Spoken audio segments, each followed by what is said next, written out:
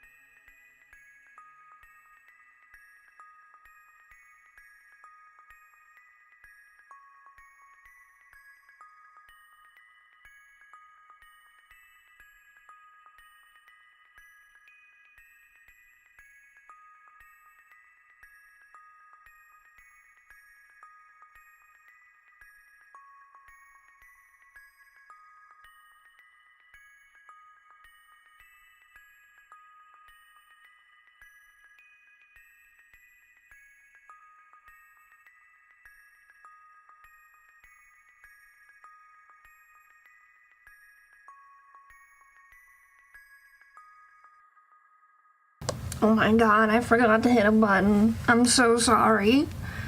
One moment, please.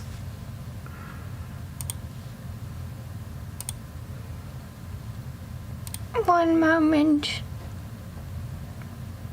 Let me just make sure this tomfoolery. Yeah, okay, that's good. That's good. All good. We're Gucci. Where's my crab? There's my crab. Beautiful. Why don't I have a name? There it is. I forgot to open stream avatars. Cause I'm silly like that. It's all good. It was a minor kerfuffle. Hello! Ooh, I am mildly late for stream because I got like 5 to 6 hours of sleep last night because I was working on this. And I was really close to getting the table done, and I was like, I'm just gonna power through it. I'm just gonna get this fucking table done, and then I don't have to think about it. And then I only have 2 other pieces of wood to finish, and surely this commission will soon be done. And then, like, I've been putting Soul Eater in the background, because I needed a palate cleanser after watching Fire Force, and it's been on the mind because of the connection between the two. And then I realized, like, I blinked and it was 3 a.m. and I was like, oh, that's not the time it's supposed to be when I go to sleep. Why is there a bug in here? Marjorie! Marjorie, eat it! Eat it, there's a bug! But yeah, so, table done. Table done. Look at this thing. It's beautiful. It's gorgeous. It's mahogany. I don't know if it's mahogany. But it is in fact done. I also finished this vase portion, although I might add more detail to it. I decided to remove the patterns that were previously on it because I ended up fucking hating them. But it's fine. Changes happen throughout the artistic process. I am also probably going to change the type of plant that is in here, because if I draw ferns for this commission, I think I will go insane if I'm not insane already from the amount of detail in this commission. I'm not done drawing wood grain for this. I've been drawing wood grain all week for this fucking piece of art, and it's gonna look so good when it's done. But oh my god, I have never hated wood grain more than in this moment. I keep like dreading working on this commission for Noodle, not because I don't like it, but because it's just been 12 hours of wood grain. It's so much.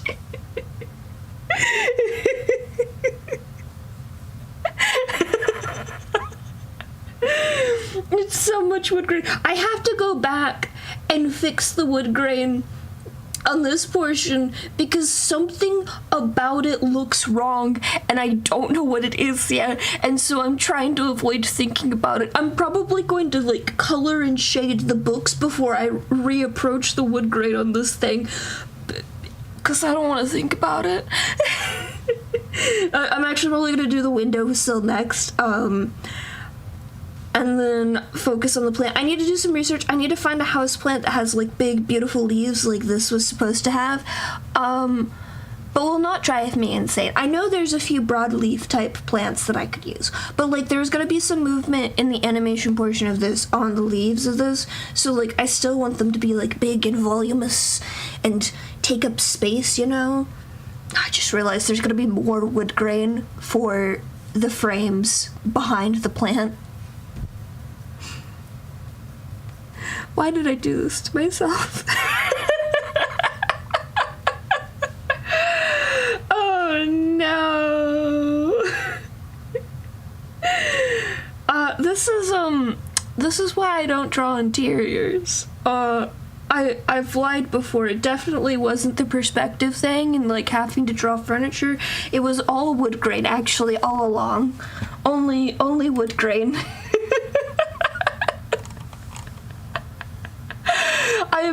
I'm sure like there's some workaround I could do where like I just I just slap on the texture. But I tried that for this. I did. And then I tried like blending the textures together when they weren't big enough.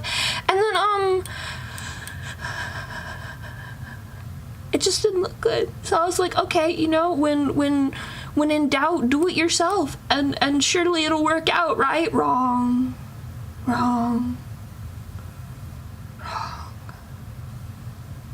Anyways, no, I have not seen the crab discovered last week. One moment, please.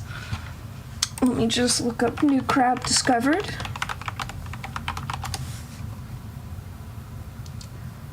Porcelain crab. Oh my god, I love them. Oh my goodness. Is it this white crab with a bunch of red spots on them? Because it's beautiful. It's adorable. I see this picture of them like poking out of a bunch of plants and it's really cute. It's only 15 millimeters! That's so tiny! Oh my god, it would fit in the palm of my hand. I want to see them more. I want to see them. Wait, this is a different picture. This is a completely different picture than the other one. Oh, that's even tinier. Oh my goodness. I love them. I love them. Oh my god. Di, why are you continuing?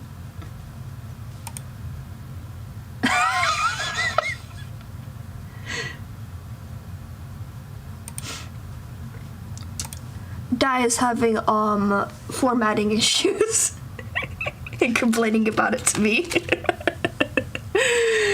Which is important to know because I need to be in my DMs with Di so I can get the details for this commission I'm working on for him. Hold on, I'm just gonna pin the message and be like, okay, I need you to go to stream chat. Please, I'm trying to read. Where the fuck is this?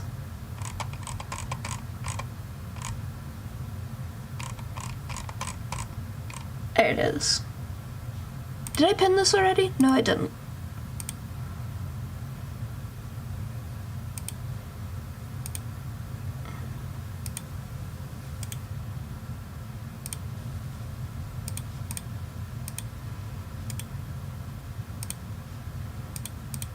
Post suggestion.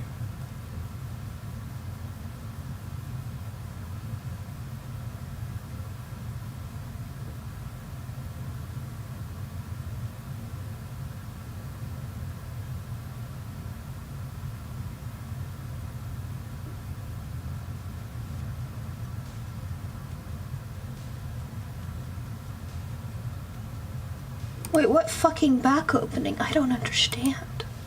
This is confusing. I will be drawing this Mawile though, because Mawile is adorable. Okay, let me swap to a new canvas. Ooh, this is gonna be like my first portrait in the Kiki style, which is fun.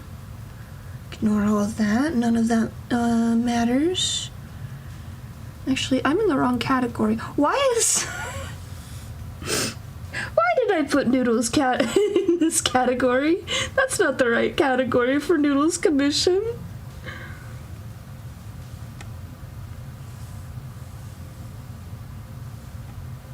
Hello? Uh-oh. This is not letting me. There we go.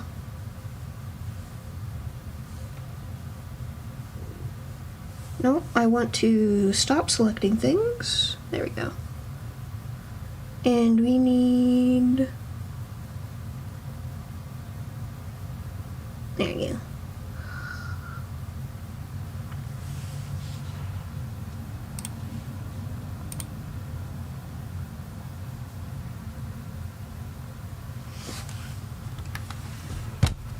Alrighty. Di said there was a post suggestion, but there wasn't really a post suggestion, so I'm a little confused, but I'm not gonna worry about it. I'm sure everything's fine.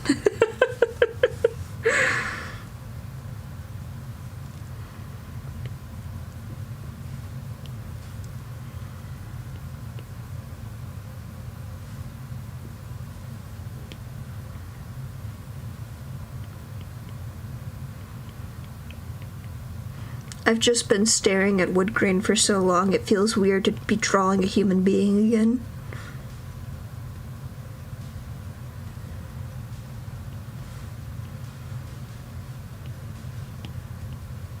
I want them to be like petting the Mawile, because the Mawile is cute and deserves all the affection in the world. Just like you, Marjorie. Yeah! Just like you! Good girl. Good girl. You wanna come up here? No? Okay. That's fair. I forgot I have all this, archival tape leftovers from, matting my dad's painting. Painting? Picture. Not painting. Not really a painting.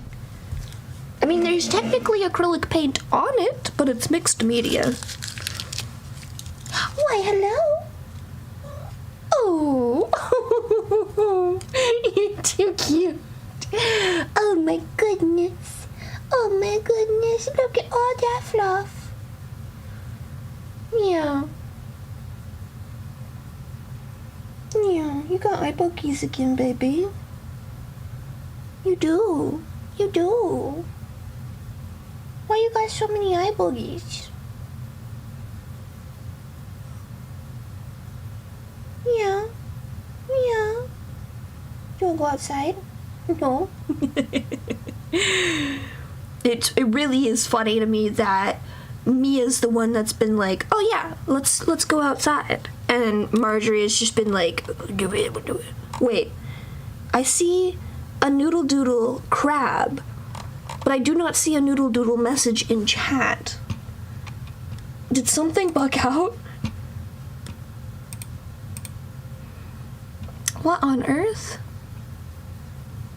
Oh, no. My mic hasn't changed. I know what happened. Hold on a second.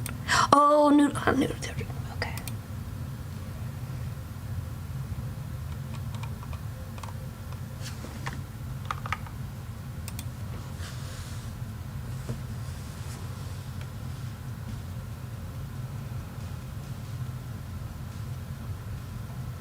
Testing.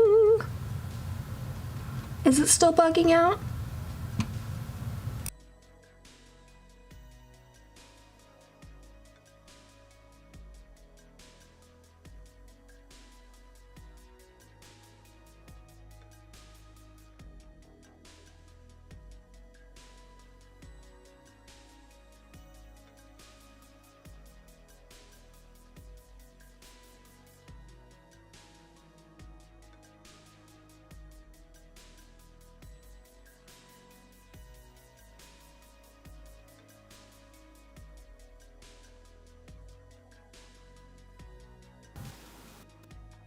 Bingo. That's weird. Okay, are we better now? Yeah, we're better now.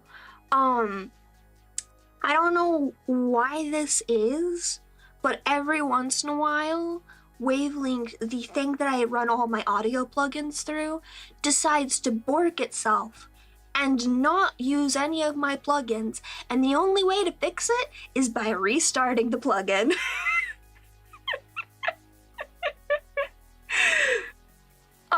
And I don't know what happened there, but I had to like try to restart it like 3 times.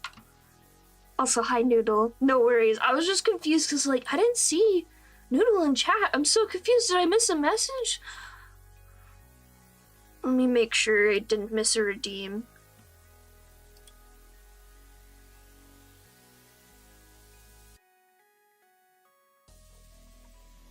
Oh, it's not even showing me what you redeemed.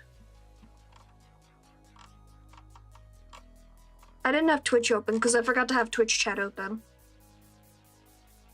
Well. Oh my god, hi Bax. Thank you for the subscription.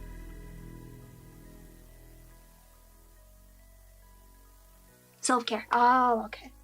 I do have a water bottle on my desk.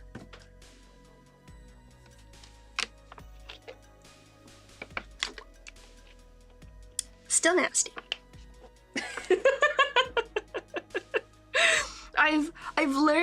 I have learned that the approach I took while doing my Silk Song playthrough has been universally working for me, which is every time I die I take a sip of water, as long as I remember to. Every time I die in a video game. I need to have it open for raids, because I die so often during raids. Hi, Bags. Thank you again for the Steam gift, and I hope you enjoy yours. Guys, Bags attacked me out of nowhere and sent me something I had on my Steam wish list. So I had to get him back. Hi. Brr. Why you headbutting my chocolate? Why you headbutting my camera? Why you headbutting everything? No, you don't get to have chocolate. I've already had one chocolate fiend for a cat. I don't need another. It was bad enough the first time. There you go. Good girl. Oh my god, it was so funny.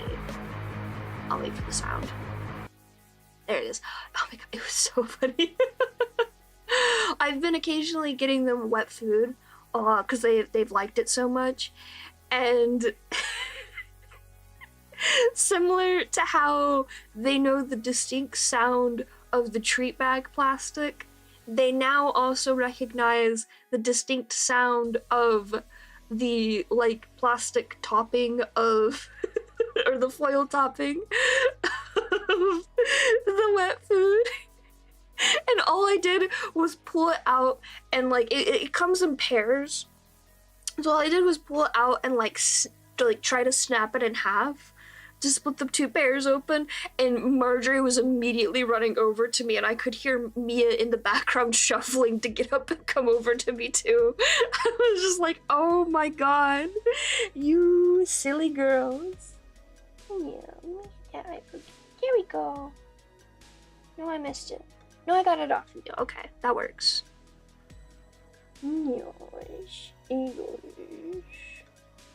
It's also really funny because Mia will mostly go for just licking the gravy off of it and then eat some of whatever meat is in there. And Marjorie will clean hers like she's a washing machine. Isn't that right? You like your wet food? Yeah. It is a delight to actually be able to introduce them to more foods, because Annabelle, when I had her, the only thing she wanted was her specific brand of kibble, and if you got her anything else, she would give you dirty looks for weeks over it.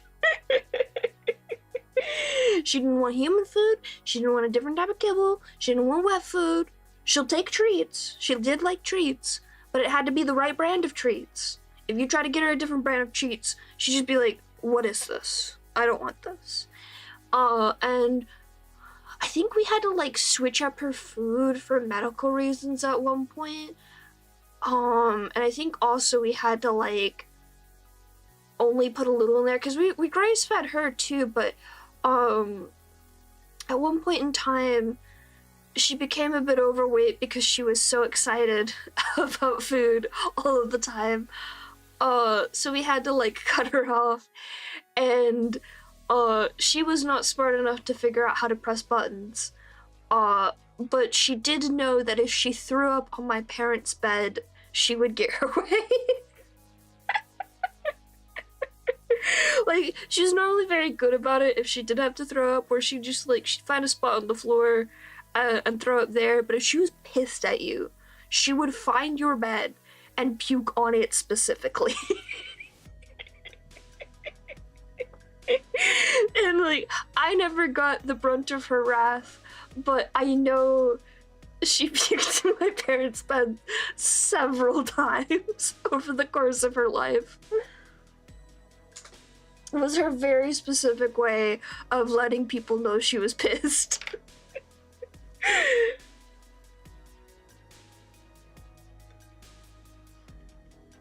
a very, very silly kitty.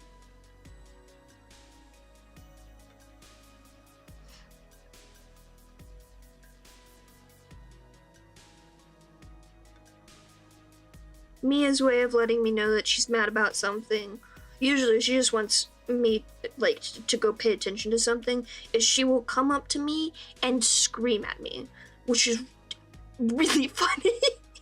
Because she's normally like a totally silent cat other than when she's purring.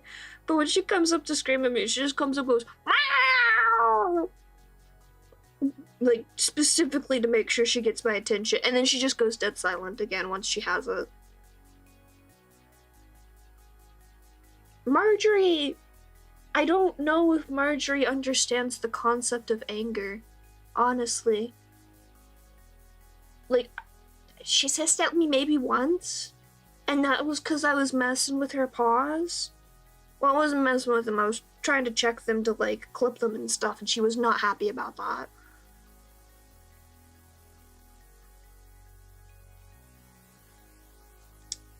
Silly ladies. Very silly ladies.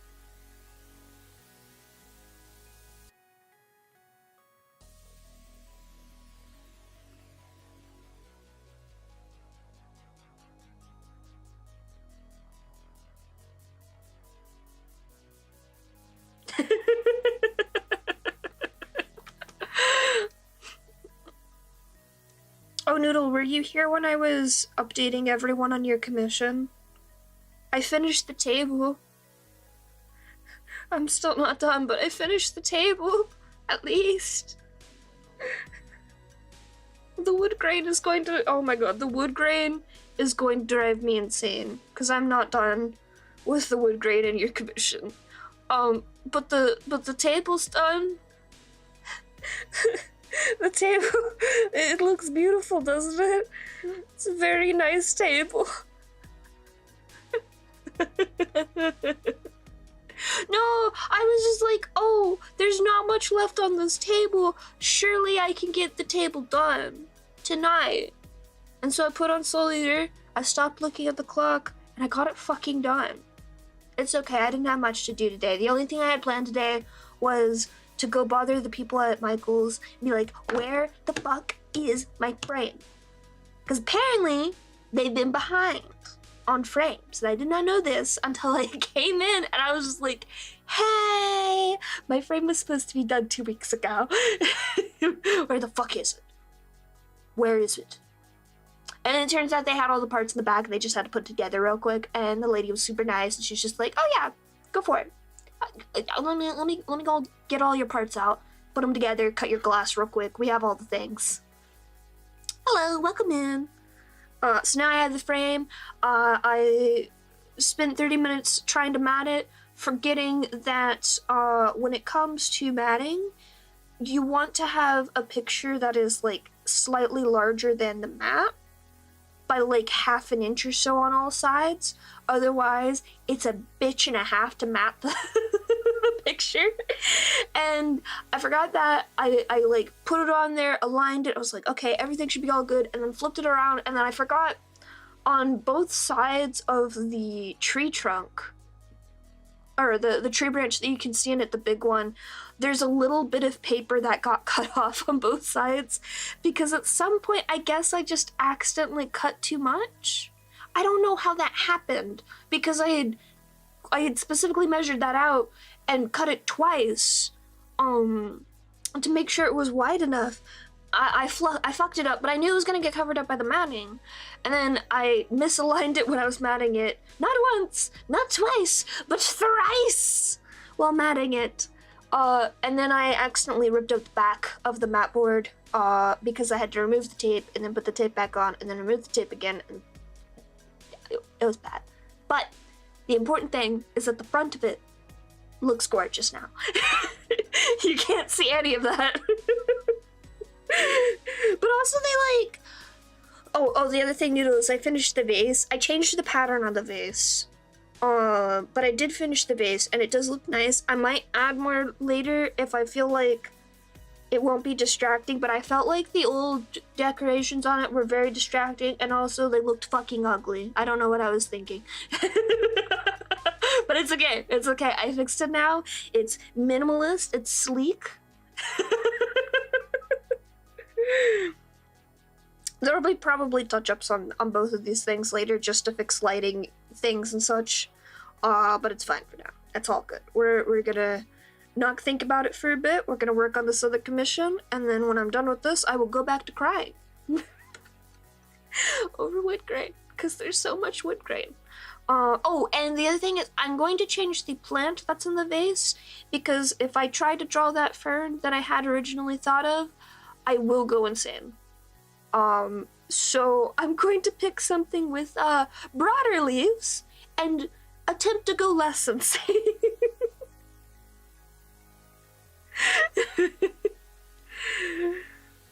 I was gonna look up houseplants later, but that's the game plan at the moment.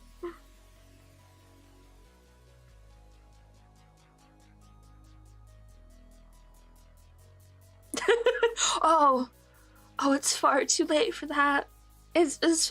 I'm like 12 hours in on just wood grain, and I'm not done with the wood grain.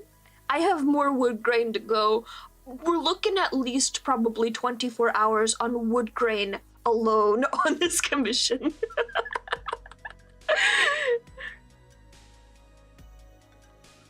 There is no god here, only wood grain.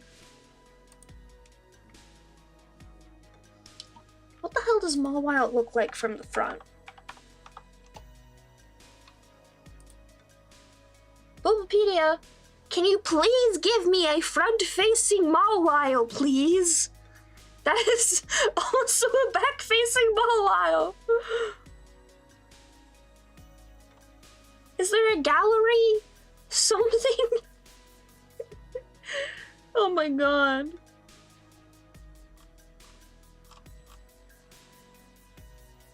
There we go. Alrighty. Wait, how big is Mawile?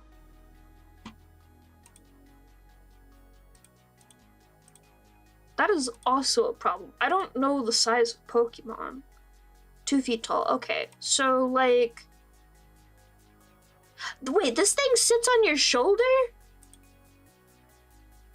Are you sure about that? Because Bulbapedia is saying this is 2.5 feet tall. You are a crab. Everyone is a crab here. We all return to crab.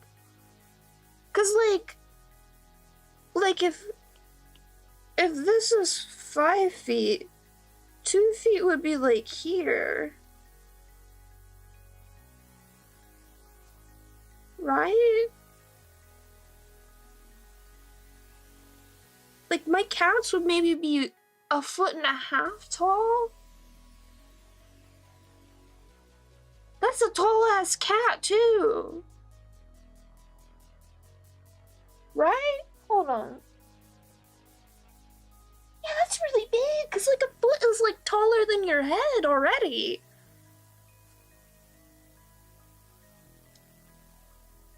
Is this a tiny Mawile? You know what? I'm just gonna draw it how I would imagine like a cat sitting on somebody's shoulder, and pray I'm close enough. Cause I think I'm overthinking it.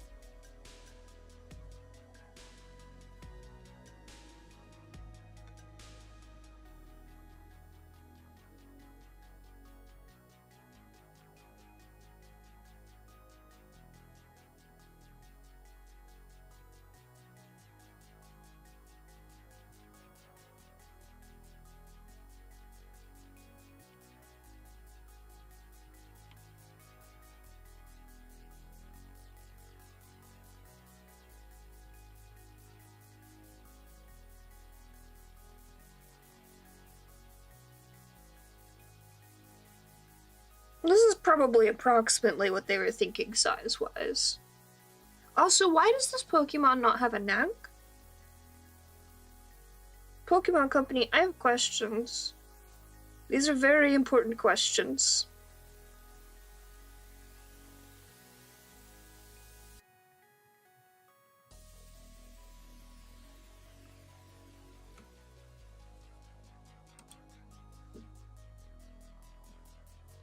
I don't know what accessory is supposed to be on the front of this Mawile, and I'm afraid to ask.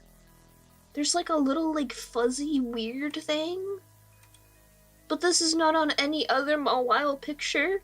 And I don't know Pokemon. I don't know what this is. Does anyone here know Pokemon? Please help. Please send help.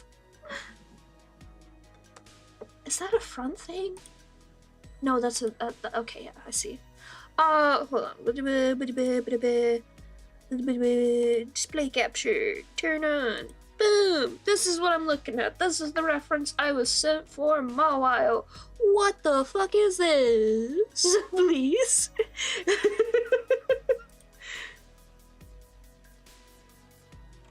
Like, the rest of this looks very standard for Mawile, but I don't know what this thing on their chest is supposed to be. This? On their chest? That's not their mouth. Their mouth is here. Listen, I don't know that much about Pokemon, but I do know how Mawile works. I have official pictures of Mawile. That is not on them. Yes, I am aware that it is extra stuff, Kara. I just don't know what that extra stuff is supposed to be. Like, it doesn't look like fluff. It is distinctly a different yellow than the rest of them, and it doesn't even match, like, the shading colors. So it's something else. It looks like some sort of badge, but I don't know what that badge is supposed to be.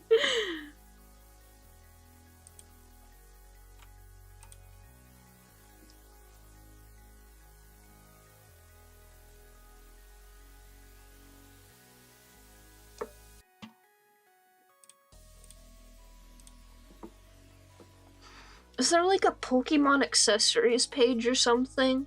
Is this some sort of official accessory I should recognize? Or is this some custom thing that I don't know about and actually needed a reference for and they didn't realize?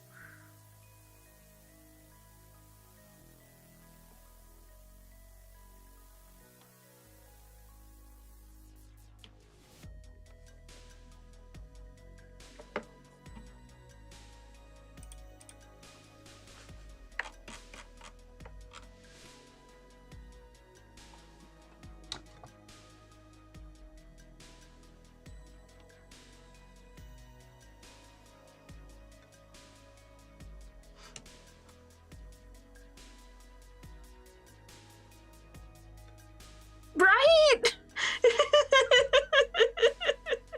Like, this looks like some shit I'd see in Hollow Knight. Not in Pokemon. Here, I'll send you the image on Discord. So I can unhide this while I work on other details.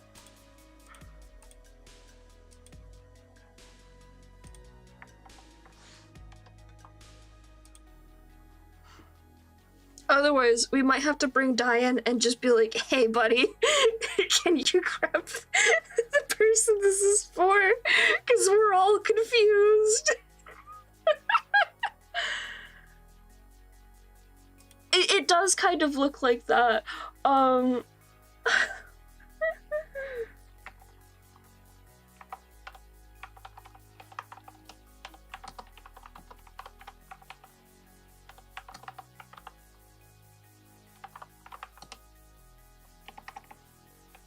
I'm going to bother Dai as well for this.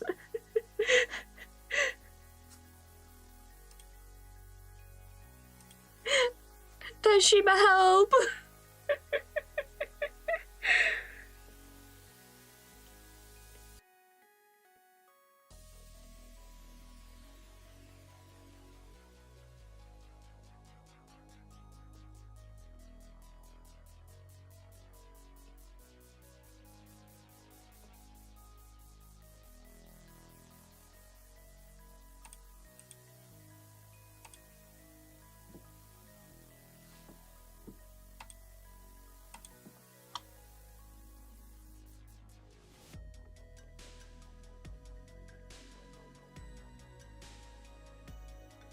Why do they have a weird baby head?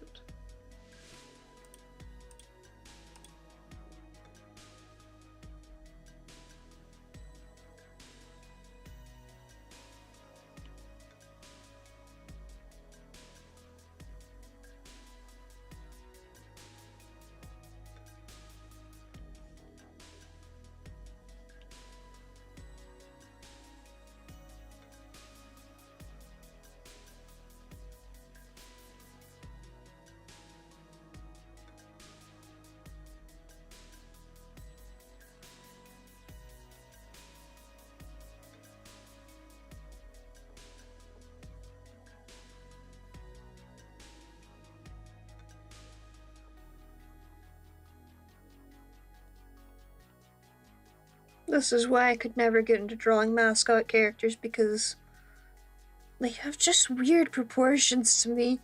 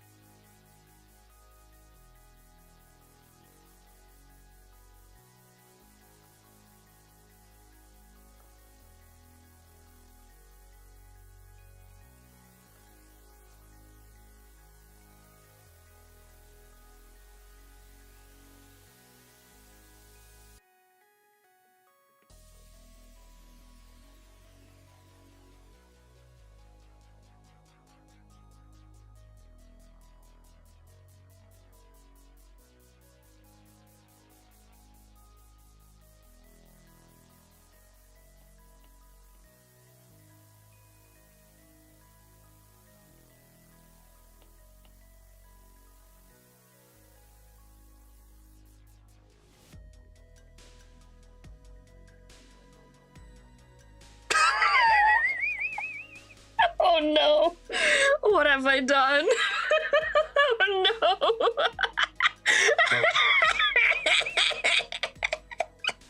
That is... That is not correct.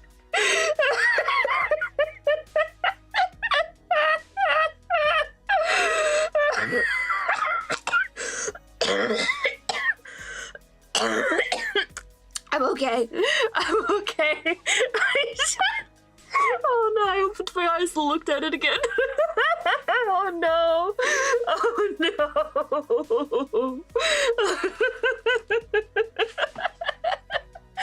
Oh dear.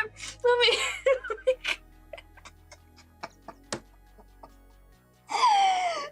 I really have to sneeze, and I don't have my paper towels on my desk because I moved them yesterday. Hold on a second.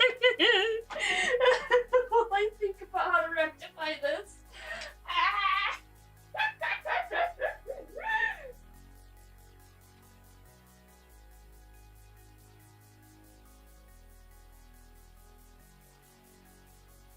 Oh goodness. What have I created?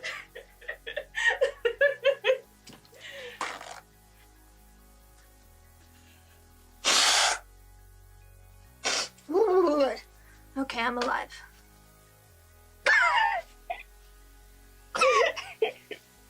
You know what? Yeah, that deserves to be... That deserves to be saved forever. Oh dear. I was trying... let me show you guys what I was trying to recreate. Like, they have this really good, like, side view here. I was trying... This is why I don't draw furries very often. I was trying to do the little snout. I didn't succeed. Oh no. No, oh no, no, oh no, new people are seeing this. Don't look. Oh Pokemon. I don't understand. It's supposed to be... That looks worse. Or maybe it's better. I don't know. No, that's definitely worse. What is this line? Hi, Miss Marjorie. Are you here to laugh at me too? It's deserved. Good girl.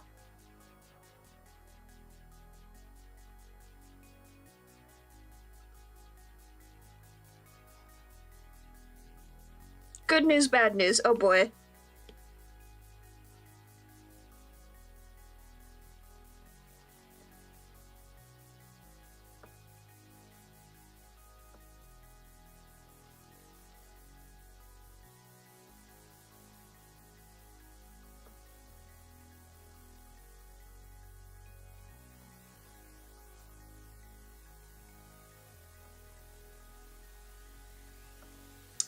Oh.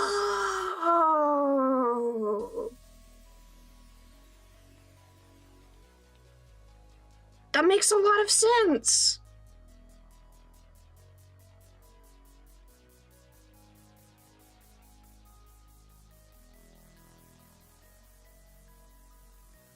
Fuck, who was it that I was watching play Pokemon Mystery Dungeon? It was a streamer I follow. We need to go bother them.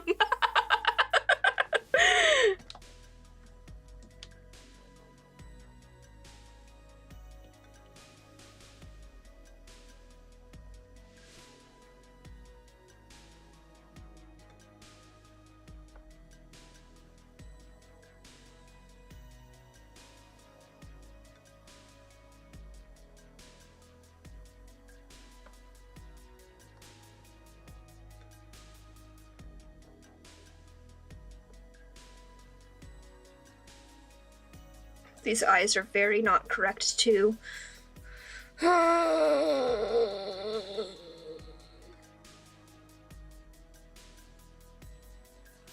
don't comprehend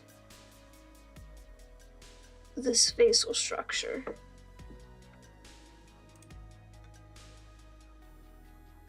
It was not Haruto, it was before I had discovered Haruto through you. It's weird because the facial structure is like a beak almost.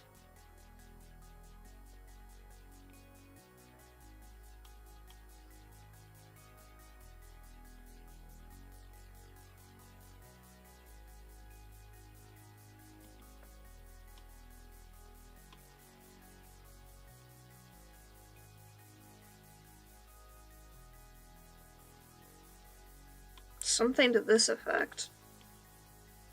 Yeah, like this. Oh.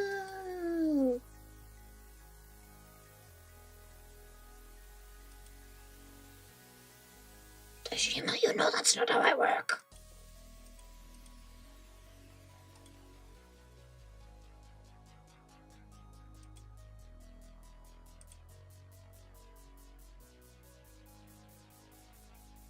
Okay, now this is very confusing. Thank you, Bugs, for this Pokemon card. However, that Mawile is just an orb for a head, and none of the other Mawiles are just orbs for heads. I'm so confused.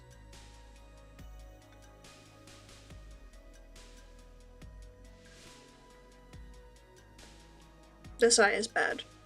We're not going to think about her. We're just gonna steal this eye and, pray.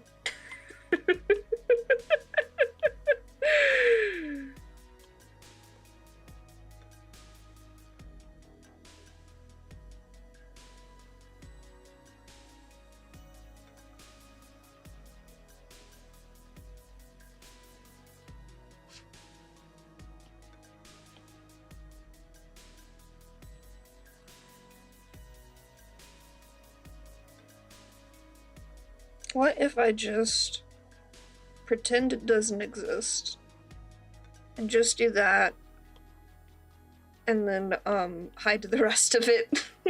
with the rest of my shame. Yeah, you know what? Close enough.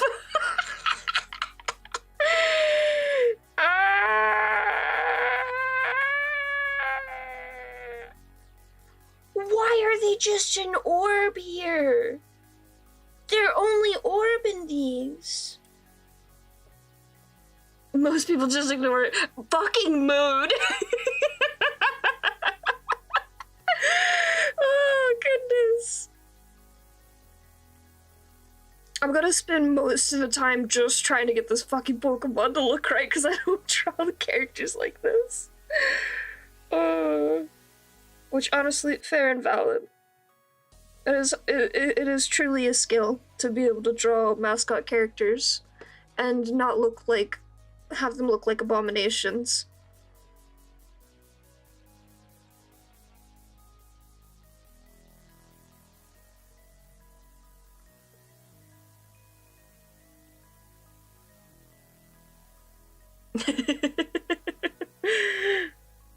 Have fun! Do I get to know about the secrets that Kyra's not allowed to unspoil it until it's time? Ahead of time?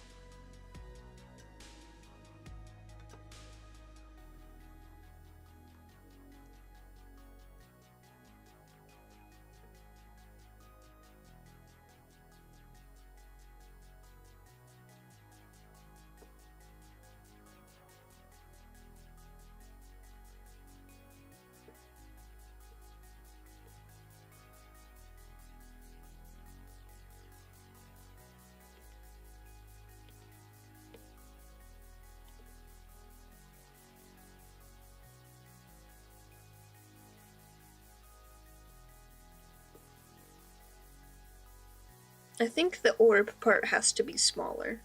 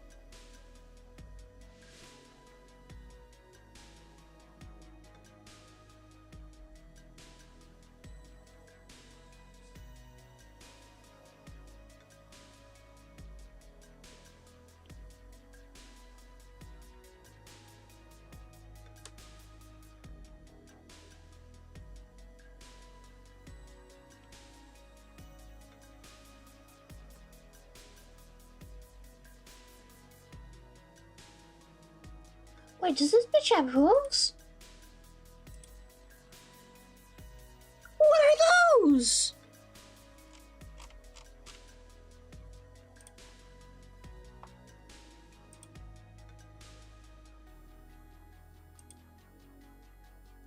Oh my god, those are hooves. Hi, Soul.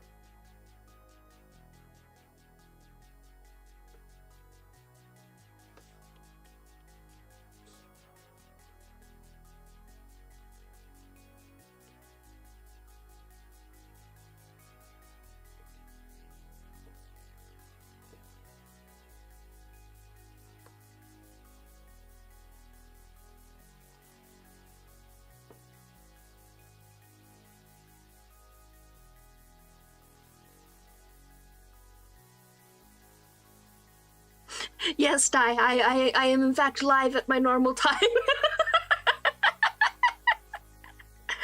Also, just so you know, we've figured out what the item is through the help of Kyra. It is a badge from Pokemon Mystery Dungeon.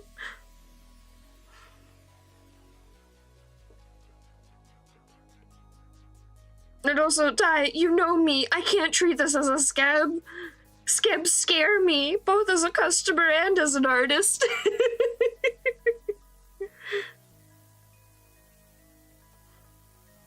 Also, you missed the most horrifying thing I've ever drawn in my life. Let me show you.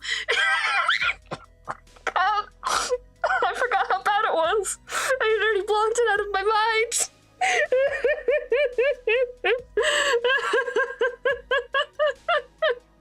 Oh, it's awful. It looks like, oh, I don't know her name. The little bird girl in, Wind Waker. I love her, but I'm mildly terrified by her beak every time I see her.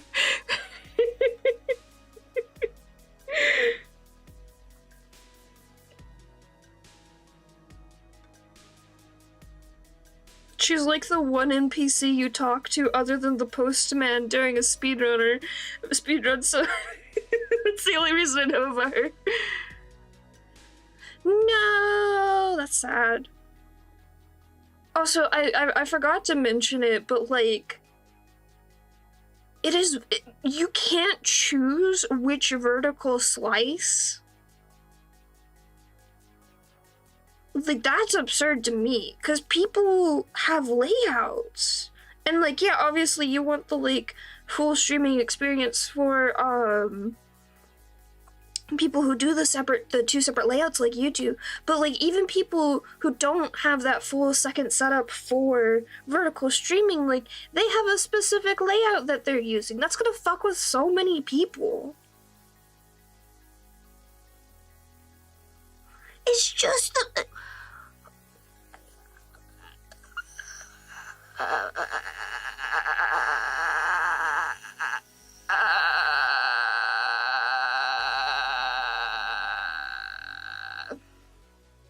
yeah, that's my thought. And yes, that is the lady that helps you in Dragon Roost. I've never played Wind Waker. I only watch people do speedruns of it. The only things I know about Wind Waker are the Dragon Roost lady, postman guy helps you do everything somehow because it's really fast, and it took them years to get past the big buck off while around the final boss. That's all I know about the game.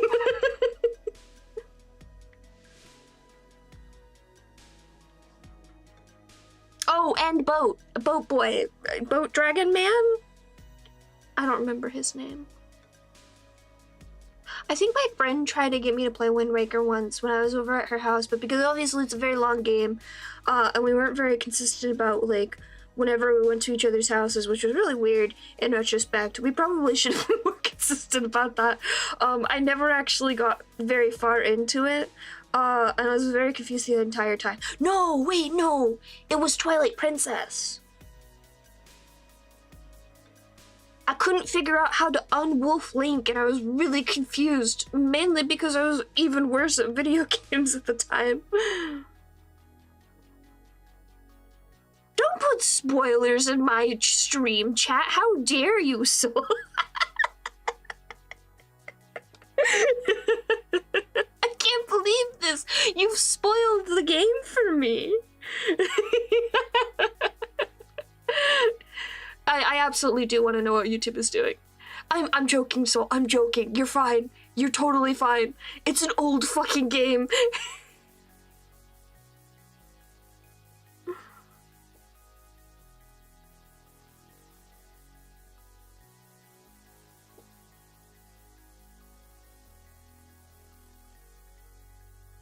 I do think, actually, speaking of spoilers, I do think it's funny.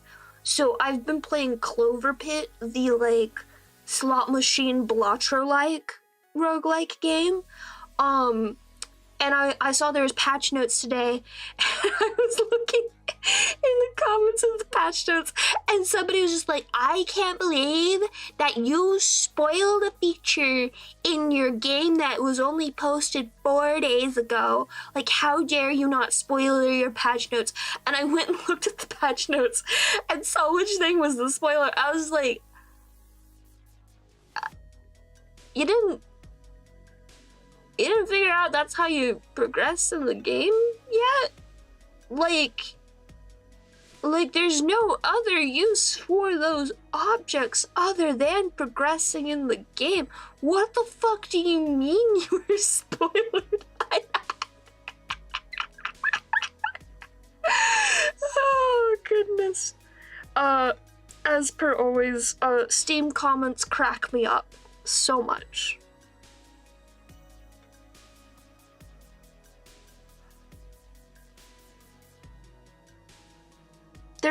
Wait, I don't understand, Dai.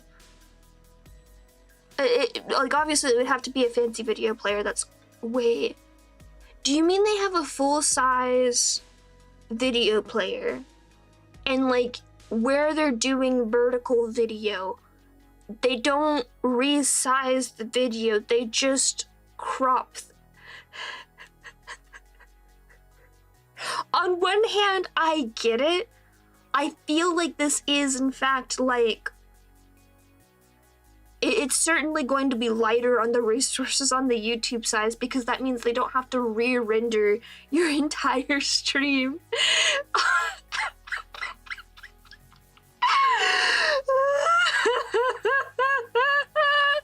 But on the other hand, that's the funniest fucking solution they could have come up with. That's so funny. Oh my god. Don't talk about fucking Trump in my chat, please. I don't want to think about the orange man. I'm purging this because I don't want to read the name, not because you're in trouble. Can I just delete the one comment? Twitch, why do you make this a mess? Okay, cool. Also, welcome back, kid.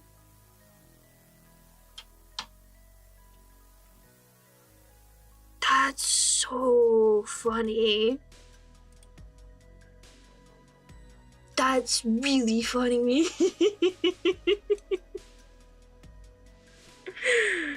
Like, again, that makes a lot of sense, because re-rendering the video on YouTube size just to have it cut the vertical slice out would be a lot of resources for this technical test that is definitely being like, what's going to be better resource size, and is it worth to have the more resources for people who are going to be doing the dual stream, like, legitly. Oh, I guarantee you it's not Dai. No, it's definitely not. They're doing it the exact same way I would stake money on that, and I am not a betting man. There is no fucking way they're doing it differently in the app.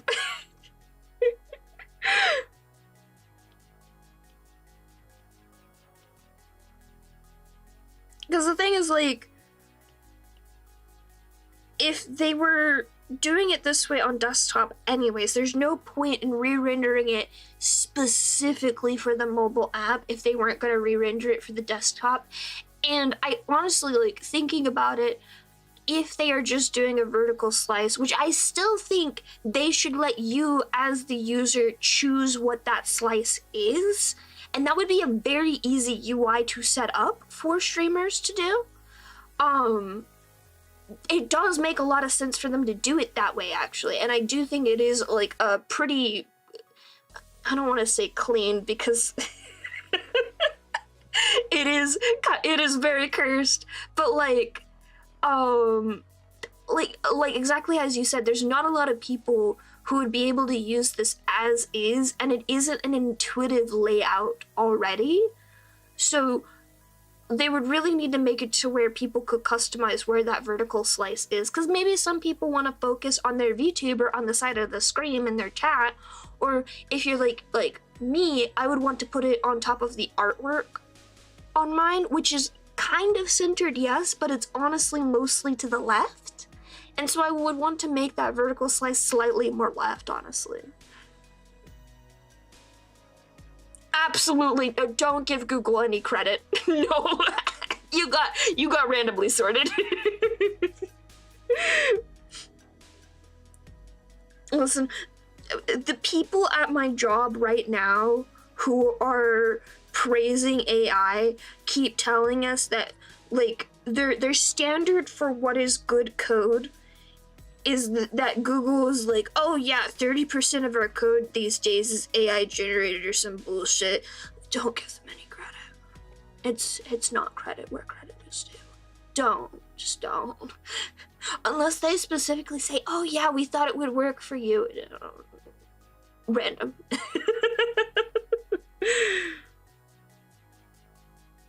It would also defeat the purpose of an A/B randomized selection test to specifically pick people for it to be on one side or the other. Like, that's not how those work.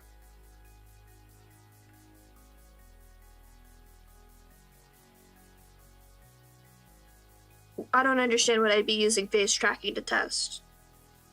Unless you mean face tracking where the vertical slice would be, in which case Google would never do that because they would think it's a waste of time. Kid, don't tell me when you're like leaving and whatnot. It's really awkward.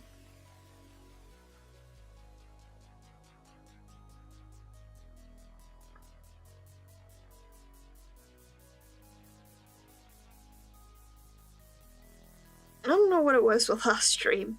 A bunch of random people come in, and they would be very strange, and I don't understand. Is this the Gen Z experience?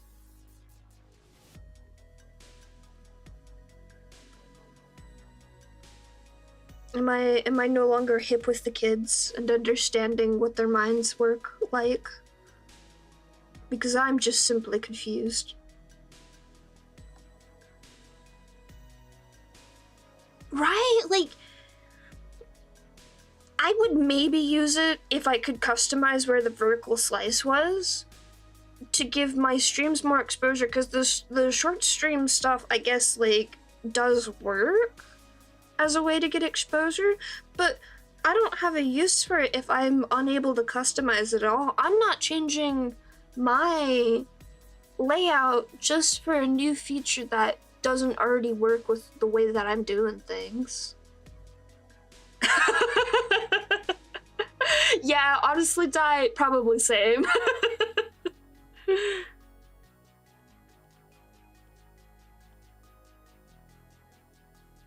So, unfortunately, because my job being what it is, which I'm not going to go too much into detail, but I am a software developer, I do, on a regular basis, see how they are using generative AI in code. I don't think it is worth the overall costs of it. Like, going not micro scale, but macro scale of, like, data centers and water usage and electricity usage and all that jazz. I don't think it's worth it. Because sometimes, like, somebody's just like, oh yeah, I used AI to do this one task. And I'm just like, you asked it to write an email that you could write in 2 minutes? It takes 2 minutes to write an email. Like, I know what your job is. You don't write that many emails. Like, 99% of the time, someone's just like, oh yeah, I used AI to do this thing at work. I'm just like, I don't... Like, yeah, I did it correctly, technically. Like, I'm revealing what it did. I don't think it was that much of a time save, though. And, they're trying to get it set up so, like, one of the things that I do think in another world where there wasn't these other issues with generative AI. One of the things I do think would have been an interesting application of it is code review. Because if you aren't in software development, there are numerous tools for code review that do it automatically, even before it goes to like your lead, your tech lead, for them to review when they're like merging your code into the main code base. There's a lot of really automated tools for that. I could see generative AI as a language model being useful for that sort of thing, because coding as is a language. It has a structure, it has a grammar to it. I could see how that could function technically. I don't imagine it's going to be very accurate right away, but that's just because most of the applications of that sort of thing I've seen so far are with like dictionary words and dictionary grammar of people speaking, and that simply isn't going to work because everyone makes so many mistakes in their writing all the time, and that's why stuff like Grammarly's corrections are no longer working because of generative AI. But in comparison, the way that coding works and the way that the coding structure works, like I could see it working there just because if you fuck it up, your code just won't work. It won't run. So I could see how having a data set of what proper code looks like could be run to have a code review. I still think it's dumb. Like, I cannot stress enough, I still think it's dumb, but I could see that being an application for an LLM. I still don't like it. I think there's already existing algorithmically created AI in place that does code review like this already, that already works. Like, you know, the thing built in Visual Studio that puts little red squigglies when you fucked up your code. But, yeah, exactly, Di. Like, the purposefully built ones are better because they are coded exactly to know what to look for. And I know one of the ones that we use specifically looks for security flaws, and it is very inaccurate, not because it itself is poorly coded, but because our code is made in such a way that it has a lot of flags that pop up that say, oh, you need to look at this and review it and make sure you understand why you're doing the thing you're doing here. Like, is this supposed to be there? Is it? It is? Okay, you're good. Type of thing. Which I imagine in the case of LLM nonsense, and given the way that AI tech bros are, would not be the case with their stupid AI tech bro code review. I'm not looking forward to it being implemented. But I could see in a world where they do actually, you know, purposely build it correctly, that this would be a useful tool. I don't want it. I don't think we need it. I think there are better tools out there. But a functional tool it could be. I still fucking hate AI.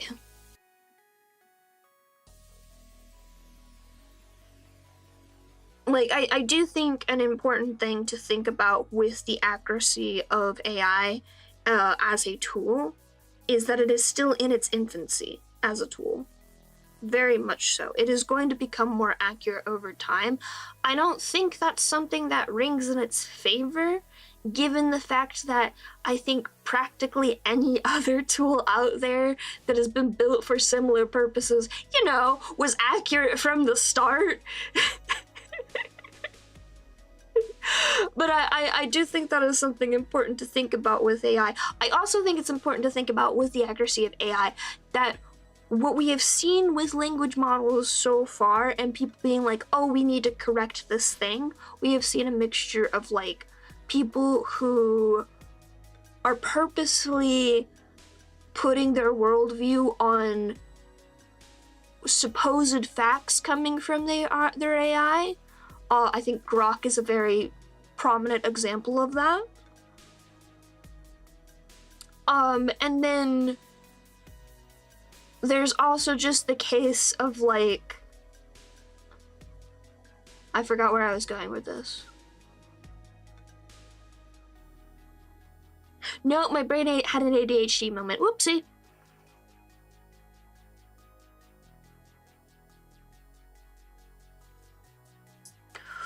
That's the worst field to want to have AI. Generative AI cannot do math. We know this. It can't. It is not. Pull out a fucking calculator. Jesus Christ. In accounting? I mean, finance, bad enough, but I was already aware that finance people were like, oh yeah, this can do it for us, but accounting?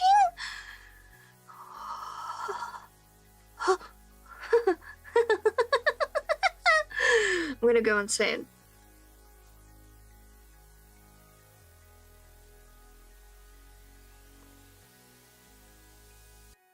The wild thing that I've heard from AI people recently was they wanted us, somebody made the suggestion to move our documentation from the application that it's in currently, something that is built specifically for documentation, to GitHub, so that they could run it through an LLM so they could have a better search. And I had to bite my tongue and not go off about how fucking stupid of an idea that was. Because I was sitting there trying to propose some changes to our documentation that would make it easier to use, and they suggested that, and I'm just like, oh, you don't know how this works at all, do you? Do you know how to use a search? Do you understand how to use Google? Like, I know Google's pretty fucking bad now because AI and purposefully making it worse over time, but like, did you ever know how to use Google?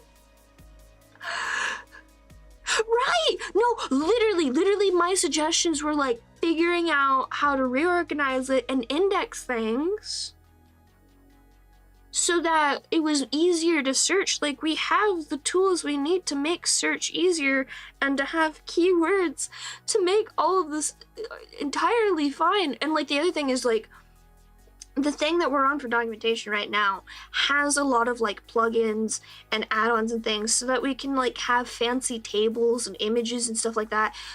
Moving to GitHub means you have to change to a different file format that does not allow for those types of things to be put in there. And they were like, oh, it's fine, we'll leave those in Confluence and just move everything else in there. I'm just like, I'm going to go insane.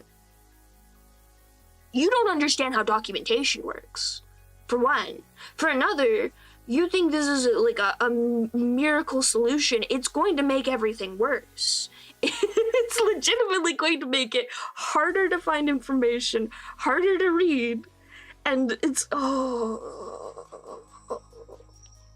So for now, I'm just choosing to ignore them and pretend that they don't exist, and that this idea of theirs does not exist, and I'm just going to continue updating the documentation and proving them that wrong, that they don't need this absurd bullshit.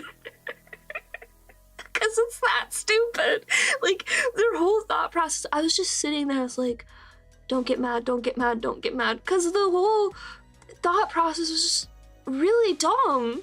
It was really dumb. I was just like, you're trying to invent a worse search. It's not going to do what you think it's going to do. You're gonna think it's working, and then it's gonna turn out it's not working. And you're gonna get mad about it.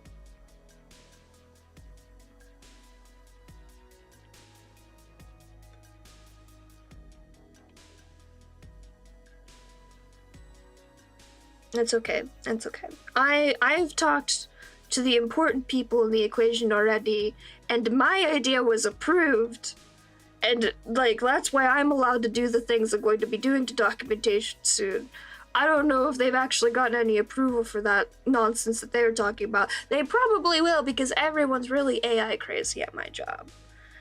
Which is unfortunate, but I'm just gonna be like, okay, can we not decommission? Like, we don't have to update things in two places, but can we not decommission the place where literally everyone's documentation is right now? Because what you're saying is insane. I might actually like talk to some managers and be like, hey, I know this suggestion was brought up.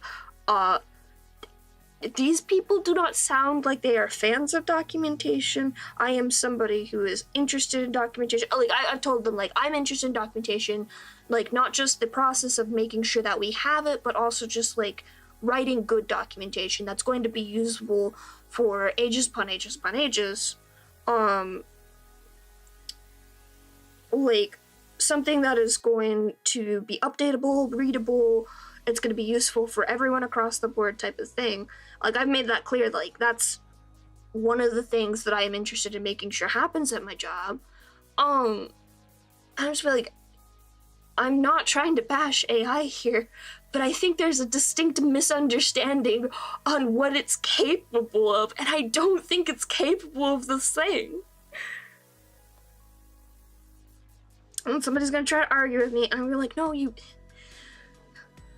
is proven that it doesn't work that way. It's gonna be an argument, I'm sure, but it's fine. If this is what I have to argue about, I'll fucking do it.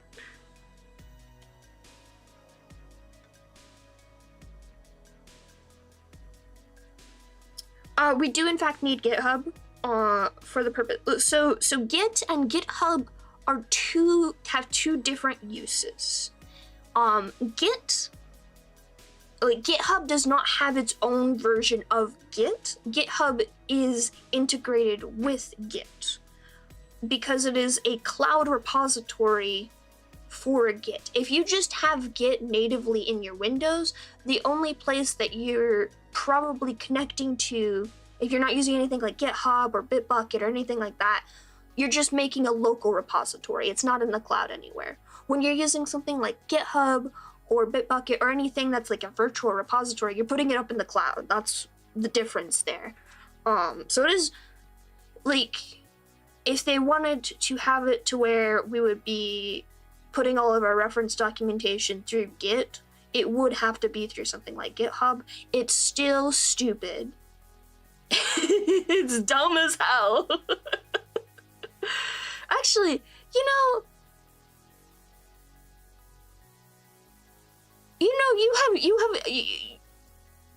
it was like running subconsciously in the back of my brain, but you have just made me realize the dumbest point of them trying to put all the documentation in GitHub, which is that GitHub is a code repository, meaning somebody has to like review it and push it to a branch, like a main branch. It genuinely is not built for documentation. You can technically put documentation into it. There's a file format that I always forget the acronym for, but it lets you do some formatting in text files, and GitHub supports that natively for stuff like their wiki pages.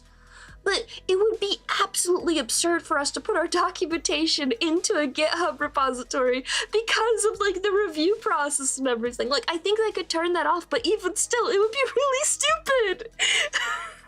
I'm gonna go insane. Oh.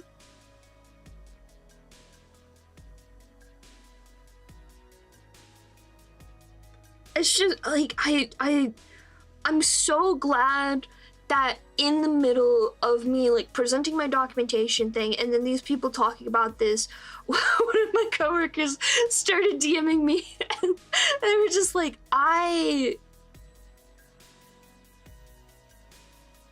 this is a really bad idea, isn't it? I'm just like, yeah, it's a really bad idea.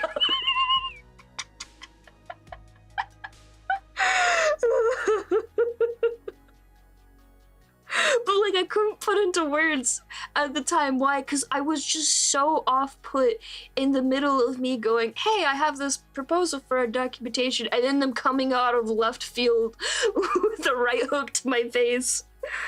I was just like, what the fuck are you people talking about? Huh?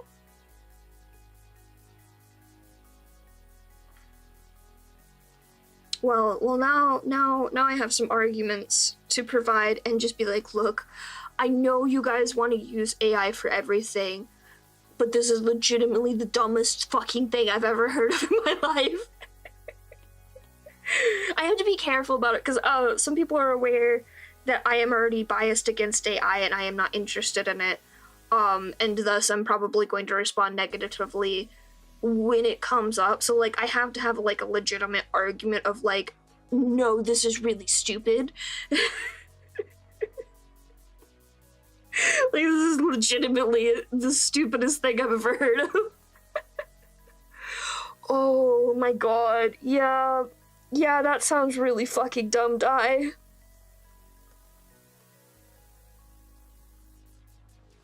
Christ. Whenever I think about documentation, I always think about the company I worked for previously, my first job, which was at a startup. And if there's anything you should know about being in the technology industry and startups, is that you do not work for a startup unless you really believe in that startup. Because startups are awful. You don't want to work there.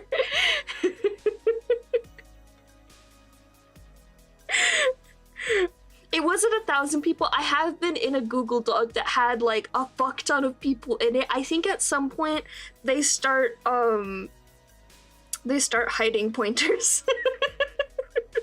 Or maybe it was just those people didn't have edit access.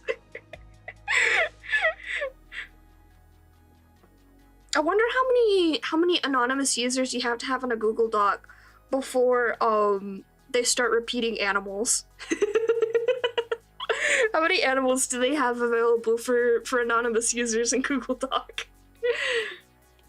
But right, don't work for startups. Don't do it. Just save yourself the mental anguish and the physical repercussions. Yes, physical repercussions of working at a startup. Just don't do it.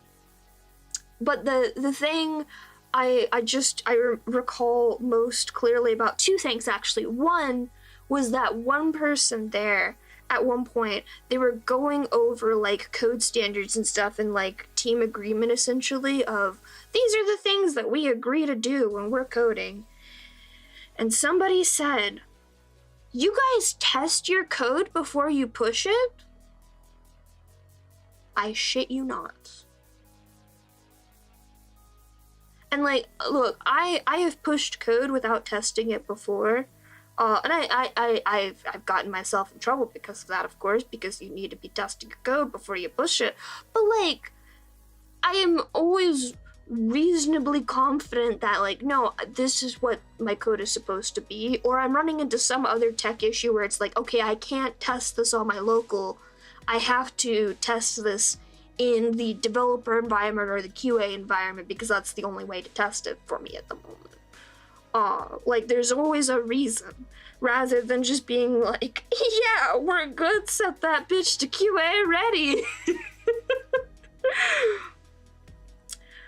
Which was just, like, I like kind of like side-eyed them like, you're bragging about this? Why are you bragging about that?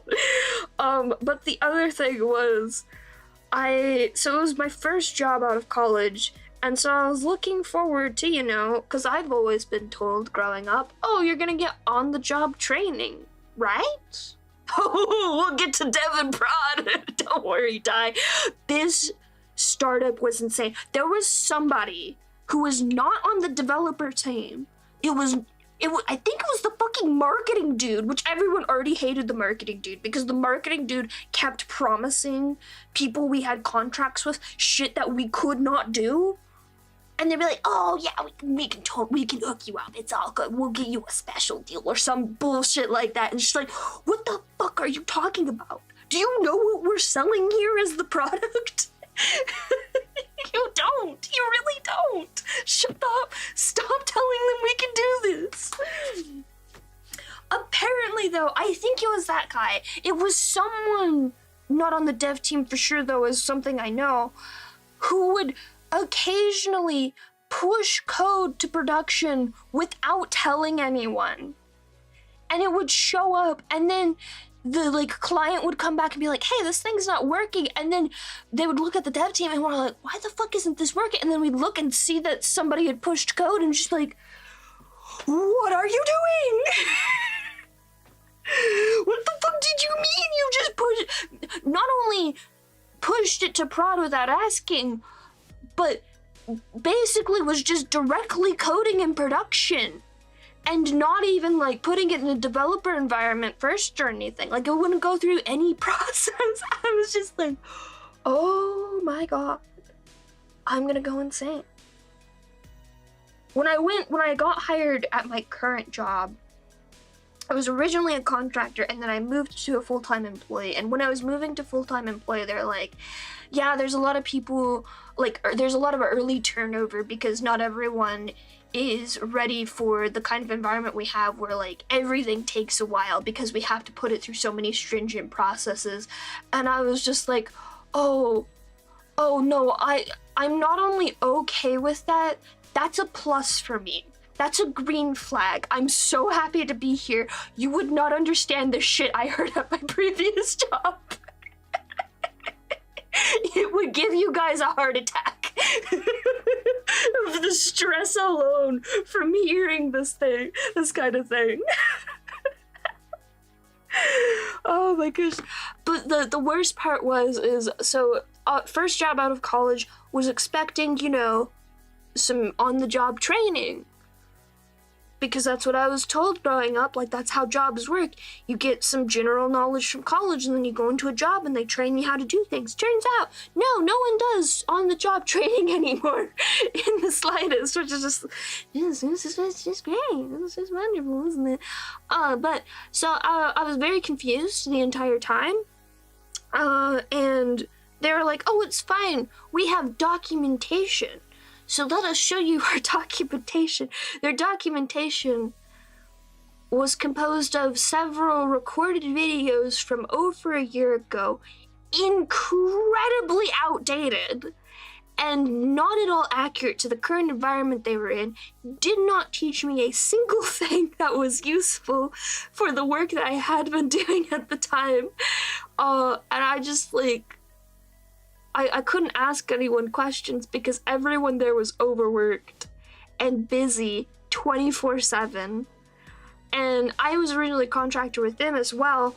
I was contractually obligated to work 9 to 5 or whatever time it was, but 8 hours essentially every day.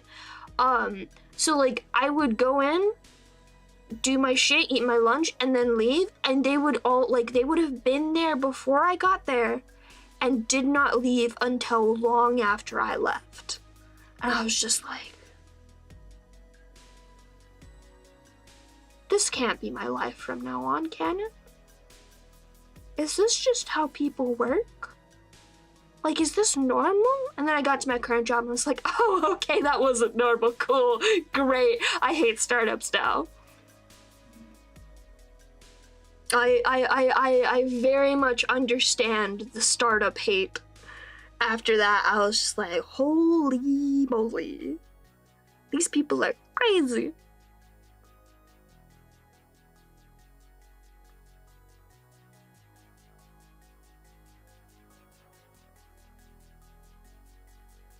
Those teeth don't look right.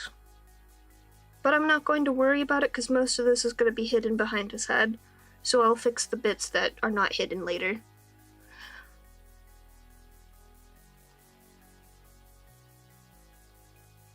I have to sneeze again. That's because it's fall time and allergens are out in full force. But they're not as bad as the spring ones, thank goodness. I do need to get, like, some more Nasonex. Because the other Nasonex thingy I was using when I had COVID, and I no longer trust it. But I keep forgetting to get a new one because I usually don't have as many allergens during summertime. Unless somebody's mowing their lawn. And of course, when one person is mowing the lawn on my route to work, everyone's mowing the lawn on my route to work. It's awful. Oh, I'm so glad for you, Soul. See, that's what I was expecting. Is just not that they would have to teach me every aspect of my job, but like I would have enough direction where I would be able to go and look things up and understand things. Because the other thing is, my degree was in video game development, but I went into like general software development. Because I mainly worked in Unity, which is just a fancy .NET like branch off or whatever the fuck you want to call it. So I was just like, oh yeah, I know .NET, I know C#, it's fine. And I definitely knew enough to like get myself started at that startup, but like I wasn't taught things like what dependency injection were, so I was really confused the whole time. And like, because I couldn't ask anyone questions, I couldn't figure out what those things were, and I had to like muddle through it on my own. Not the worst part of the job, honestly. Like, I feel like that taught me a lot about debugging and stuff like that. So I was just like, okay, I'm figuring this out on my own. I think the worst part, which I will eternally complain about this because it was the stupidest bullshit ever. And it wasn't even the marketing guy's fault this time. So they had this a very long-term client that was a very important client, and this client had this project that they kept asking, like they kept trying to hire somebody to do, which is they wanted to be able to spoof the video feed of security cameras so they could use it in training programs. And I was like, oh, that's a really neat utilization of this security program that you have. And they had hired a different company to make the program that was used to see all their security camera footage, and said company did not give them any documentation on how it worked, never explained it to anyone, so they had no idea how this stuff worked, and they tossed it off to us, and they were like, make us something that we could send videos through to this security video footage viewer or whatever the fuck it was. Because the intent of it was you would have it connected to all your security cameras, and so you'd see the live footage all the time. So they wanted something that could be a virtual camera, essentially. And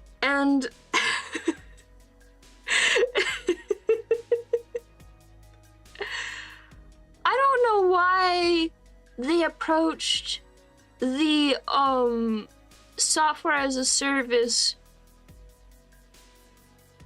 website developer startup to do this, because no one had any experience whatsoever with videos at this place.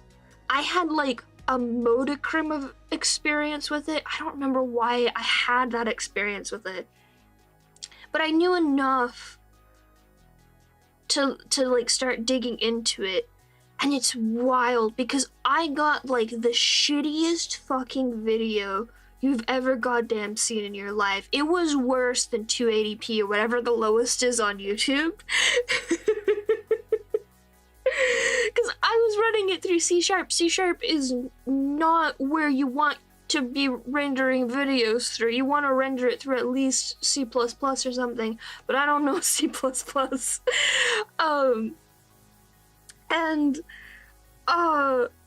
But I was doing this weird thing where I was like running it through. I had C# doing like the main bits of like sending things back and forth, and then I had the bit that rendered the video in C++ because somebody else figured out how to do it, and I basically copied their code. Yeah, 144p. This was worse than 144p. And there was no audio. I could never figure out how to get the audio to come through. But I had successfully sent a video that was just a video file on my desktop to the security program. Like, it would stream through it, but there was a lot of like bugs and weird things with it, and I couldn't get it any better quality because of the memory management issues. I didn't know how to like truly stream the video correctly, and a bunch of other things. And so we eventually presented this to the people who hired us to do it, and they're like, yeah, this is as far as anyone's been able to go. And I'm just sitting there thinking to myself, well, yeah, you don't have any fucking documentation on how this goddamn program works. Of course no one's gotten further than this.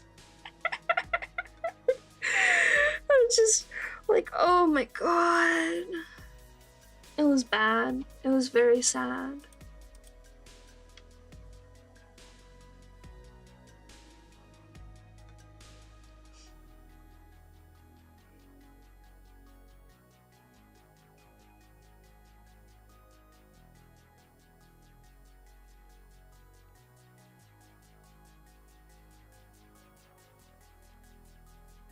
It was a cool project to work on, except for the fact that it was a fucking disaster. I never want to work with video streaming on that like level of code ever again. Unless I learn like an entirely new language. Because it is not something you should be building in C#.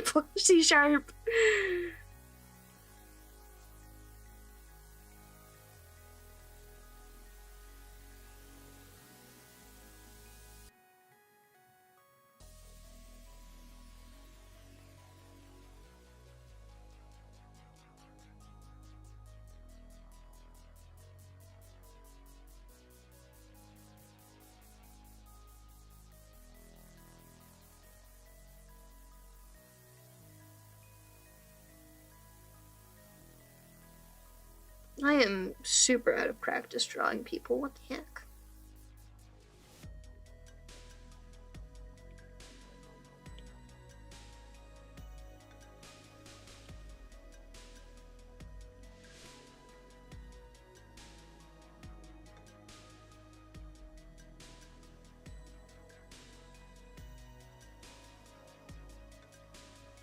Coding's really fun. I do recommend it. If you want an easier language to learn, I would definitely recommend something like C# or .NET. .NET is C# but fancy and more Microsoft coded. But it also depends on what you want to code for. Like, if you want to do something with video games, you would want to pick up something like Unity or RimPy, or even what's it called? RPG Maker. If you want to make an enemy of me, you would pick up Unreal Engine. Not really. I personally dislike Unreal Engine for several reasons. If you want to do like web coding, if you want to do anything with websites, which includes stuff like anything where like you'd be using it in like a profile on customizable sites. Like I use Toy House a lot, so I know a lot of HTML and CSS for that purpose. And you can also learn JavaScript or TypeScript, which is just JavaScript but fancier. There's Angular and Bootstrap and React. My friend swears by React. Is it React? I think it's React. If I could kill Angular in a fire, I would, but it does make a cool website when you're using it properly.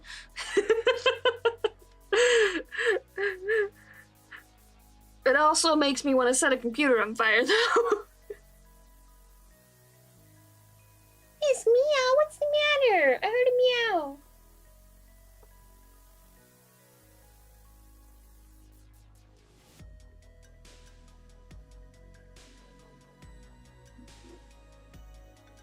They're getting up to mischief in the background.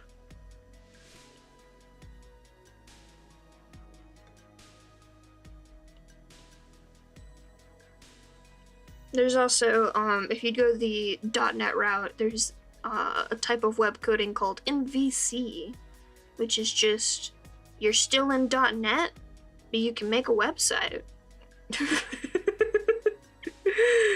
And, when we moved from Angular to MVC at work, there was just a palpable sigh of relief throughout the entire dev crew. We're like, oh, Oh my god, we actually understand the code we're writing now.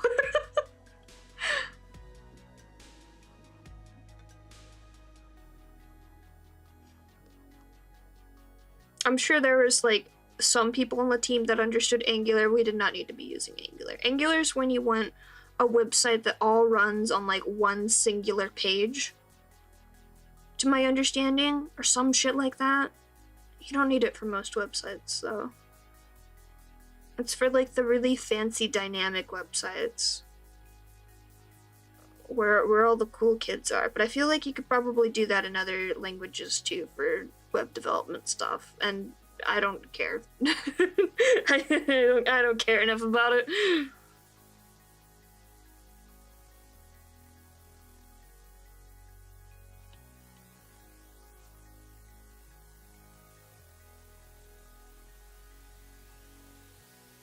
So they said that their cape has a hood, and this cape very visibly does not have a hood in the image. So I'm very confused about this.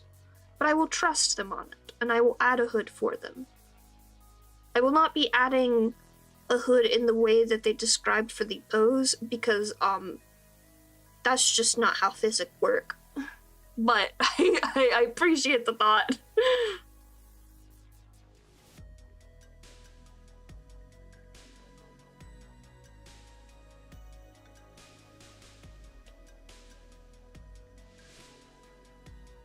What the fuck is with this cape? I don't mean that as in an insulting way, I swear. I'm just really confused by it.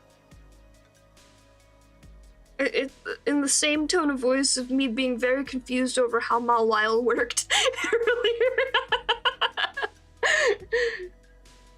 I just want to get it right. I have to be right,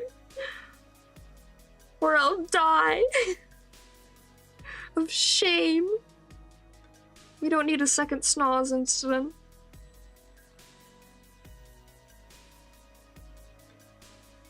Just realized I've had my headphones off the entire time. I've just been sitting here in silence, as I usually do.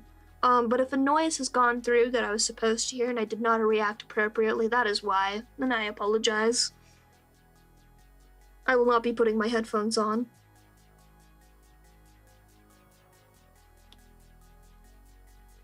I tried, so I had to get new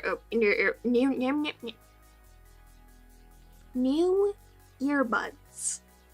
I had to get new earbuds recently, because my old ones decided to implode on themselves. Why? I don't know. I think I dropped them one too many times or something. But I had to get new earbuds. I'm really mad because the earbuds that I liked are no longer in stock at all, in the slightest. There's no equivalent to them either, which is really annoying. Did I put this on the wrong side?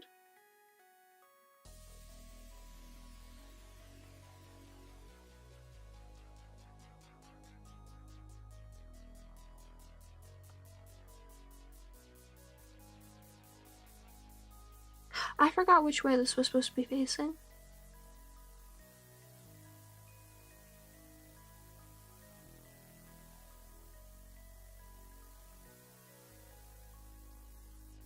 Fuck it, it's going this way. Sorry. Got distracted. What was I saying? Earbuds. I got new earbuds. I'm really mad still because they're no longer making the type of the bit that like goes into your ear that I liked. No one makes them. And I'm really mad about that. But the ones I got, they're actually not too bad. They don't anger me too much. Meow, no meow, no meow, no scratching. My problem is like like your typical earbud shape actually physically hurts my ears whenever I try to use them. As in like I can't even use them for like 20 minutes or I'll be in very much pain. And I'm the kind of person who needs to be wearing earbuds for like over 8 hours a day. So that's not gonna work out for me. But I got new ones, and they're working just fine with my phone, which is nice. And it's great because they actually retain a charge throughout the entire day, unlike my old ones. But the problem comes where I was like, oh, you know, I like these a lot, and sometimes my full earphones that I wear at home also irritate me, like my old earbuds did. So let me see if I can connect the Bluetooth to my computer, and then like they sounded bad, and I'm really confused by it still. So these earbuds apparently have this thing where they can have two Bluetooth connections at the same time and like seamlessly change between them. And that was definitely part of the reason the quality of the audio was so bad. So I was like, oh, okay, I'll turn that off. And then it just, I don't even know how it bugged out with my computer so badly. It connected to my computer, but it did not recognize it as a Bluetooth device, and also did not recognize them as an audio device. Like, to the point of, like, it would show up in my device tree as, like, oh yeah, you have this device connected, and then I would go look at my audio devices and it wouldn't be there. And I'm just like, I don't understand. Why isn't this working?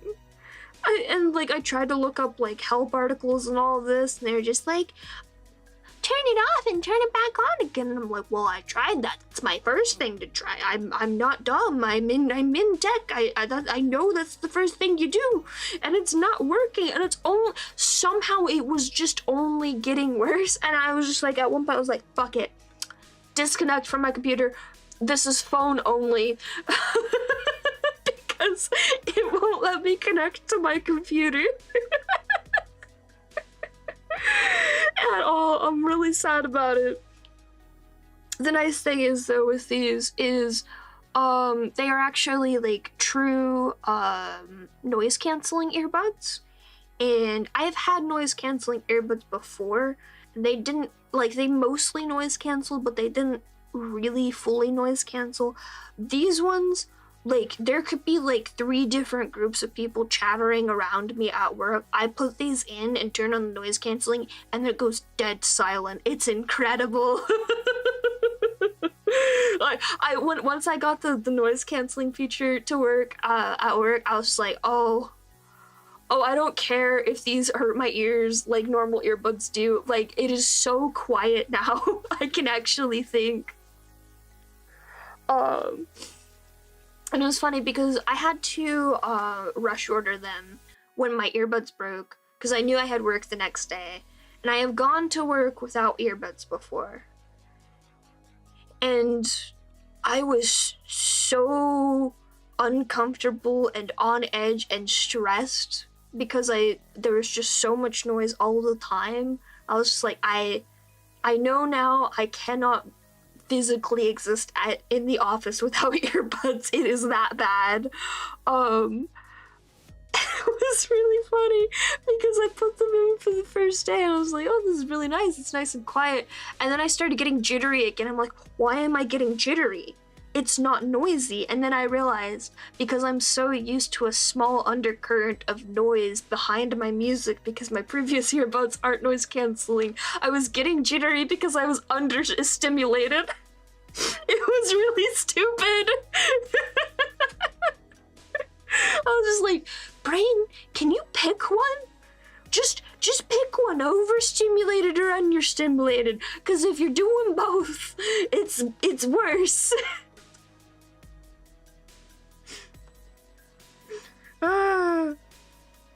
Being neurodivergent is, well, it's not a treat. It's something.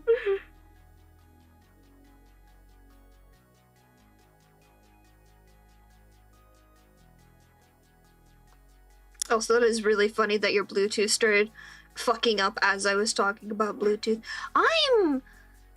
I've always preferred wired devices to Bluetooth devices, specifically because I know myself.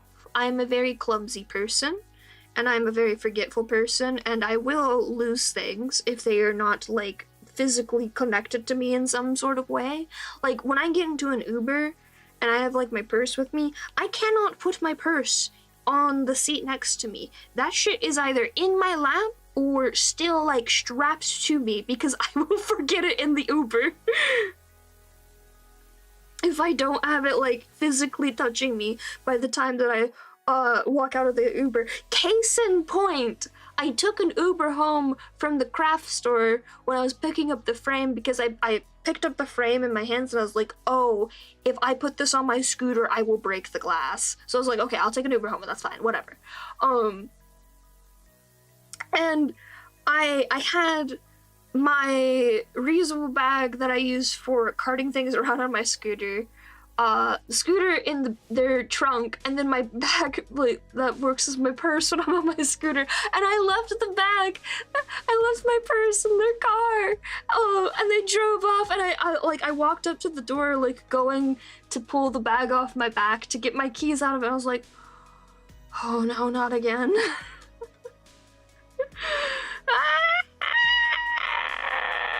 If you are not aware, if you leave something in an Uber, you have to pay a $20 fee to get it retrieved. Thankfully, that goes directly to the driver and not any portion to Uber, which makes me feel a little bit better about it, but I was just like, oh no, I have to pay $20 because, and the only thing that was in that bag was my keys, which is the worst part. I was just like, if I had my keys on me and it was just the bag, I would have just said, fuck it. It's not worth it. I can pay $20 to get an equivalent bag somewhere else. That was my day. I was dueling Michaels for my frame and then forgetting my shit in somebody's Uber. Actually, speaking of my scooter and getting to Michael's, I'm so mad. I really, really hate, I think it's Google Maps, whatever the default Maps app is on my phone, which is probably Google Maps because I have a Pixel. That thing is so bad at directions for people riding bikes. Because, so I use bike directions for my scooter, because if I'm on my scooter, I should probably be in the bike lane anyways. This fucking application, for some reason, if there is not a bike lane, or, I mean, even sometimes when there's a sidewalk, if there's not a bike lane, it'll just be like, oh, just ride with all the cars in the street. You'll be fine. You're on a bike. Just ride in the car lane. I'm just like, are you insane? No. That's not where bikes go. Bikes go on sidewalk or bike lane. And it's great because sometimes what it also likes to do is be like, oh, you're going to such and such a place. There's not a sidewalk there. That's okay, just walk on the side of the road. No bike lane?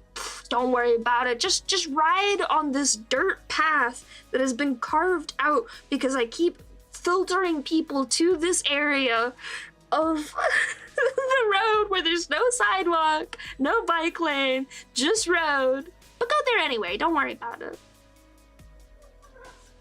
Pike's going to the bottom of the river. Okay, hold on a second. Marjorie is having a fit.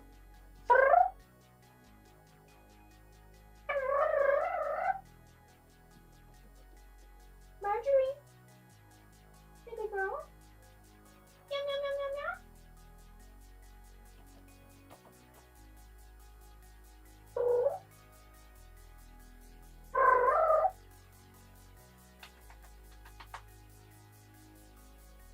She has like the zoomies or something. My most wonderful girl. What are you doing? Meow, meow, meow, meow. Yeah. What are you doing? That was really cute.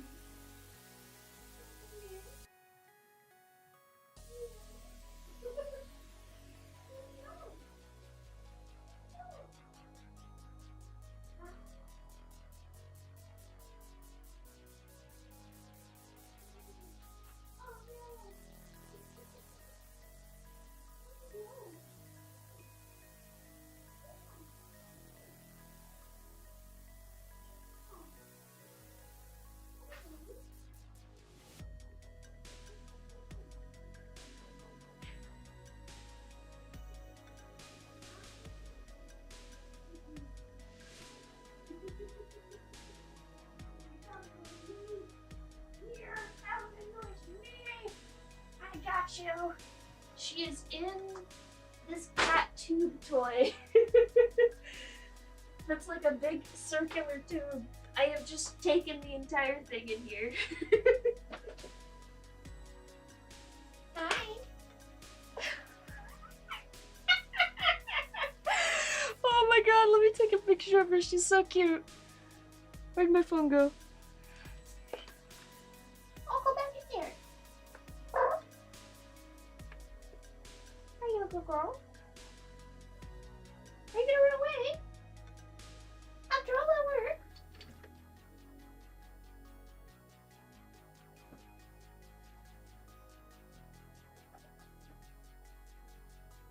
She ran away. I couldn't get a picture. I'm so sorry.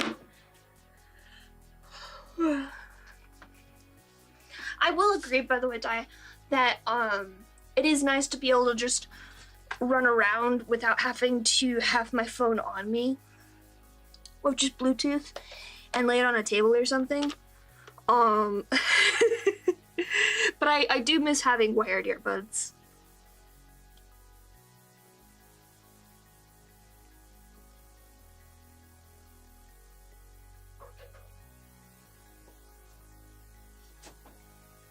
Oh, hello. Oh my god.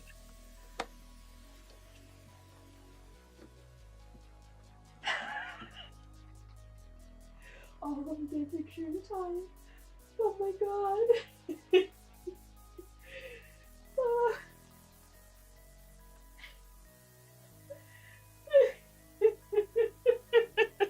Oh my goodness. I love Mia so much. She's so dumb. I'm sending it in Discord, but I will also pull it up on stream. I heard like the noise of one of them going into the tube, and I turned around and all I saw was Mia's butt hanging out because she had only gone part of the way through. Yeah? What's the matter, Mia? Marjorie is trying to play with Mia, and Mia is trying to assert her dominance. And this is constant.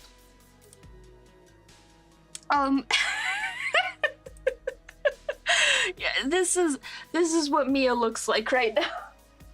Oh, she pulled her tail. No, her tail's just wrapped around. This is what Mia looks like. That's just her tail hanging out. This isn't even how they're supposed to crawl into the thing. There's like actual like cat-sized holes in the donut for them to like crawl through, but she insists on going through. Oh, Mia, why are you like this? Hello, welcome in. Don't mind me, I'm laughing about my cats being dumb. Hey! She is sitting right. Oh, never mind. You can hiss at her. Hey, Marjorie.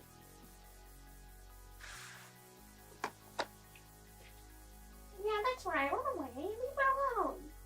She wants to hide in the tube. Oh my god, really? Marjorie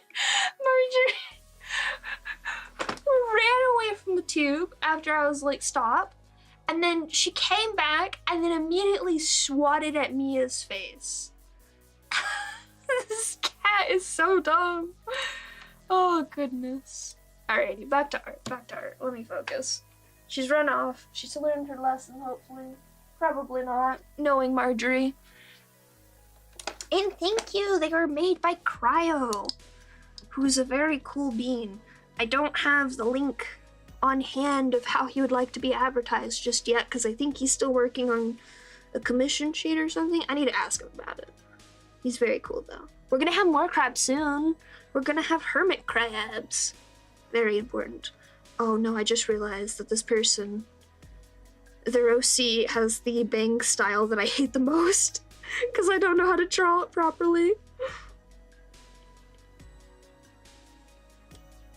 Do I have the Zelda? What do you mean, what do I have the Zelda? And I am drawing a raffle prize for somebody in Daishima's community that I probably owed them like a month ago, but I've been busy. I don't have the...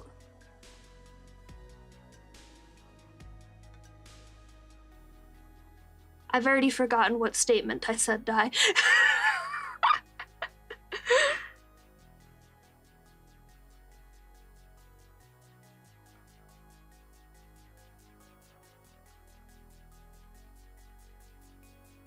I've just realized I have the Pokemon's bangs and the character's bangs going in two different directions.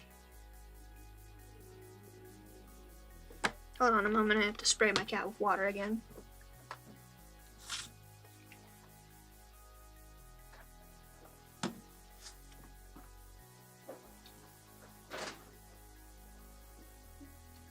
Hi. Will this help, baby?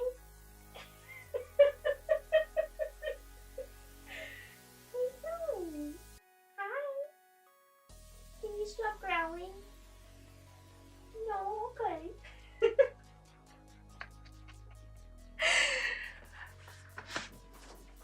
Oh, thank you. Yeah, this is my character. I do animations and stuff for them.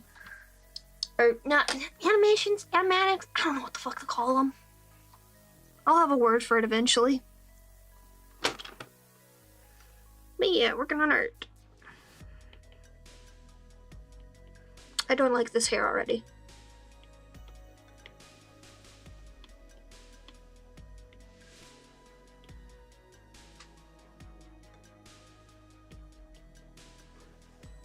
Really, Mia? I moved you so you wouldn't have to look at her. And really, Marjorie? You're gonna get smacked. Mia's going to smack you. My cats are very stupid. If you hear hissing in the background, it is Marjorie getting her due. Because Marjorie keeps walking up to Mia to antagonize her. I cannot stress enough that Marjorie is doing this on purpose.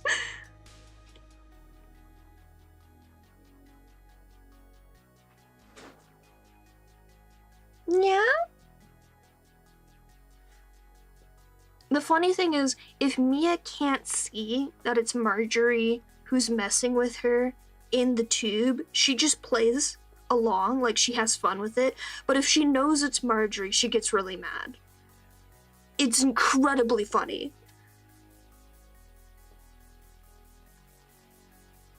She does want to play, just not with Marjorie for some reason.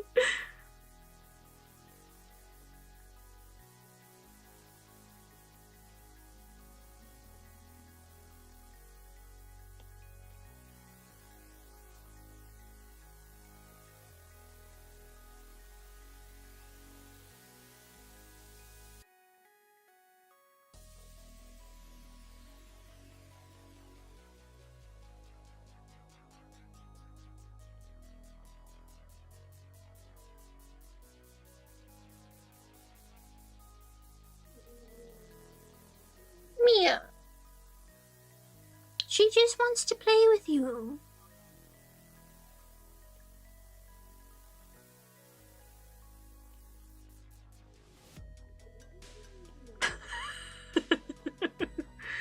Oh, let's not use all caps in chat. But congratulations. I'm assuming you are on the pro Whataburger side of the world.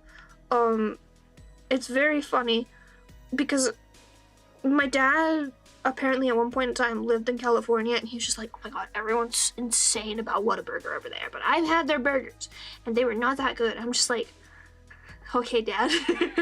it's a fast food place. But then I moved to Texas, which is where I live now, and like everyone loves Whataburger here too, and I'm just like, is it that good? I don't know, I haven't had it yet. I've been indoctrinated into the anti-Whataburger household so much that it doesn't cross my mind to go try it. Now I will say, I have high standards for burgers, even fast food burgers. And I sincerely doubt Whataburger will live up to the hype. Because the thing is, it is in fact a fast food chain. And there's no fast food chain where the food is actually more than just, you know, a fast food chain style food.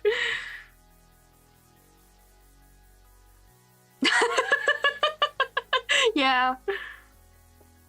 It must be something specific of what they do. It's either just the fact that, like, it's just a normal ass burger and it's just like, oh, it's just a normal ass burger, that's fine. Maybe you just haven't had, like, a decent burger before. To be fair, I grew up with, like, grill cooked burgers. Like, home grilled burgers. Yeah, if I'm going to get fast food, Five Guys is usually my go-to, because they are expensive, but, like, they do make a good burger. But I will say, the bun quality for Five Guys burgers has dropped. And I no longer like them as much because the bun quality has dropped. And look, I get the meat is probably the most important feature of a burger, but if the bun is not good, it's not a good burger. Oh, easy. If you have Five Guys, it's gonna blow Whataburger out of the park, guaranteed. There is not a single fast food restaurant that has had better burgers than Five Guys. Right, Di? Thank you for understanding me. Now, I will say, the best burger I've ever had, other than my dad's grilled burgers, which just, I'm sorry, nothing's gonna beat a good home grilled burger, is, I don't even remember the name of it. We were visiting Chicago and we went to a botanical garden. They had a restaurant at the botanical garden. Best burger I've ever fucking had in my life, other than my dad's burgers. And I've had some good burgers before. Five Guys is pretty up there. Oh, what was the other place? There was another place where I had just an amazing burger, but it wasn't like a fast food chain. It was, I think, a chain, but it wasn't fast food.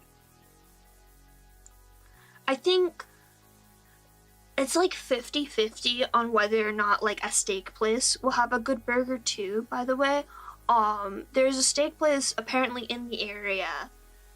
Their steaks were, like, absurdly expensive, but they had burgers for, like, a decent price on DoorDash, and I really wanted to try a new burger. I was like, oh, sure, I'll try this. And, like, the burger meat was good. It was very good. It was well cooked.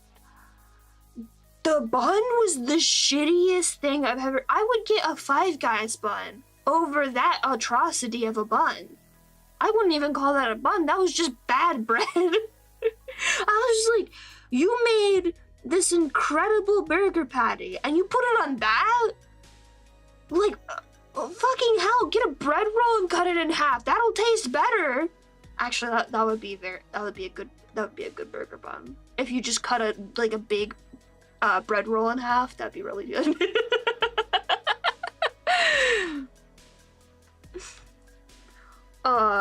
I've always been very particular about bread, which is an ongoing family joke that I think is the funniest thing ever. At one point in time, I discovered, like, this one specific brand of burger buns at, not H-E-B, it was some other place, but H-E-B also has them. And I was just like, Father, I hate to be the one to tell you this, we cannot make burgers unless we have these buns from now on.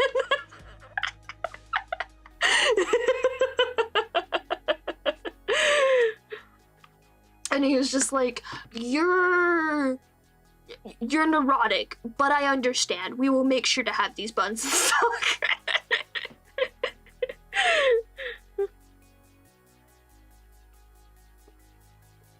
And then I discovered they also make hot dog buns, and I was just like, oh my god, this is the best day of my life.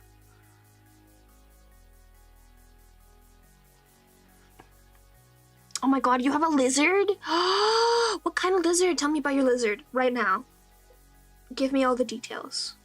We have a resident lizard in chat, Kyra. She is a dinosaur, but also lizard. If I was in voice chat right now, she would pop in and push the lizard button just to annoy the shit out of me. Oh, Crumpet's such a good name for a bearded dragon. Oh my god. I love bearded dragons. They're so cute.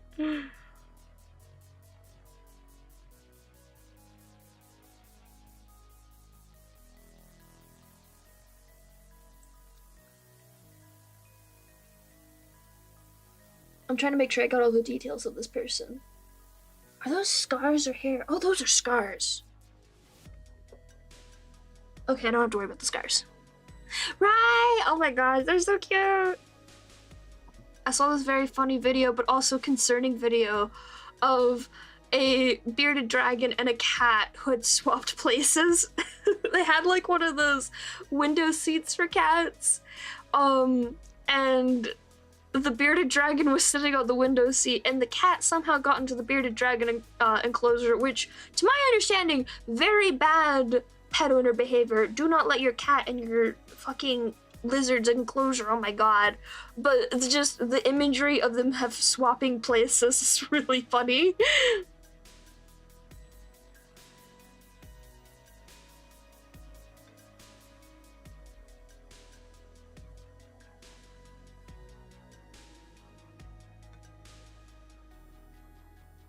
Now, this person did not tell me what kind of background they wanted, and I have to think of the background for this person. But I think I'm not going to think about it until after I do color.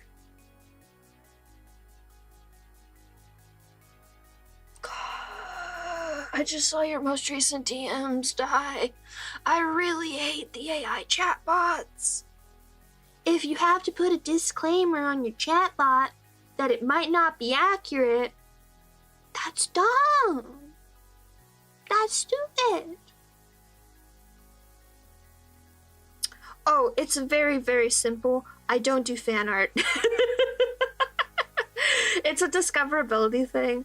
I do appreciate people who are just like, oh my god, you're so underrated. It's a very nice compliment. But I know why I am not especially popular. I just don't do fan art. It's not AI! Wait, humans may review chats for quality? That's really stupid! No! If you're gonna have a human there anyways, what's the fucking point?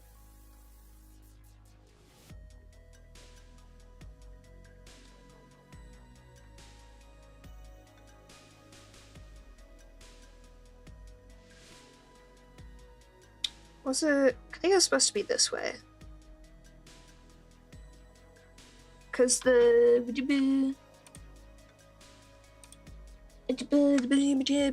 yes, it is supposed to be this way. Okay.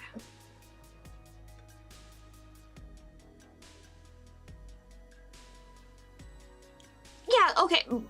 Point still made. If you have to put a disclaimer because your chatbot's stupid, I'm sorry, you shouldn't be using that chatbot.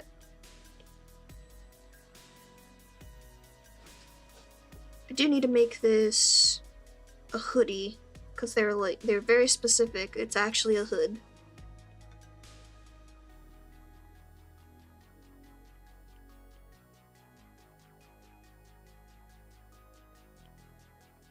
Also, there's a circle thing here that I want to remind myself of, and there's a circle thing here.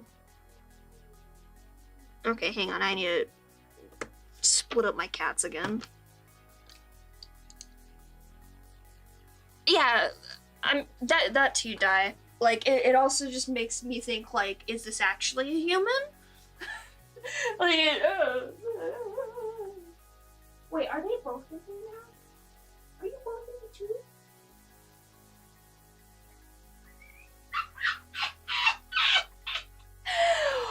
Oh my god, I don't think I could get a good picture of this, but I think both of my cats are in the round tube and they are staring each other down.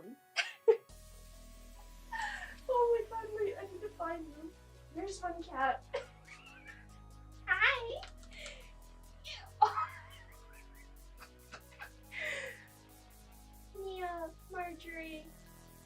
so stupid. I love you so much. But oh my god.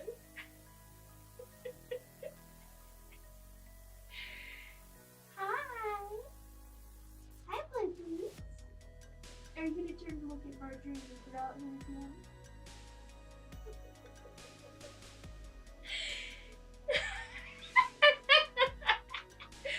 Oh my god. Mia. Mia. Hi, Marjorie. Are you being a bastard? Hi. Are you a little bastard kitty? Yum, yum, yum, yum. Accept my pets for what they are. You're fine. You're okay. She's doing it to get to you. She's trying to get under your fluff.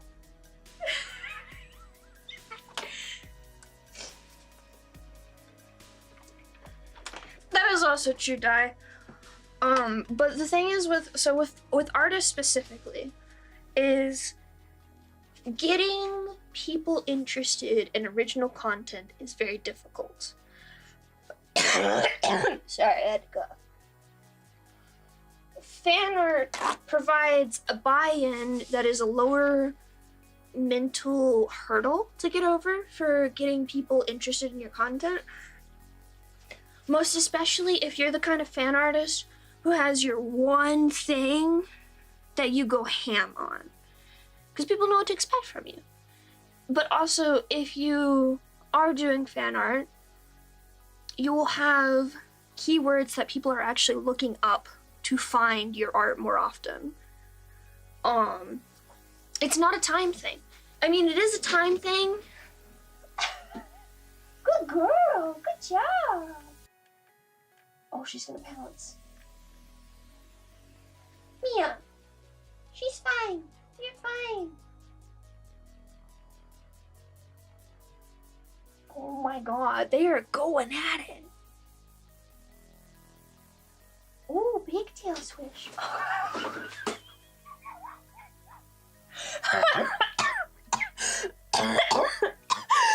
my god! I wish I got that on film! Oh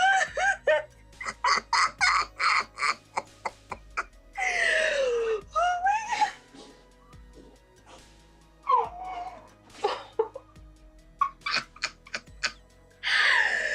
my god!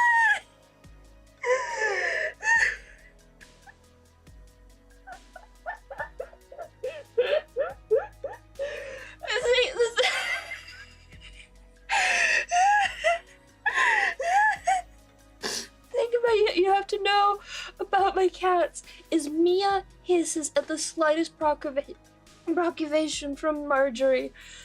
If Marjorie so much as looks at her for too long, she will hiss. And I think she is actually playing this time, but cannot separate her anger that it's Marjorie from the fact that she's playing with Marjorie. Because if she was actually mad enough, she would go run off into the other room. Like, I know my cat's very... I don't know if you can hear them in the background, but they're play fighting. So, people who don't know my office setup, I have a big cat wheel in here. Because I was trying to get my cats to move around and exercise more. They have taken to using it as a cat bed. Mia jumped on the cat wheel, ran for a couple of seconds, and then started, like, kneading on it like she was marking it. Turned back to the cat donut, where Marjorie was still inside of, and then fucking dove into it. At high speed. And then they started running around inside of it. Like little hamsters. And then Marjorie popped out and then jumped into the middle. And then, so the openings for are on the outside.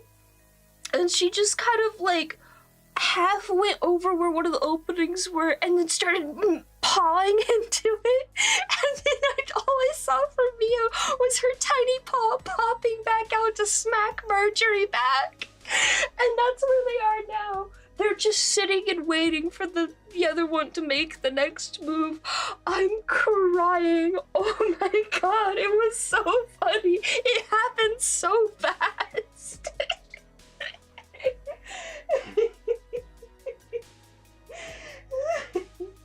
Are you having fun? Oh. I know for a fact Marjorie does think they're playing. I've always been a little bit concerned that. Oh, that's a growl. Okay, that's normal. Hey, hey,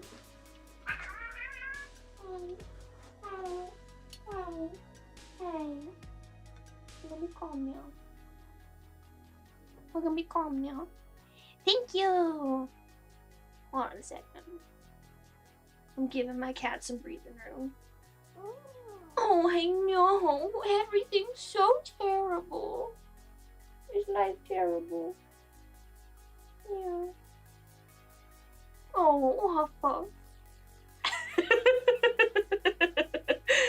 Oh, goodness. You okay?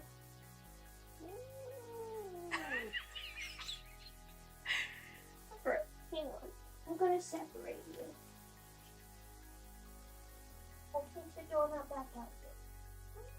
I know. I know.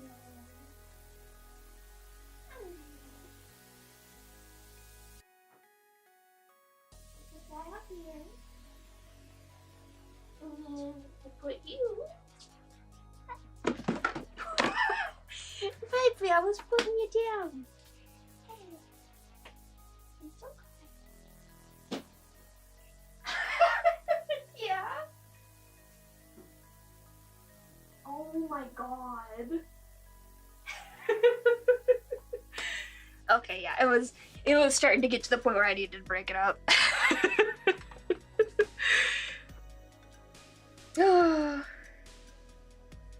Mia is so funny. She has left so much fur on me for one moment. Oh my god. She like poofed up. Let me make sure Marjorie's not bothering her still. Marjorie!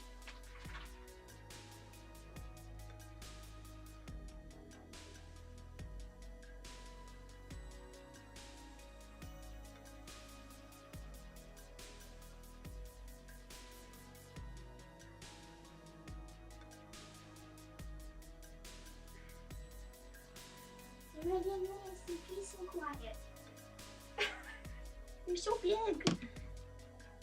Oh my goodness, you're so big. Big baby girl. There we go. You take too much out of me. You know that? Don't kick me. It's because you're too big. You don't fit in my arms anymore. Go girl. Leave her alone! Hey! Leave her be! I better not hear another hiss. What was I talking about? Fan art? It's search engine optimization bullshit. It's just like for example, my animatics don't have any sort of like keyword associated with them other than my name. They don't really have like a fan number people or anything. So people don't know about them. They don't know to look that kind of thing up. I'm a small-time creator. No one's gonna be looking up Ambrosia, looking for the character, unless they already know about me. But let's take for example something like Steven Universe. Lots of people know what Steven Universe is. They all watch the show. They're looking for fan art. They're looking for fanfics. They're looking for content. They're looking for theories. So they'll look up Steven Universe, and maybe my thing isn't what they're specifically looking for, but if I'm drawing Steven Universe, they're like, oh, this person's drawing Steven Universe. And that's why fan art helps boost popularity. But I think we talked about this before, Dai, with variety streamers. Variety streamers will see like a boost of people very often because they will continuously stream different things. And so like if they switch to streaming Silk Song suddenly, they'll bring in all the Silk Song people for a little while, but once they switch to something else, they'll probably lose a lot of the Silk Song streaming, or a lot of the Silk Song people, just because the Silk Song people are there for Silk Song, they're not there for the streamer. But somebody who is specifically only streaming Silk Song, continuously streaming Silk Song, and they're all about Silk Song, or they were about Hollow Knight before and now they're all about Silk Song, they're gonna retain all of those viewers coming in for Silk Song because they are associated with that content. It's a whole thing that I do not care enough about. Yeah, exactly. Like, in a way, you had a really interesting niche going on with tea streaming because you were the only person doing tea streams pretty much. And with like cooking streams, just because your setup was really good and stuff like that.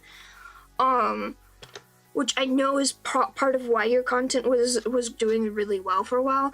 And I think adding Japan to it and stuff, and also the time zone difference and stuff like that, will probably just help boost what you're already doing, because it goes in line with it too. That's the other thing is, especially when it comes to like fan art and content like this, if you're going in the similar categories of content as well, that also helps with the discoverability. Because if you're someone who specifically streams roguelikes and you're like, oh, I want to try out this new roguelike, everyone's probably going to stick around because they're there because you do a lot of roguelike content. Sorry, my cats are very feisty and running after them takes a lot of energy. I'm trying to catch my breath. Ooh. That's a good question. I think it depends on how much time you have. Because if you've got like a lot of time to put an animal head TV together, you should totally go for it. But if you're kind of running loose on time, a normal TV head will probably take you a little bit less time.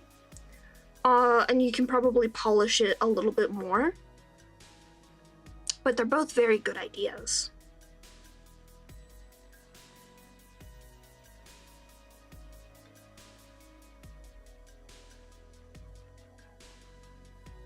I need to make a new witch hat for Halloween, so I can wear it when people come up to my door. I need to get light bulbs for my front porch, because I keep forgetting that.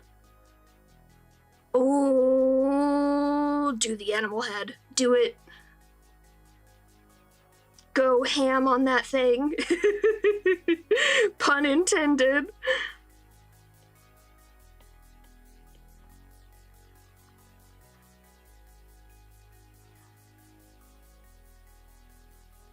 I had a lovely Halloween when I was younger, where I dressed up as a creeper and my friend was Steve Minecraft, and it was wonderful.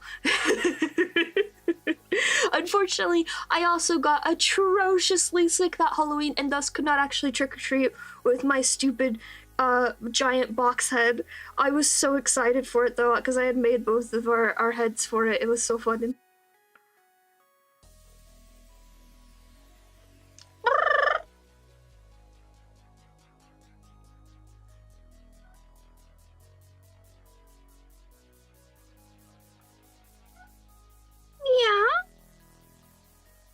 Miss Marjorie, come here. Are you gonna settle down now?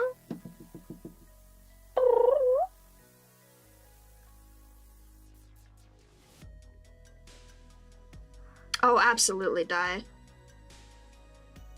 Very, very understandable. Minecraft especially, like,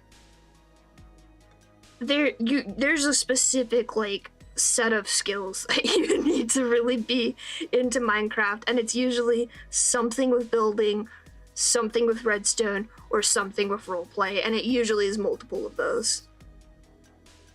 Oh, wait, I forgot a category. PvP. Oh, that's a good question. I like a lot of animals, but I think I go the most insane over crabs. Hence why everyone is a crab on my stream. Hello, welcome in. I am working on a raffle commission. Daishima here in chat did a raffle, and I was the artist for it, so I'm doing the arts now. I think this is somebody's OC Pokemon trainer. I don't know, I'm just drawing them, and I don't know anything about Pokemon.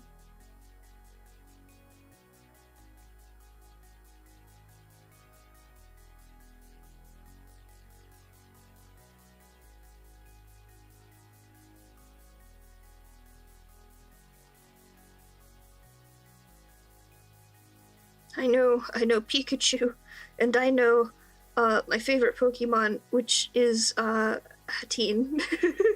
and that's it. Or no, not Hatene, Hatrim.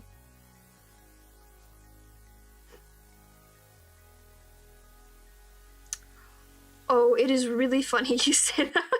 I literally have a purple crab emote with a little hat.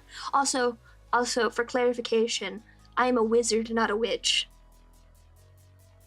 Very important clarification. Listen, it doesn't mean anything for some people, but it means something to me. Oh, Sylveon's a good pick. I think cooking suits you better, honestly, Dai. And that's not like an insult to your roleplay or anything. I specifically enjoy your cooking streams and your tea streams.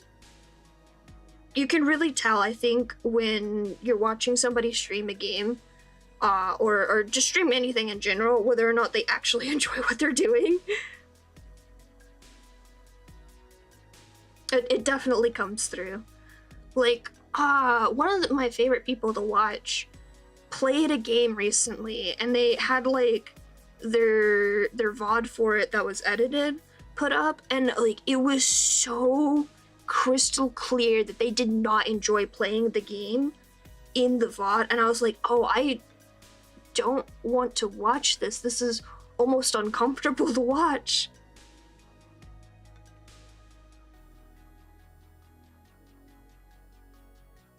Like, it's one thing, I think, to be, like, frustrated with a game. I think everyone gets frustrated with a game. I think that's also a sign of a good game, is if it challenges the player base, especially, like, on somebody's first blind playthrough. But there's definitely a difference between, like, challenging somebody and just being really fucking annoying. Yeah, I think those two also show, like, you can tell that you are enjoying what you're doing during them.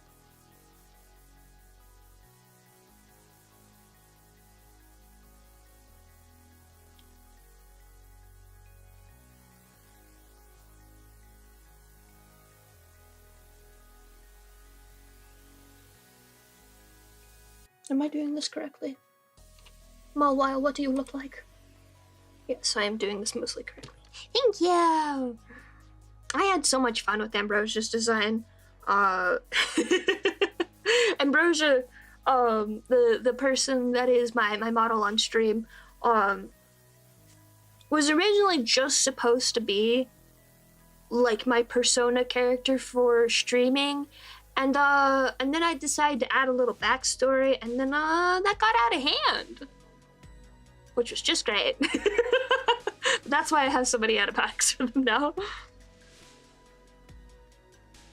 It definitely is an energy of just you having a lot of fun with it. But it also is just like the energy of a beginner artist just going fucking ham and not giving a shit whether or not it's actually good or not.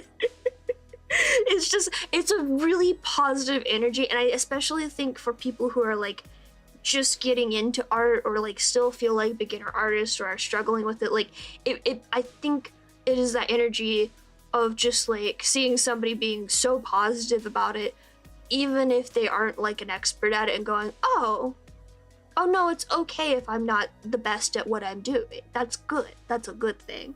It's an infectious energy. So you should keep doing them. That's what I'm saying.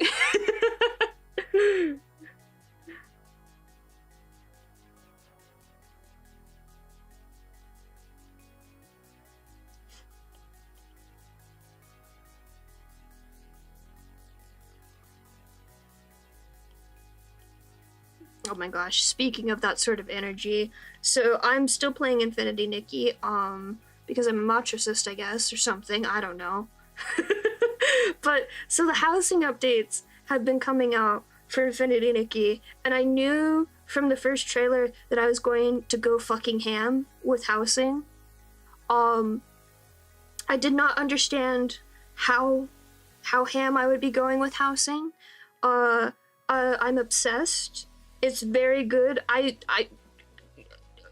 In Maryland, what Maryland? All I know is Housing Island and build rocks. That's all I know. Only rock. I have a rocks in queue right now in game that I'm waiting to be finished so I can put more rocks on my island.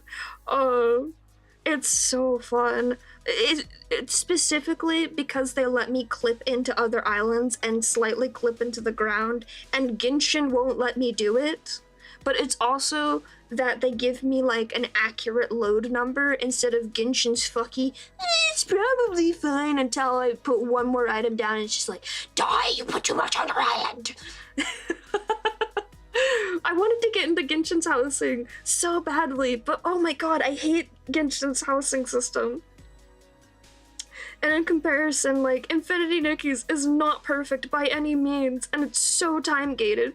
But god, at least they give me accurate numbers for shit. But yeah, I'm having really a lot of fun with it.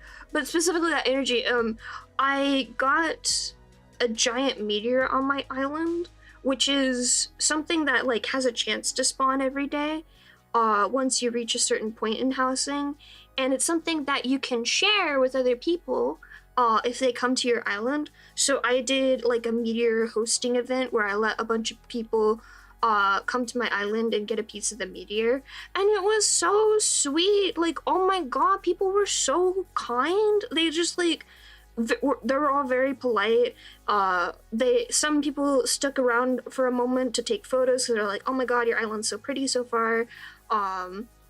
And like a ton of people left gifts for me, and I have just like this small dragon sword of friend exclusive items that you can only get through gifting now, that I'm just like, I have to make like a little shrine for this. This is so adorable. I was having so much fun. Oh, this is really cute.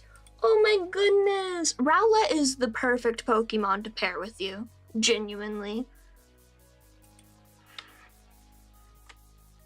With their little bow tie and everything. It's so good.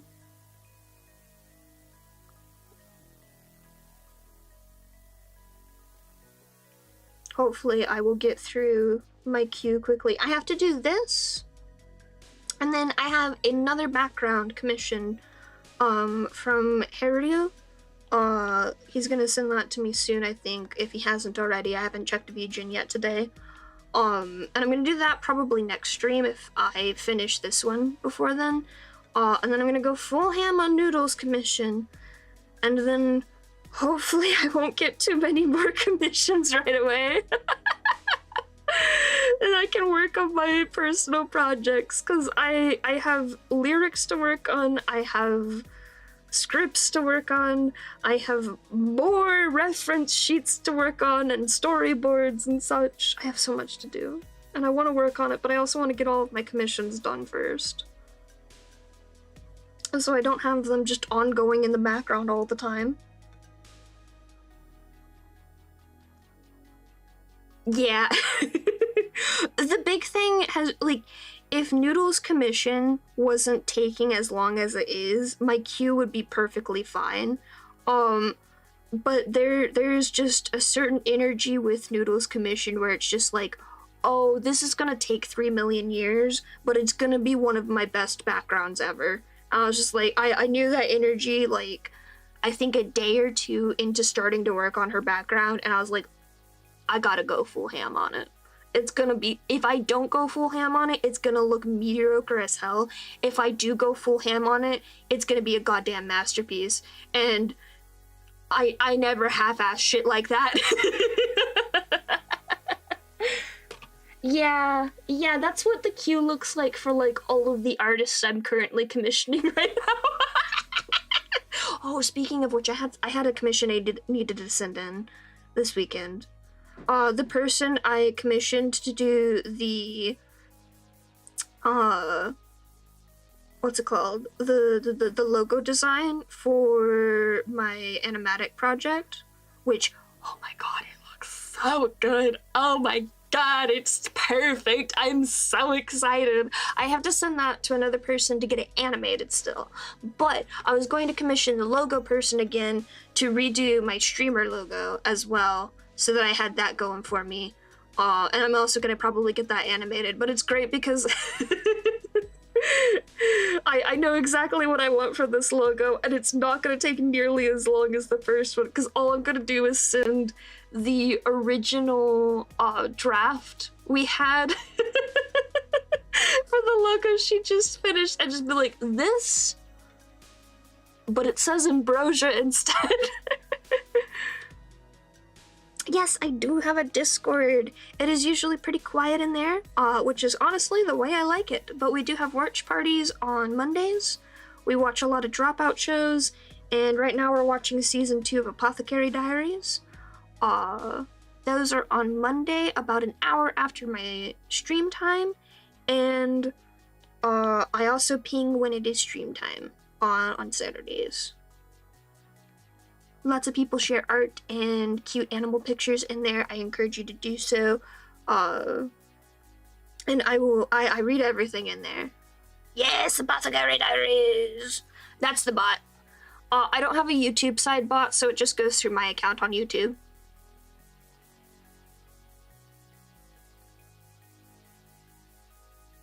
One of my mods, Kyra, has not seen Apothecary Diaries in full just yet. So we started this watch party for her. Ooh! If you get to, I think it's season 2, episode 4, that's where we'll be starting on Monday. And you can join us. We watch about 3 episodes each time.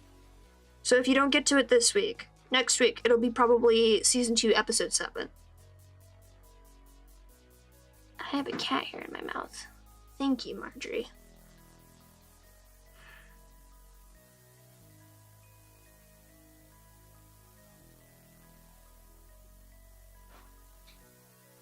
I need to resketch these because they need to be going the opposite direction.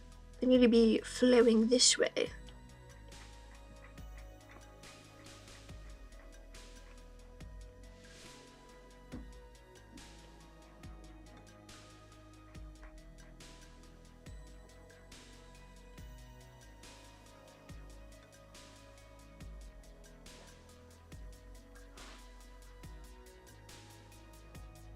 My cat is going ham in the litter box. Hopefully that's not too loud on stream. I think it's Mia because Marjorie normally announces herself when she's done pooping. Oh no, it was Marjorie. she just let me know she was done pooping. I don't know why she does this. Yeah, did you have a good poop? You did. Good job, baby. Oh my goodness. She's so funny.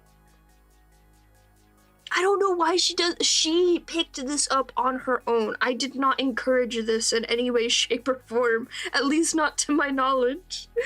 She just started mewing after she finished doing her business. Maybe it was because, like, she has really stinky poops. And so I was just like, oh my god, Marjorie, why'd you poop so stinkily? And maybe she was just like, I have to defend myself now against these claims that I'm a stinky kitty or something. But now I always know which one of them's going to the bathroom, I guess. Hello, welcome in. It's going good. We're working on raffle art.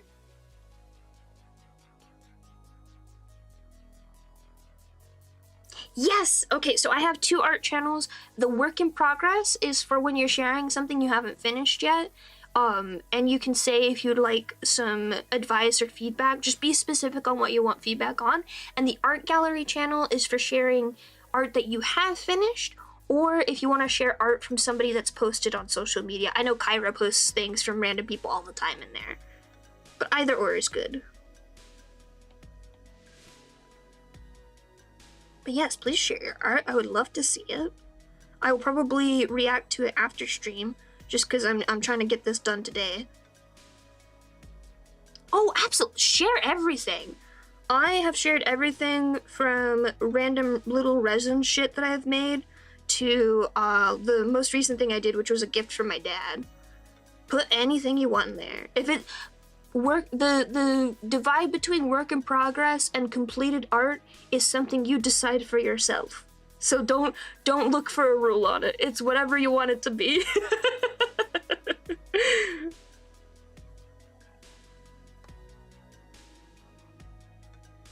I made it 2 separate channels because I noticed we were getting a lot of art at the same time, where it was one thing or the other, but it would be both at the same time, and I was just like, oh, let's just make this easier for people. I do not watch Has Been Hotel. I have watched some episodes of the first season of it. It is not for me. I'm not a fan. I can see why people would be a fan of it, but the humor kind of went in a direction, like, I think the creator has even mentioned, like, being really into South Park or something, and like the humor started just going far into that direction of stuff, where it's just not the kind of humor I enjoy.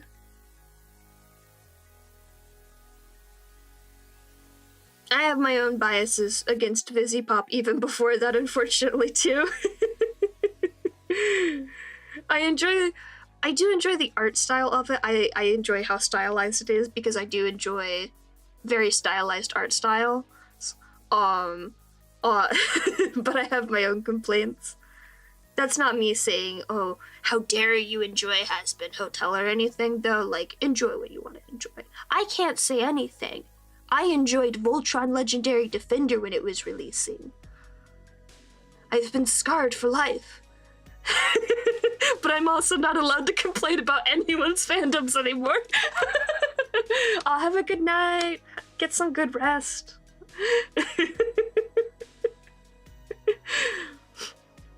I think that was... man, the latest... I don't know how you felt about it, Dai. The latest crowd control episode for Dropout was very much a miss for me, other than the moment when the fandom... the person who was getting a degree on fandom started talking, and then the other 2 people stood up and were just like, yeah, we were traumatized by Voltron. I started laughing so hard. Yeah, I watch isekai. I've lost my right to complain about shows. Hey, I don't watch just any isekai. Alright? I look for the best, okay? I'm looking for good shows, not mediocre. Oh my god. John Marco is in one of them. Was it the first one or was it the second one?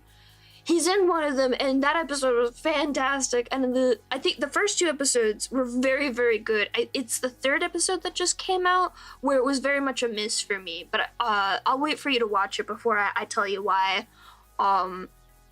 It was a very strange humor that I think resonated with some people in the crowd.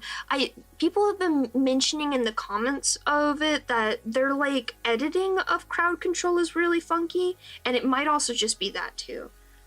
I fucking love Madoka Magica. Madoka Magica is one of my inspirations for my thing that I'm working on. Madoka Magica and Revolutionary Girl Utena, which I had not seen until just this year, instantly became one of my biggest inspirations for how I'm going to do my future animatic stuff. Oh my god, I'm so excited. Y'all are gonna be excited too once I start posting about it. I'm sorry I have to keep it in vague terms for now. Well, what's your first? You can't just tell me it's your second favorite without telling me what your first favorite is. Very good choice for a second favorite anime, though. Good choice. Good choice. Excellent choice as well. God, the animation for Demon Slayer was so cool. I need to catch up with it. I'm not caught up with the anime. I have seen all the manga, so you don't have to worry about accidentally spoiling something for me. But like even just the first couple of seasons, the animation was already really good in my opinion. You have a Kyuubi plushie, and you haven't sent me a photo? Actually, you might have sent me a photo of it already. I don't remember. I should get a Kyuubi plushie. That would be really cute. Who's my favorite character?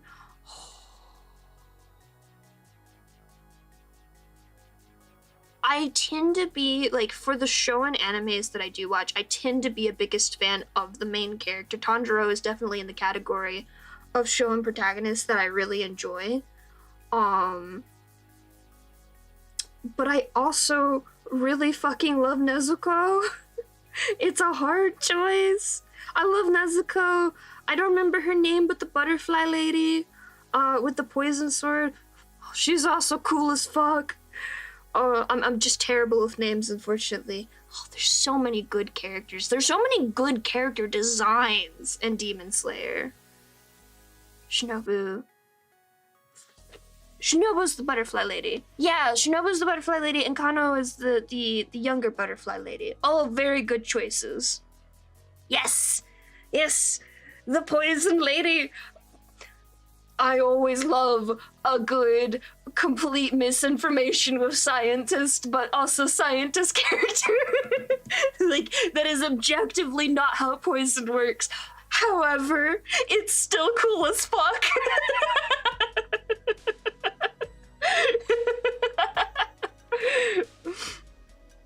Oh my god. Have you seen my VTuber design? like you're talking to the person who literally has big butterfly wings on screen right now.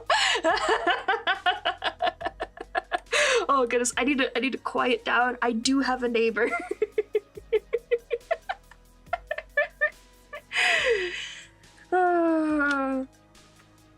Maybe I should do Demon Slayer as one of our upcoming watch togethers things.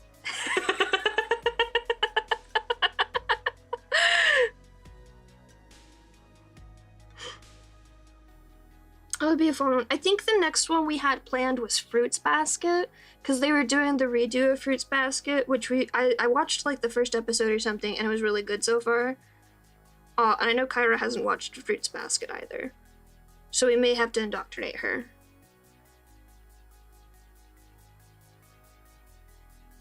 I can't wait for the abridged people to do another episode of Fruits Basket Abridged. The first one was really good.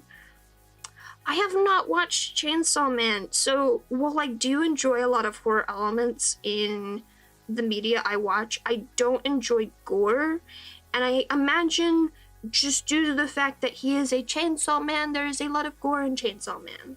So unfortunately, probably not for me.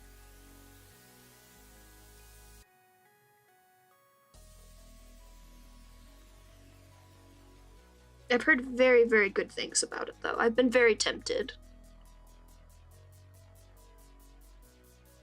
That's understandable, Dai. I'm the kind of person who wants the experience of throwing popcorn at a TV screen with a bunch of friends, which is why I enjoy watch-togethers. Oh boy! I do enjoy, like there's like a specific subset of gore that I think is very fun to play with. And I definitely enjoy, I'm not even sure what to call it, but whatever the hell they had going on in Knights of Guinevere for the pilot episode, oh my god, I was all over that. That was fucking phenomenal. Holy shit. I was losing my mind watching the pilot episode. The just layers of symbolism in the singular first episode alone, just absolutely incredible. Oh, I need to draw fan art. The rare moment where I'm just like, I need to draw fan art of this thing. Unfortunately, of course, happens when I'm too busy to draw fan art of the thing. Oh my god, oh my god. I do love all the jokes of people being like, oh, ha ha ha, quits Disney show, immediately makes show about how fucked up Disney is, because they are very funny and they are ostensibly very accurate to the situation. But like, also like, watching Knights of Guinevere, you can just feel the absolute adoration for the story itself. Like, beyond the fact that it is kind of a little bit of spite in there. I mean, kind of a little, it's a lot of spite in there. For what happened with Owl House. But also just like, I don't think you make something that good, that detailed, that just pure levels of understanding of how to make a story that feels wonderful to watch without adoring the story itself. And I wish more people memeing on it would also talk about that bit of it. Oh. I love Owl House so much, and I'm still mad about the 3-episode final season. Were they good episodes? Yes. Did it deserve a full season? Absolutely. Oh my god, I'm still mad about it. I will be mad about Owl House, and I will especially be mad about Infinity Train for the rest of my goddamn life. Take my hand, we'll fight Disney together.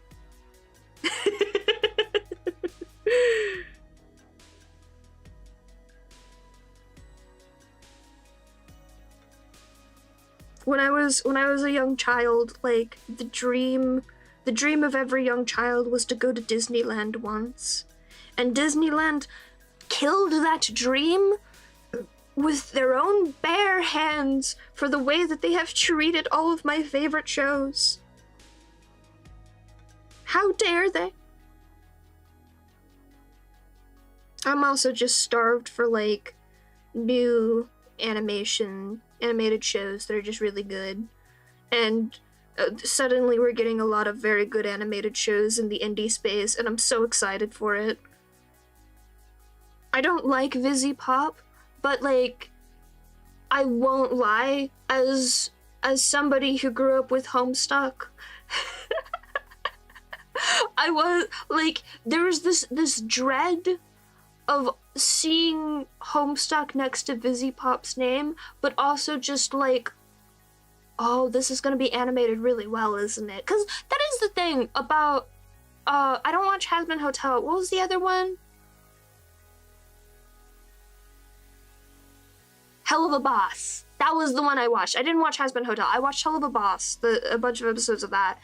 The animation is really good in Hell of a Boss. And so I was like, okay, the animation for Homestuck, the anime, is going to be very good. But are they going to handle the story properly? And I feel like in the pilot episode, they did in fact do what they set out to do with Homestuck. So I am looking forward to that. I'm probably not going to touch any other Vizzy Pop show.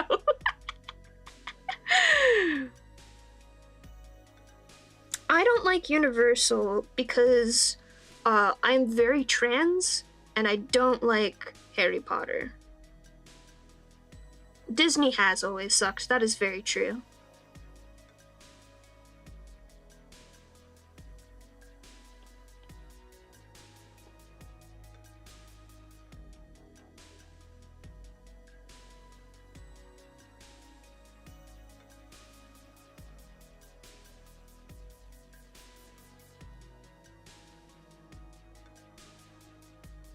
Oh, I always listen to Vocaloid. my current work playlist has monitoring in it at the moment, and I'm about to add Ruru's not cover, because Rurus is the original version of Harlequin Contraption. I do like the Teto version of Harlequin Contraption, but I like Rurus better.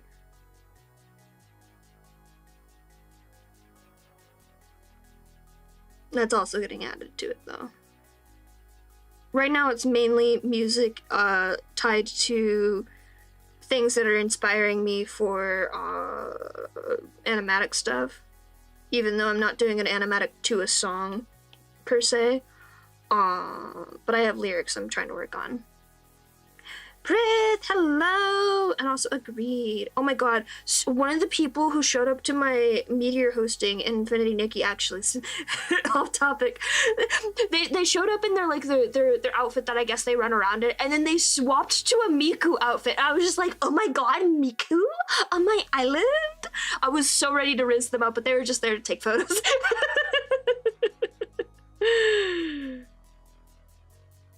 Oh, there's an English version? I mainly listen to the Japanese version. I was just like, oh my god, Miku!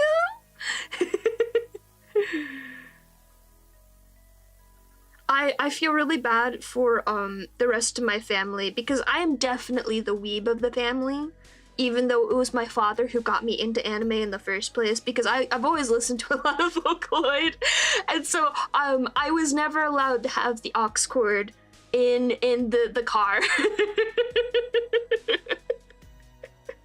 They're like, no, you're allowed to have your weeb shit, but keep it to yourself.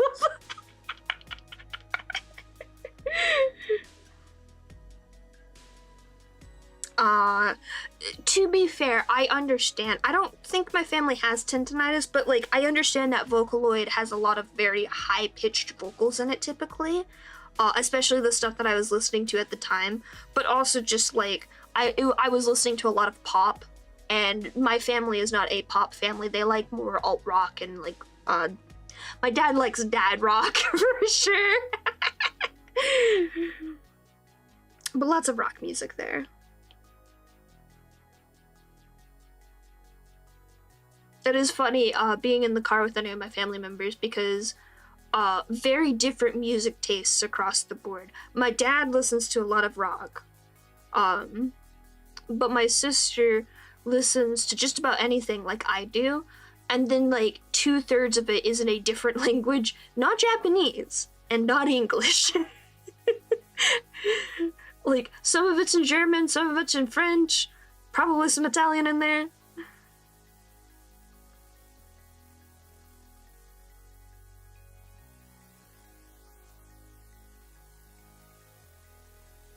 That's not how being self-centered works, Prith. I think you got the wrong word there. But I understand what you mean. I only listen without headphones or earbuds when I am at home and alone.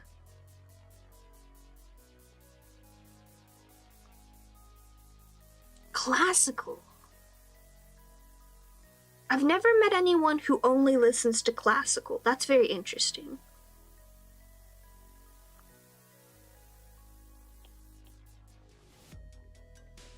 Don't ask me for like musician names, because I cannot name most of them.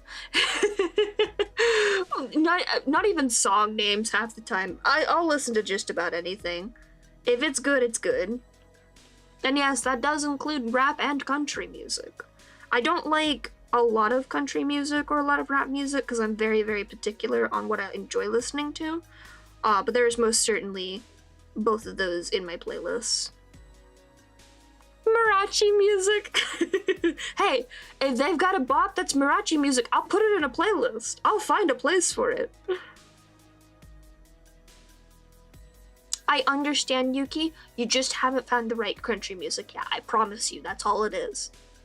There's a lot of different genres out there, and I know there's a lot of it that's just like misogynist man singing about women. But there's a lot of you need to listen. What is it, Jolene? Let me hold on. Let me look at my playlist. Let me refer you to a song. You'll hear it and you'll be like, oh, I understand now.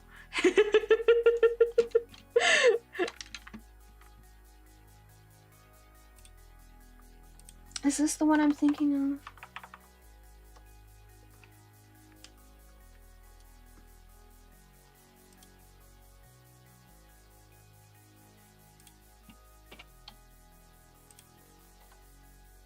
Let me look at the lyrics. Because I'm not remembering it from the first couple of notes.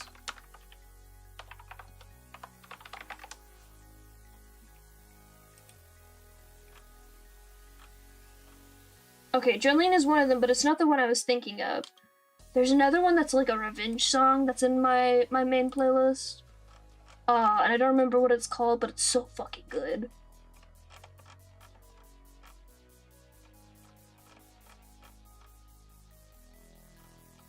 I have to find this. It's going to bother me if I don't listen to it right now. I'm terribly sorry. I swear I took my ADHD medication today. Oh hey, it's your song, Di. From your animatic. It's still in my playlist. Literally every time your animatic song comes up, Di, I get fucking jump scared.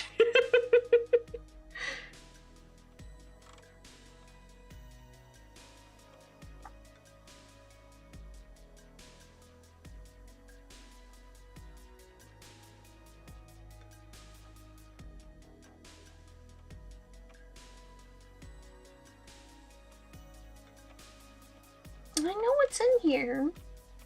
I listen to it sometimes. Where the fuck is it?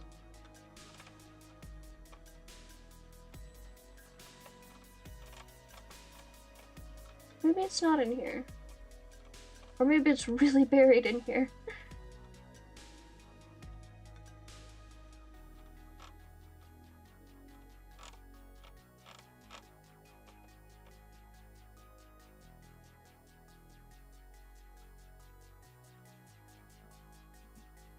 Is this technically country?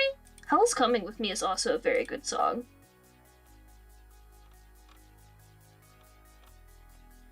I literally have sea shanties in here, so I mean... Is it Two Trucks? I hear satire song and I think of Two Trucks. Of course I grew up on Mean Girls. Of course I heard it. You absolutely have, Di, because I don't I always skip it. I feel really bad about it, but it comes up and I'm just like, oh, and I skip it immediately. I've listened to it far too much already. Like, I don't even listen to my own stream opening. I have that shit muted. But I mean, that's mainly because I stream in silence because there's something wrong with me, probably. Even when I'm drawing. Mean Girls is a classic film. As is Legally Blonde, in my opinion. If you have not seen Legally Blonde, you better go watch it. Oh, that's fair, Di. It is a fun movie. It's so good.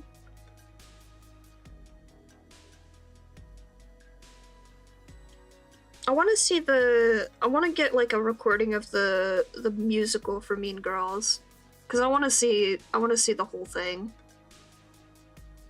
It's really frustrating that you can't just find recordings of most musicals. Like, I understand plays are absolutely something you should be seeing in person, like that's the whole point of them, but not everyone is able to do that. So I want to see the recording. It's free? The Broadway musical is, or just the movie? Because if it's just the movie, I've seen the movie. I don't need to watch it again anytime soon. I mean, I'll watch it again eventually, but I'm not in the mood for the movie. No, I want to see the musical. Hold on, I'm going back to trying to find this fucking country song. I swear it's in here. I'm scrolling past sea shanties right now, hold on.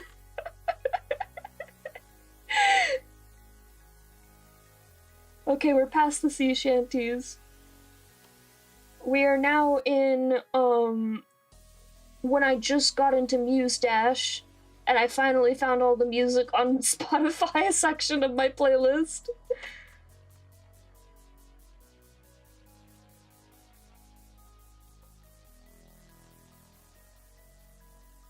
Ooh, this is early animatics section of my playlist.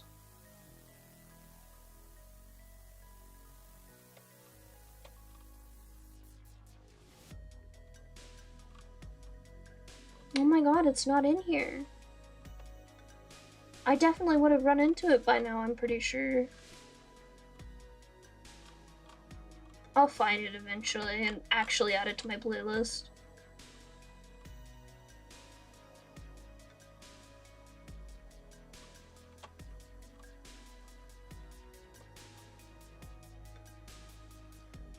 The thing about genres in general is,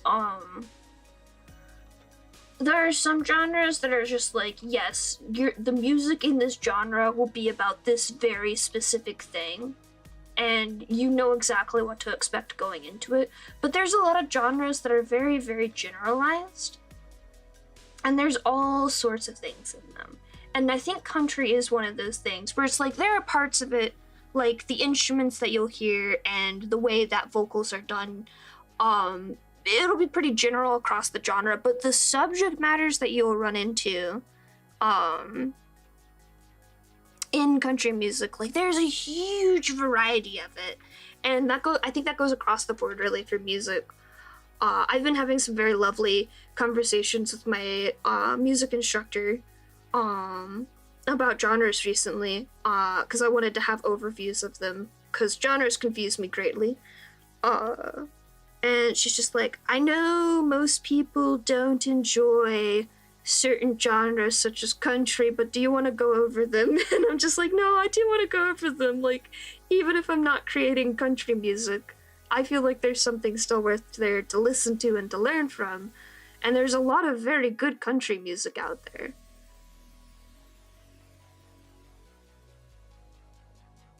I have never seen Alien. I know it's a very, very good film, but I'm always very picky about my horror. I have considered watching it, though. And the art program I work in is Sketchbook. It is iPad. I think it's technically on desktop now, but I don't remember for sure. But hey, welcome back in, Raven. I hope your day's been going good. Wait, are you a different Raven? I swear I've seen you around before, but I'm my app for chatting is saying you're a new person.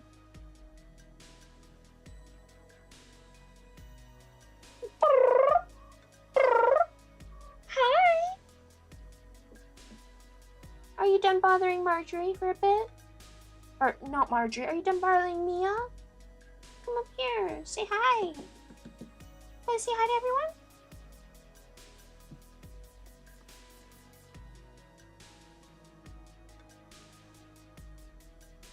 Hello. Oh my goodness. Oh my goodness.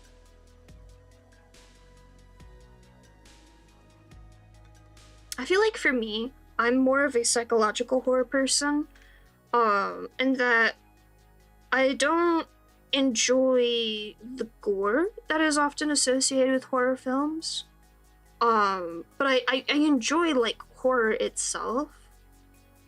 And I think that's why I liked the Magnus Archive so much, because, like, they still had a lot of gore and nasty bits and all that in the Magnus Archives, but I didn't have to look at it. Or, like, I could go read the transcript instead if it was a particularly nasty episode. I can't listen to the meat episodes. I just can't. There is a lot of cannibalism, too, especially, and cannibalism, big squick of mine. Ma'am, come here. Really? Oh, man. Maybe I should watch Alien, then. Because gore is the big thing. Like, if there's too much of it in a horror film, I gotta nope out of there. And that's not hate towards the horror film. I just know I'm just squeamish like that.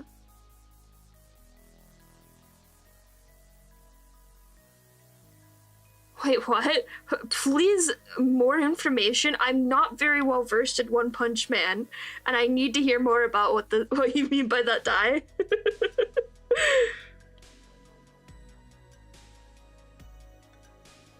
Yeah, violence is fine. Gore is a very specific thing.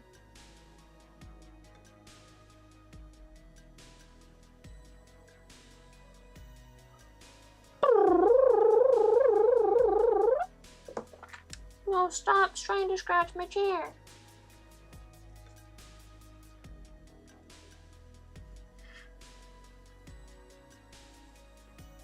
I'm not one of those people who think gore doesn't have any place in horror. For sure, like, it obviously has place in horror. Like, where else are you gonna put it? I know my limits type of thing. Oh my god, speaking of... So, I don't know if anyone heard about... This is normally not something I would talk about on stream because I don't allow not safe for work comments on stream, but it's relevant to the conversation, and it's very, very funny. I don't know if anyone's heard about the Kinktober with no kink. I think was run on either Blue Sky or Twitter or Tumblr. I don't know. It was on social media somewhere. And I just... All you need to know about it for the context of this story is just it was supposed to be for, you know, people into to kinks and all this stuff, but there were like the rules of the whole thing were so asinine and fucking backwards that it was just there. You weren't allowed to actually write anything. Essentially, it was downright fucking absurd. It was so funny to see the fallout from that. And then we got we got the Horror-tober with no horror, with gyms such as banning a lot of like the more extreme forms of horror, as well as the writing advice of you should lay out hints and subtle things for your readers to see, but at the very end have a completely different ending. That's your plot twist, and I'm just like, that's not how that works. What? I don't know where you get your weed gummies, but you gotta find a new person.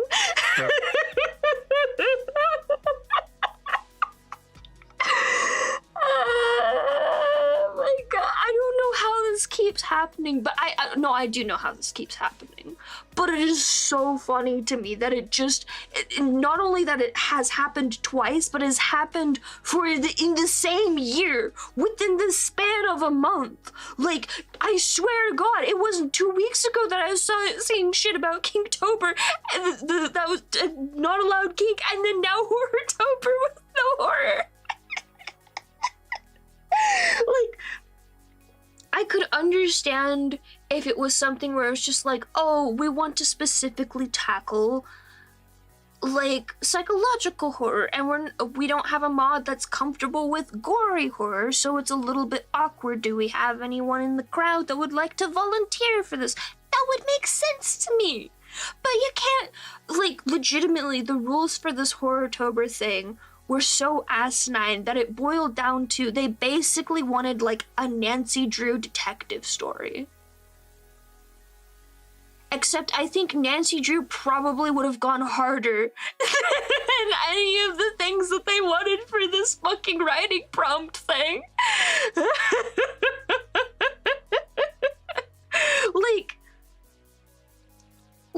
The thing with any story is you are not going to please everyone. With any story, with any media that you create, with anything, you're never going to be able to please 100% of the people. If you please 50% of the people that happen across whatever thing you've created, you're doing pretty good. So, for them to get, like, so asininely specific, it's very much tied into, like, the way of, like, people getting afraid of, like, creating something problematic these days.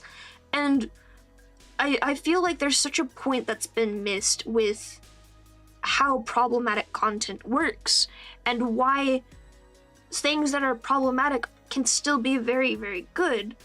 Because it's just, you have to separate something from being dangerous from something you just don't enjoy.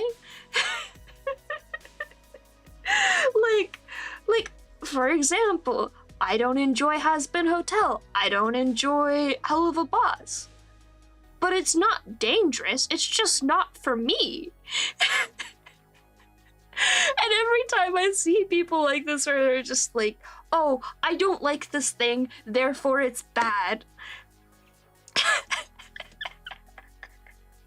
And how dare you put it in front of me? It's just like, dude, you walked up to my popsicle stand.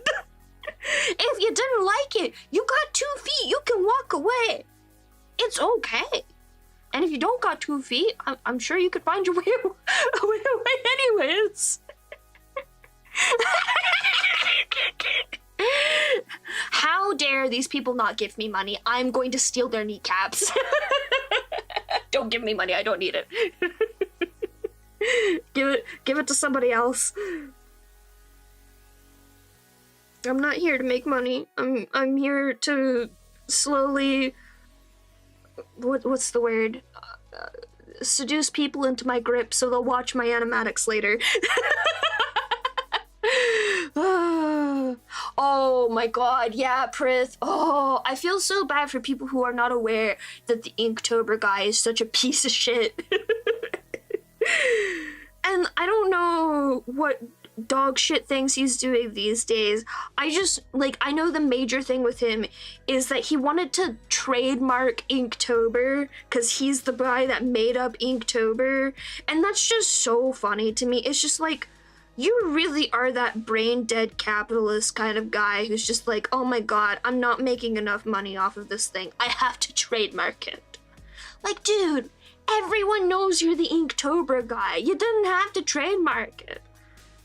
The whole point was to, like, make everyone have an opportunity to get better at art. Just, you had a good thing going. You did good. You made a thing that was good. Yuri-tober!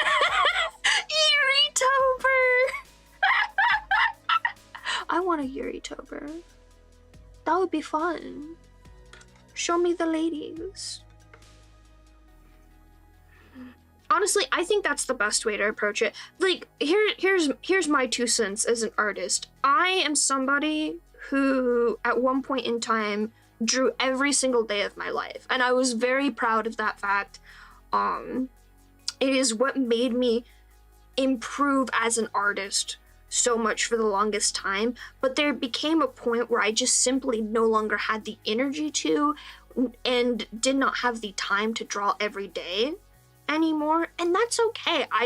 There's no shame in not being able to draw every day. I think Inktober has this very bad mentality of, like, to do Inktober correctly, you have to do it every single day. It has to be during the month of October, and if you don't do it exactly like this, how dare you, you're a bad artist, yada yada yada yada. Who the fuck cares? Cheat on your October prompts. Do next year's Inktober this year. No one's gonna know unless you tell them. And even if you do tell them, like, who fucking cares? You made 31 pictures. That's pretty good. I love when girls are girls and girls. Girls. Yes, exactly. I think Art Fight is the exception to this because they have been very polite about the rules about it. They have been very straightforward and honest. And the point of Art Fight is it is a competition. Like, it's a very loose, casual competition, but it is in fact a competition, and there's a reason you shouldn't cheat on it. Also, because it's also kind of a thing with, like, Ludum Dare as well. Ludum Dare is a game jam, and there is a type of Ludum Dare, which I think there's other game jams who do this as well, but there's one category of Ludum Dare where during that weekend, you can only use things that you have created that weekend. That is art, that is code, etc.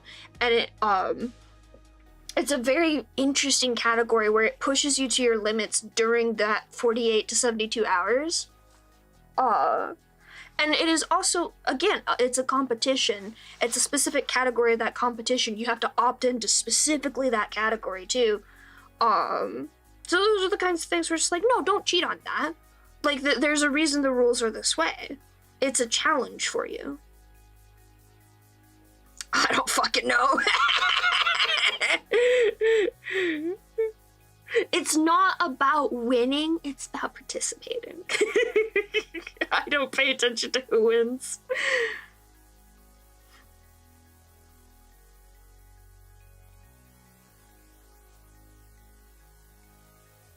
But yeah, especially I think with like anything that's like a prompt challenge, like Inktober or any of the other Tober style art challenges, is that rather than a competition with other people, it is it's like a New Year's resolution. Like, if you don't succeed, no one loses. Like, you still tried, and that's totally fine. Even if you didn't get anything done, it's fine. No one cares.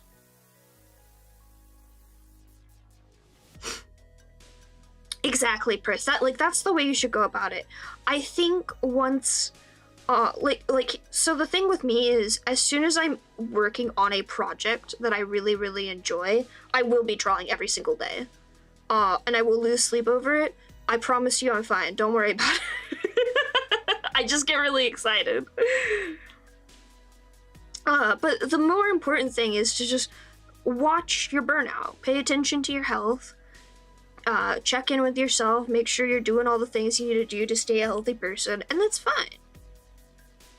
It is for having fun and enjoying the art of creation, whatever kind of art you may be working on. And I think a lot of people forget that. I think more people are remembering that these days, but there are oftentimes people who forget about it.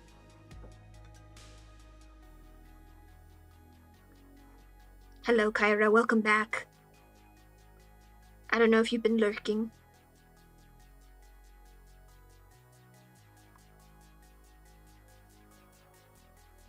Kyra, someone in here has a bearded lizard, and it's wonderful. Bad apple mass attack. Fucking phenomenal. I'm so happy. That's the best thing I've ever heard. I love when they point out the people who earned the most points in Art Fight. The people who gamify Art Fight specifically so they can earn the most points in a single attack are so funny to me. I love them and I hope they never stop. It's like a speedrunning category to me.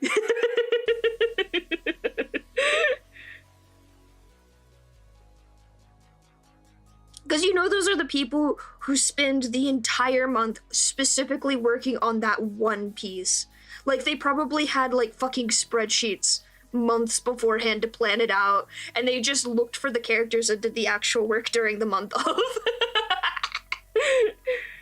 I applaud their efforts.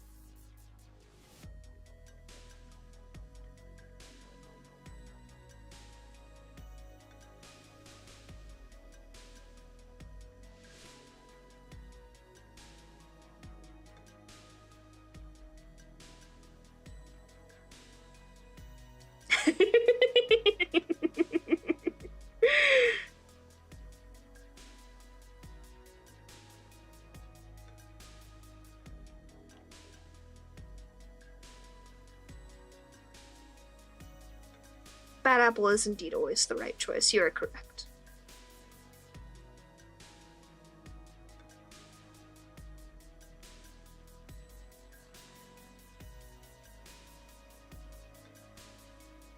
Yeah, I've heard in past years, especially when it was like still growing a bit, like they've had some hiccups here and there, but I definitely feel like the energy that it's like very much chilled out and people are a lot chiller and more fun these days, which is really nice.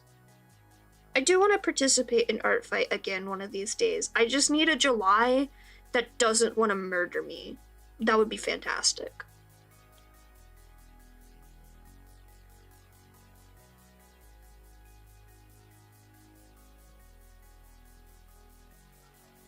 Yeah.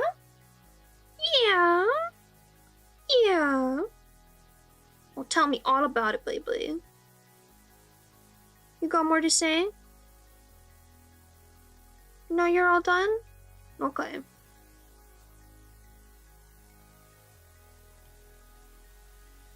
Don't need that. Maybe I have one more here.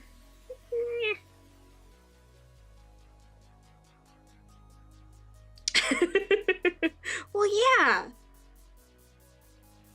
Look, the shit clumps together.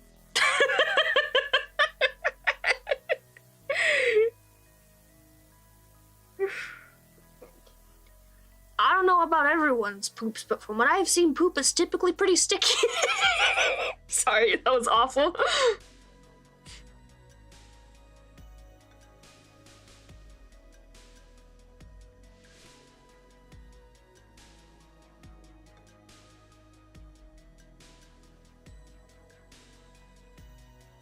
I think I'm gonna leave the color just because I like the detail.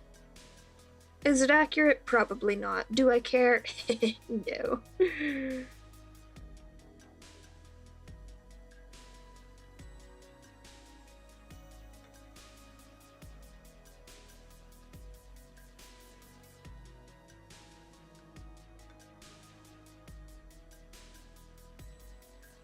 Oh no, I'm so sorry, Prith.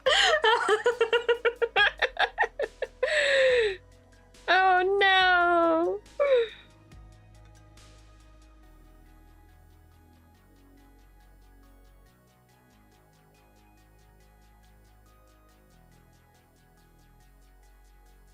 Hey, wait, do you guys want to see something horrifying?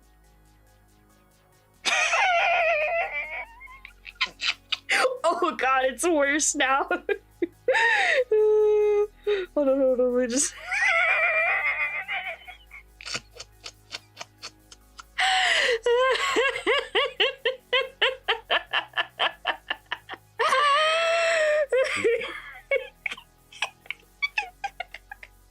I can't delete this sketch. It's horrible in the most wonderful of ways.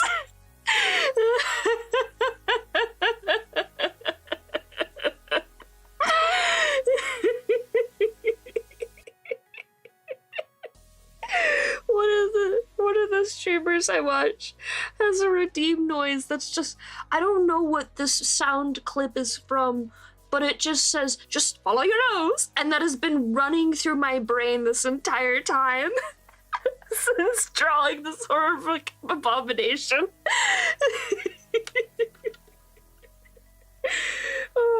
Okay, we're gonna put her away. I'm gonna put her away for now.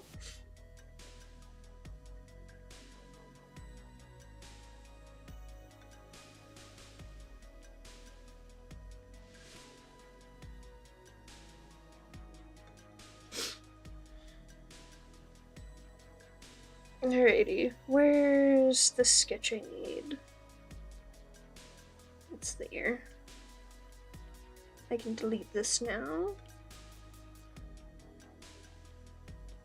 Can delete most of these actually.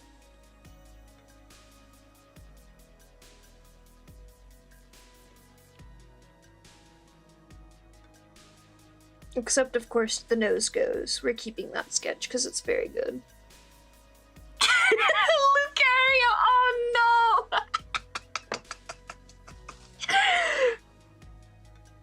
I said it earlier, but after I drew that nose, the first thing on my mind was the little bird girl from The Legend of Zelda Wind Waker.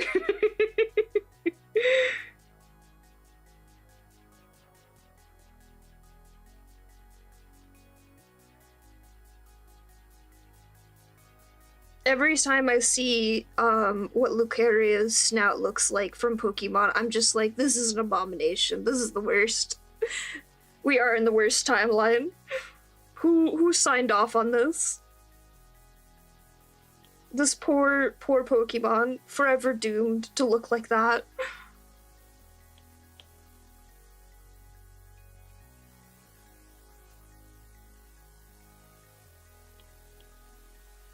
Why, hello? Yeah? Yeah? Oh, now you won't chirp at me? Oh, you got boogers. Give me your boogers. Thank you. Good job. Good girl.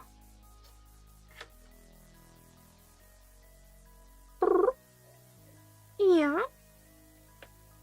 Brr. Will you chirp at me again? Brr.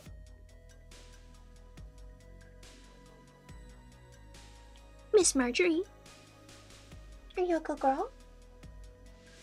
You got a hair in your eye now. How did you do that? You looked away for 1 second. Good job. Good girl. Good girl. Good job. Good girl. Good girl. Good job. Marjorie's such a sweetheart when it comes to things like grooming. It's always my biggest worry with a cat is like, oh god, are they going to take to things like grooming where it's like, it's not something cats usually get a lot of experience with. But she is like surprisingly docile when it comes to that sort of thing, even when she's upset, which worries me because it's just like, oh god, like I need you to actually like fight back if you're in pain. Like that's an important thing to know. But she has let me know if she's in pain, cause she's a good girl. But like, she'll just sit there and let me do her claws. No problems. I mean, a bit of problems cause she's a squirmy kitty, but like, I can count on one hand the times that she's been upset enough to try to like nibble me.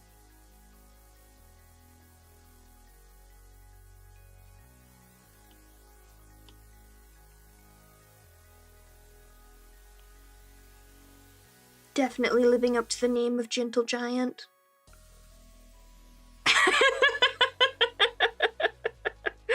I don't think that helps with sanitary shaves and claw management, unfortunately.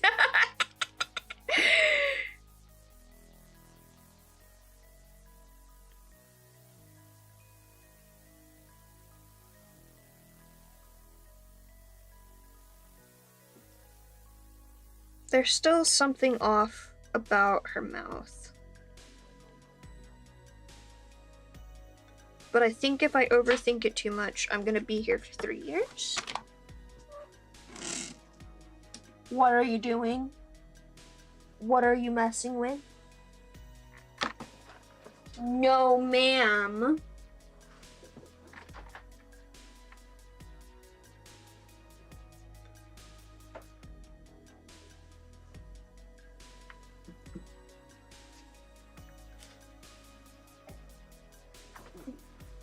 Apologies, my cat was trying to get into some nonsense.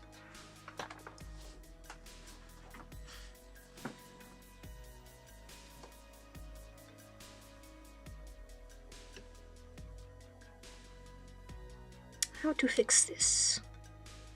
I think I'm going to try something.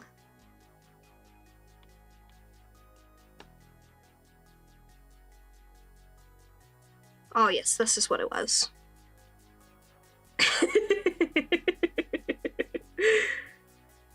You aren't wrong, but I am. I need to DM you later. I finally have figured out exactly what I want my legal name to be, and I'm gonna try to start the process of that soon. And I think you will cackle when you hear what I've decided my legal name. Because I was really attached to my middle initial and I wanted to keep it for no good reason other than I just liked it. And I have found the perfect compromise.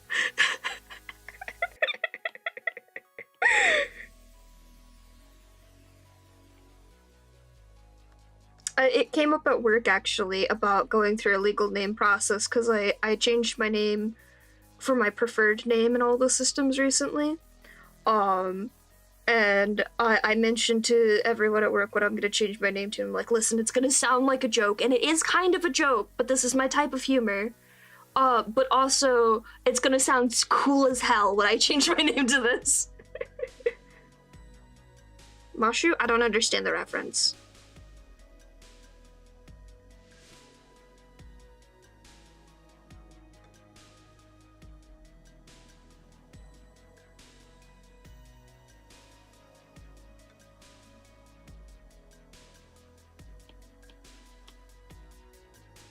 That is not the right layer.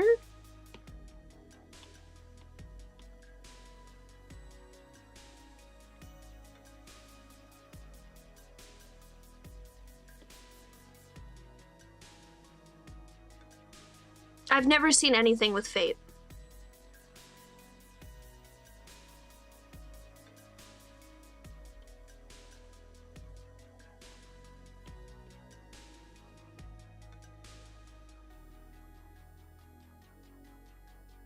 Are you the one that always tells me about the Merlin and Fate? Or is that somebody else who does it to annoy the shit out of me?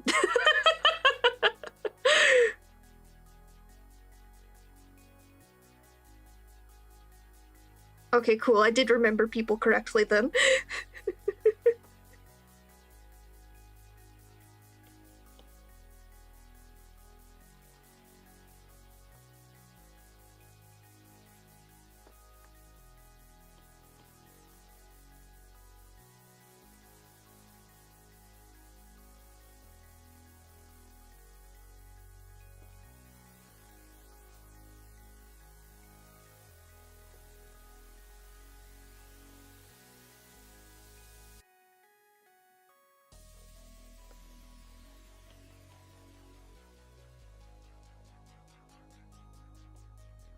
I sometimes get people mixed up in my head.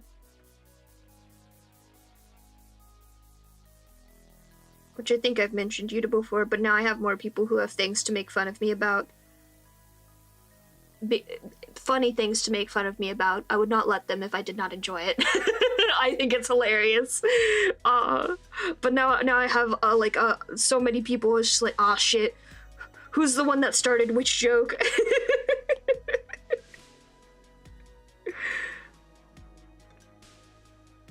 The latest is, a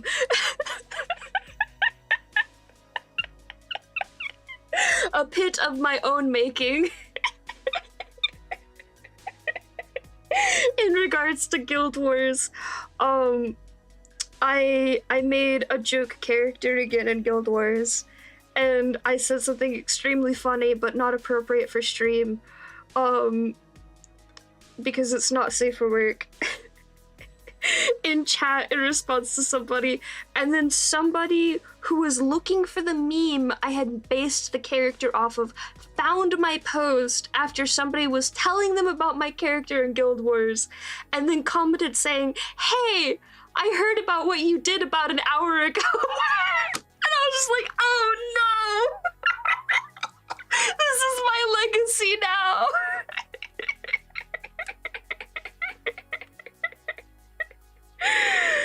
Oh, I love Guild Wars so much. The community is so funny.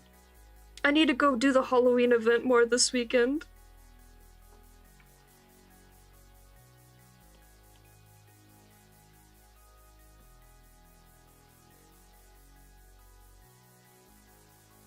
Alright, I think if I focus more on the line art after this, I'm gonna just start overthinking it. I'm just gonna leave it be and I'm gonna just start coloring. I need to send myself some references, so I'm gonna hide my iPad screen for a little bit.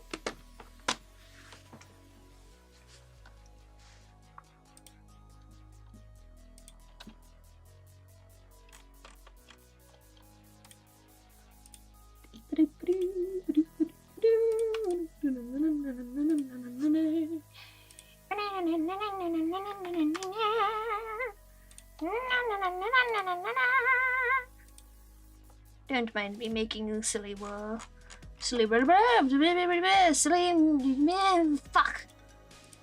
noises is the word I was trying to say. Yeah, I've heard there's a lot of wild lore while I'm here. Oh my gosh, this is so cute. The art that was posted in art gallery. Wait, why am I being pinked in here? Is it just, yeah, okay. Also, while I'm here, let me just... Like, tell me that would not be the funniest fucking middle name to have. Please tell me your opinion on my chosen name. Because I think it's funny as hell.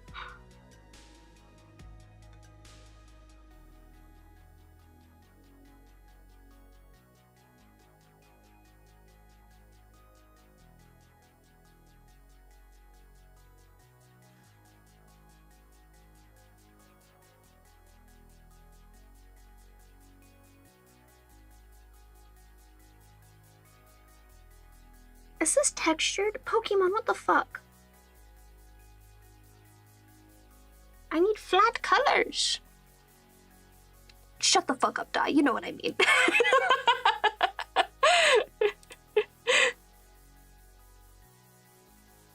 It was important to have the context of the other words there.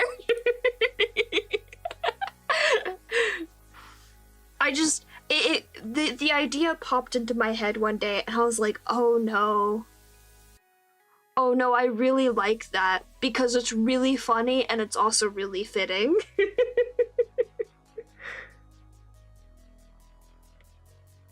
I was doomed the moment I had the thought.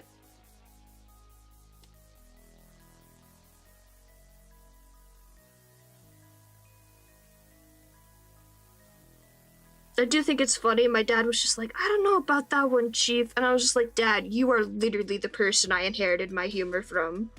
I don't know what you expected from me.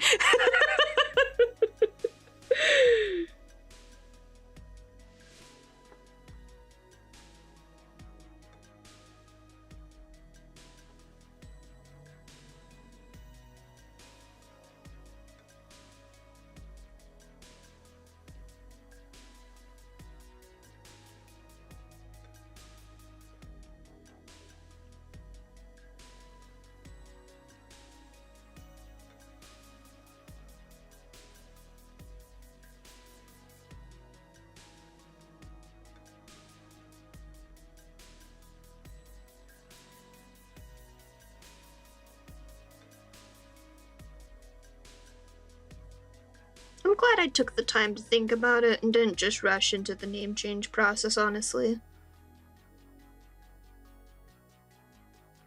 Like, it took me a very long time to settle on a first name that I wanted, and I hemmed and hawed back and forth, keeping my last name for the longest time. Oh my god, yeah. No, I didn't want to do that to myself. Just the one, thank you very much.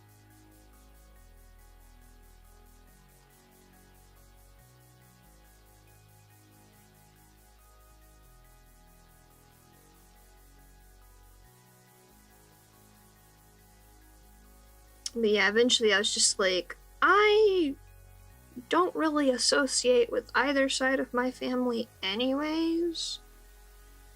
I would like to stop being associated with them as much as possible, honestly, other than my father and my sister. I don't care about anyone else really in my family, and they have not contacted me in years, really. So you know what? Fuck it. We're going full aesthetic on this one.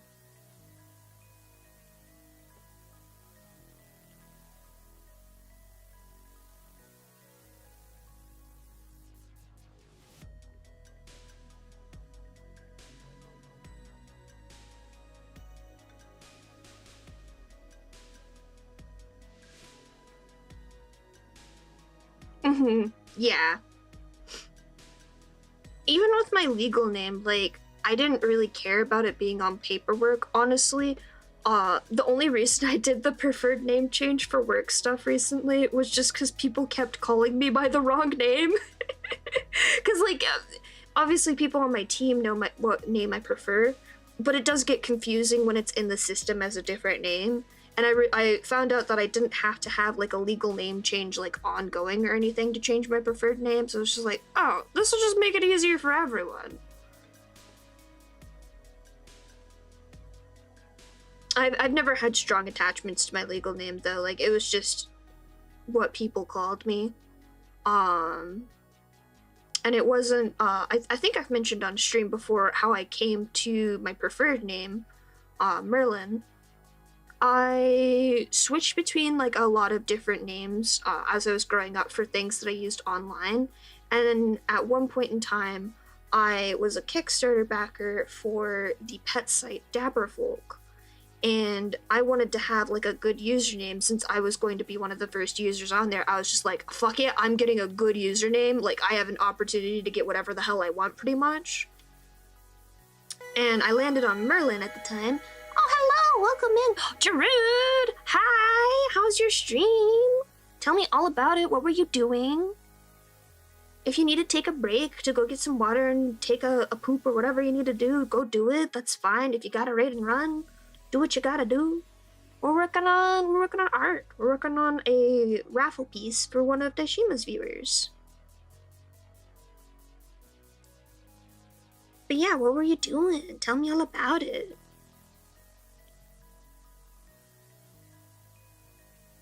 Let me shout you out because I think my mods are still busy with D&D at the moment.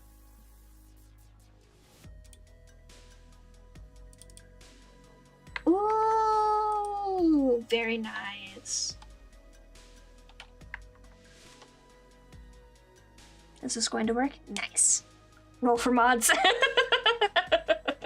I did roll for mods. I got a nat 20 and I got Kyra and Noodle. Was it just all the games or was it just like specific ones before Into the Pit?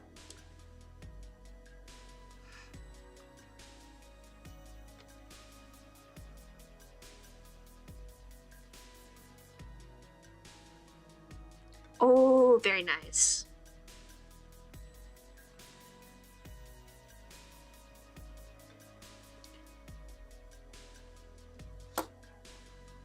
Yeah, me too, Die.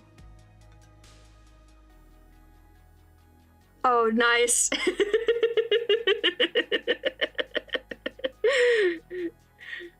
I hope the VR is fun. I kind of love the integration with the lore of Vanny with the VR stuff. Like, it does, I feel like it does give a degree of immersion when you're doing VR and then Vanny's just there in the background menacingly also doing VR in-game.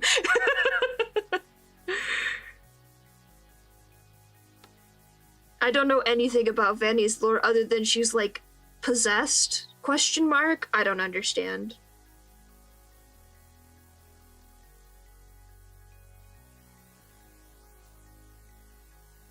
Which one is World? Is World one of the ones where it's like a management sim, or is that a different one?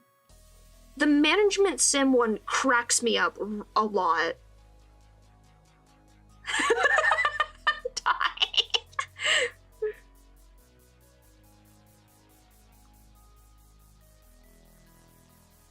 Like, there's something about the clunkiness of the UI for it that really just makes me cackle. But I think the thing that makes me laugh the most is during the mini games, if you fail the mini game, the like little teddy bear thing that's supposed to be the character that you're playing during the mini game just fucking immediately goes flat on the floor. Like, that's just that's my brand of humor right there.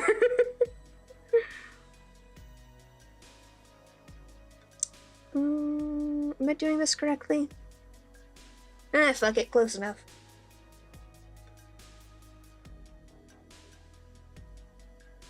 They really did not give me any background ideas for this.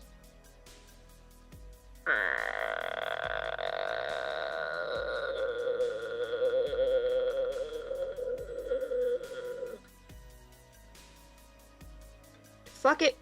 They're getting plants, I guess. A vague sense of forest in the background.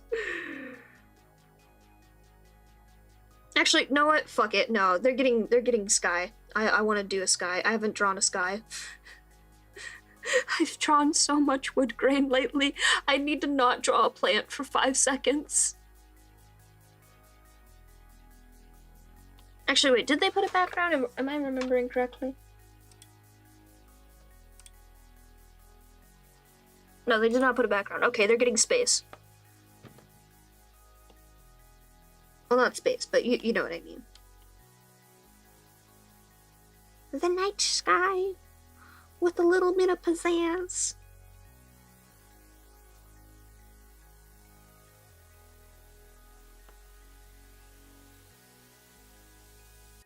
Actually, let me get the base colors in here so I can make sure to match that up with the background colors.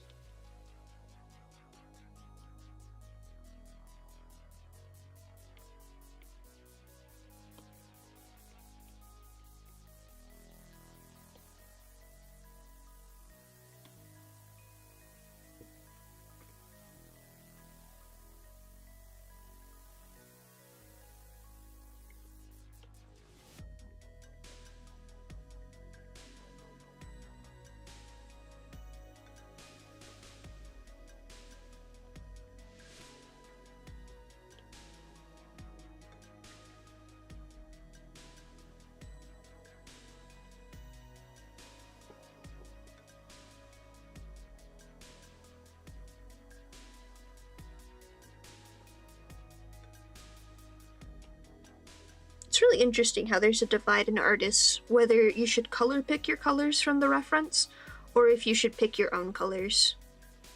I think it's very interesting. I'm the kind of person who will color pick my colors first, and then if I don't like one of them, I'll just change it after the fact. Which is probably the rudest way to go about it, but hey. I'm allowed to do what I want. It's my art.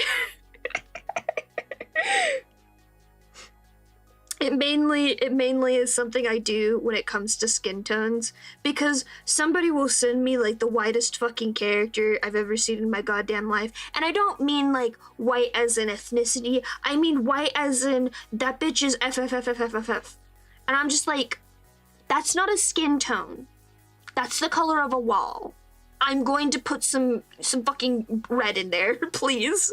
My god.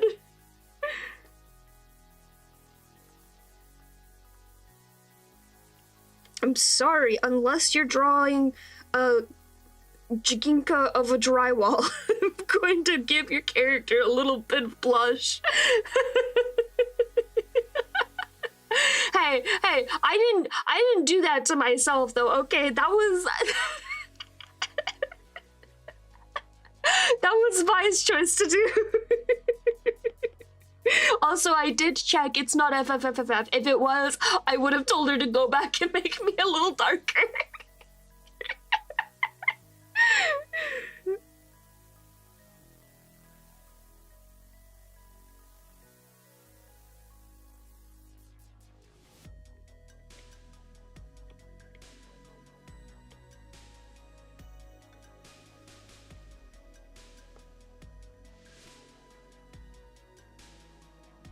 The other thing is just like with some of those times, it's one thing if it is like a stylistic choice of like, oh, I want the blush and like the areas where the face is a little bit darker to be more prominent, and that's why I do the thing that I do that way. Which like I'm also hoping you're doing something to make darker skin tones also stand out in a similar way if you're gonna be doing it like that. But I'm still gonna put some more color into that person's skin tone, even if that's your art style. Like, unless it's a very specifically, no, this person is supposed to look like drywall. Oh, that's really funny, Di.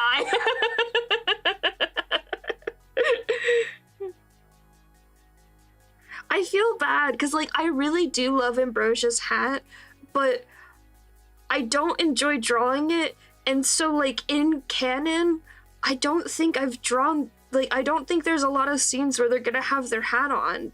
And I'm kind of bothered by this. I might need to change it, but I also don't want to draw the hat that often.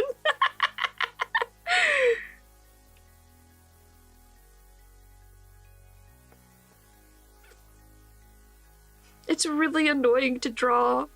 It's not the details on the hat. The details on the hat are actually very easy to draw. It's the shape of it that's really annoying. I don't know what it is with witch and wizard hats that makes them really annoying to draw, but they're always really annoying to me. I'm sorry, Noodle, this also goes for your hat. I try my best, but it fights me every time. Outsource the hat drawing! When the credits pop up, it's just animation, Ambrosia, hat animation, some other motherfucker. The hats are like visibly in a different art style than everything else. Like the fucking latest Apothecary Diaries opening with the box masks. It's a really shitty 3D render on top. The light source is in the opposite direction every time. Actually, speaking of 3D renders and animation, oh my gosh, so I'm rewatching Soul Eater right now. Number one, oh my god, I forgot how bad the like fan serviciness of it is in the first couple of episodes. But then I was like, this dies off really quickly, doesn't it? And then I was proven right that yes, it dies off pretty quickly and everything's fine. Like it's still there, but it's not like fucking atrocious like some of the shit is nowadays. But I was sitting there watching, and then like every scene with the Academy pops up, because the Academy is a 3D render, and I was like, my god, they like, people do not have any excuse for having shitty 3D renders in their animes, because fucking Soul Eater, look at how good they did it in this anime. It blends in perfectly. You can clearly tell that it is a 3D render still, and yet it does not interrupt the style of the animation in the slightest, that it is a 3D render. This is just me going off about how the animation in Soul Eater is so good again. I will not apologize. The first opening has my entire heart still because of that first scene with the going around the town. The stylization of that scene is so good. I'll never be over it. I forgot to draw the medal on the Mawile's chest. I'll do that later. It's fine. Everything's fine. Don't worry about it. This is fine.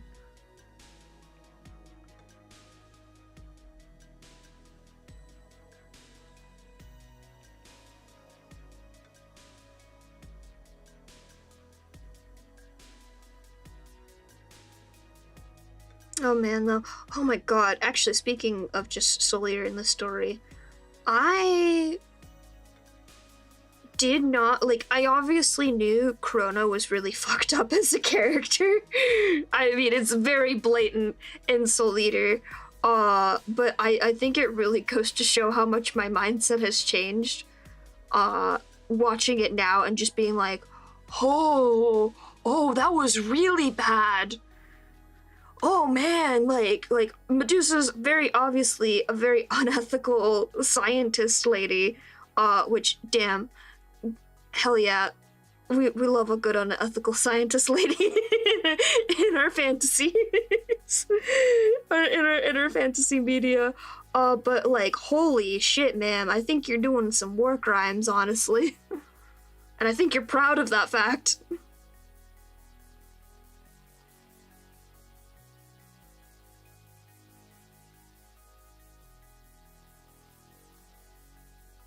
I did, unfortunately, forget how fucking obnoxious Maka's father is. And I keep skipping scenes with him. Because I'm just like, I don't want to look at this man anymore. I hate him.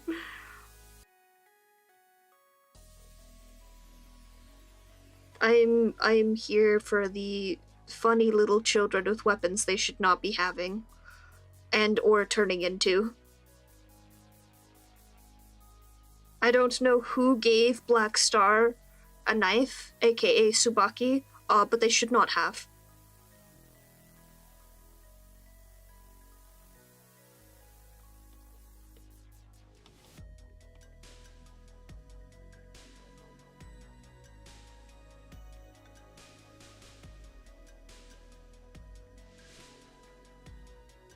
Where did I miss?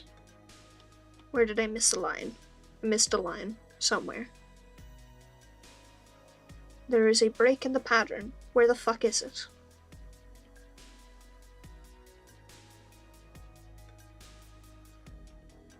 Where the fuck is it?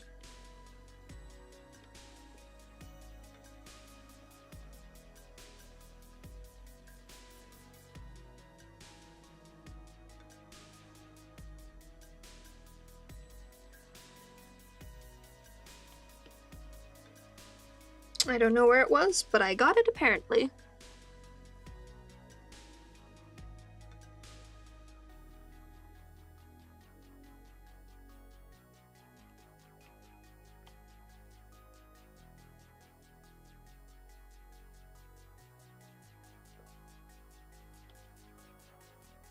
What was the other thing? Oh, actually, you know, speaking of the fan service insulator, I was also proven right that, like, I knew there was some pretty bad fan service in it.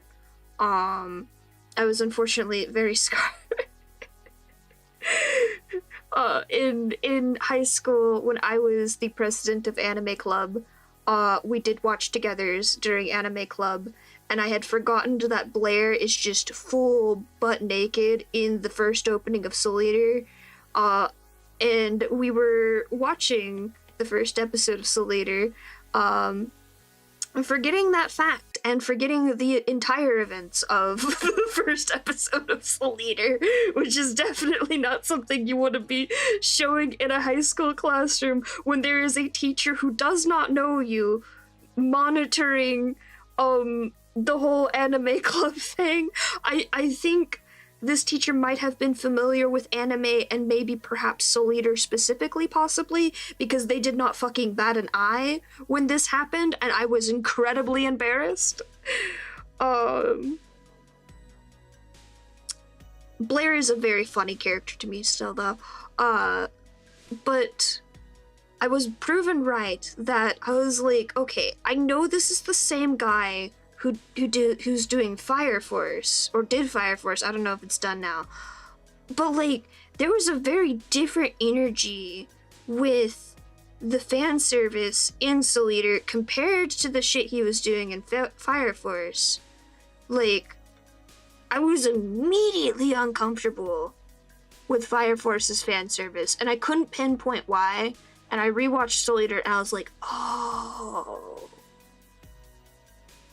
I don't know how to put it into words, but I understand now. Hello, welcome in. I'm rambling about random subjects while I work on this raffle art piece. Let me think about how to put it into words, because part of it was just like, there's a certain humor of all of the main characters in Soul Eater being teenagers and grappling with the fact that they are teenagers in a very high stress environment. So the humor of it kind of worked in that regards to me, I guess. Whereas in Fire Force, I believe they're all adults, or like very late teens. So they're past that point of that bullshit. But there's this other aspect of, like, there's that one character who, like, her whole thing is being sexualized, and it's really uncomfortable, like, holy shit, to a degree of just, like, Jesus fucking Christ, this is the same guy who wrote both of these things? I'm not sure how to put it. Like, it was a very different energy. It's the only way I can think to explain it at the moment.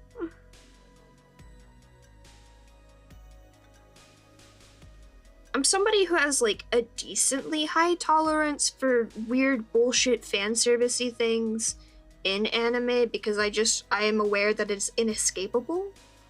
But I don't know, there's like certain vibes you get with fan service stuff where it's just like, oh no, I'm leaving immediately, no thank you.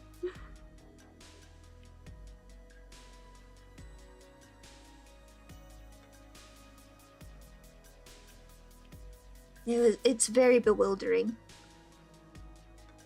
I guess it's been a while between Soul Eater and Fire Force, and maybe that's part of the reason why.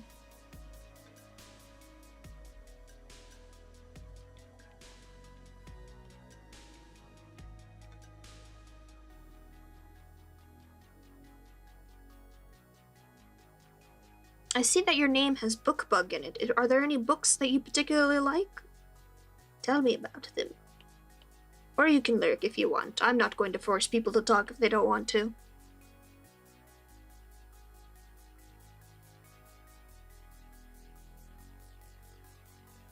I need to reread the Percy Jackson series. Someone was writing an incredible fanfic that I need to check if it's been updated.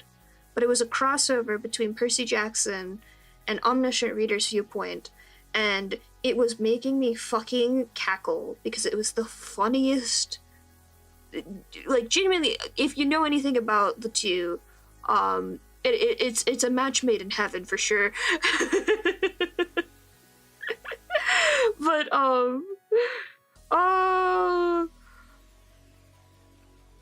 it's a delight. I need to go back and read it again.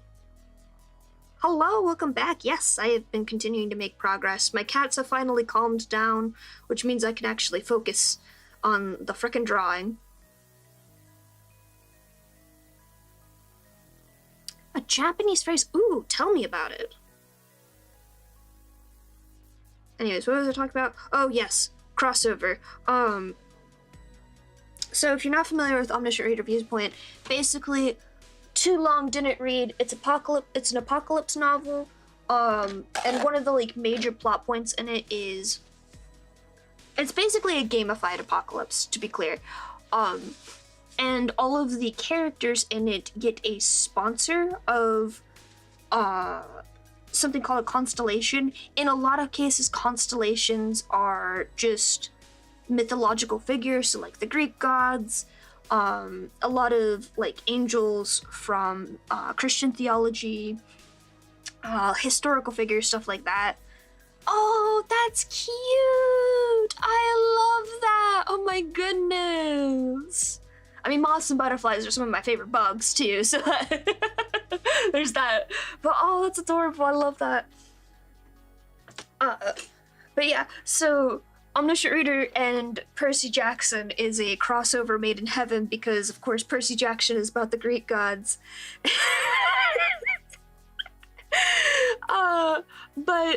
But the thing about constellations in Omniscient Reader is that they don't just willingly give out their like actual name at first. They hide behind epithets.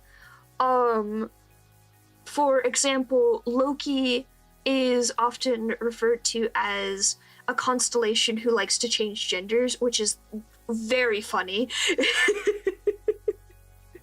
So when they get to the point where constellations are offering to sponsor them, Poseidon, of course, reaches out to Percy and is just like, oh my god, my son, I must sponsor you. And then Percy's just like, who the fuck is this guy? I don't know who this guy is. Sorry, I'm looking for my dad. And then just everyone fucking starts cackling. It's great. Perfect example of Percy Jackson humor.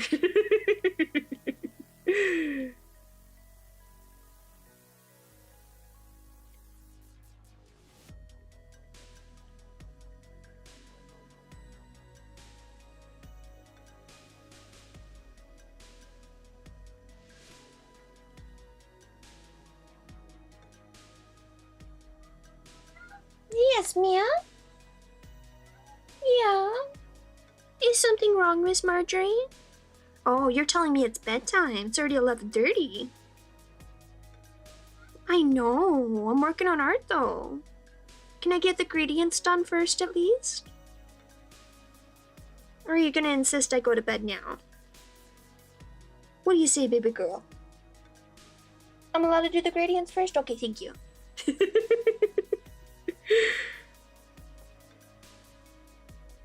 I think my cats were both asleep yesterday by the time it hit 3 a.m., which is why I completely forgot that I needed sleep.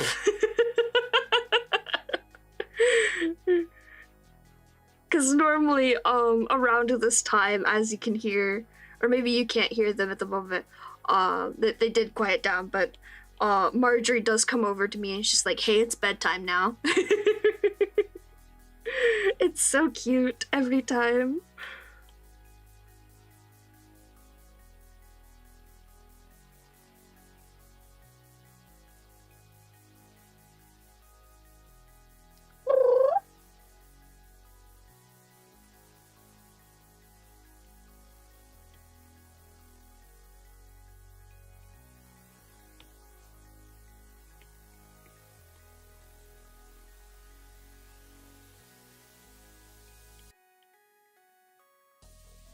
It is indeed. I didn't mean to stay up till 3 a.m. yesterday, it just happened.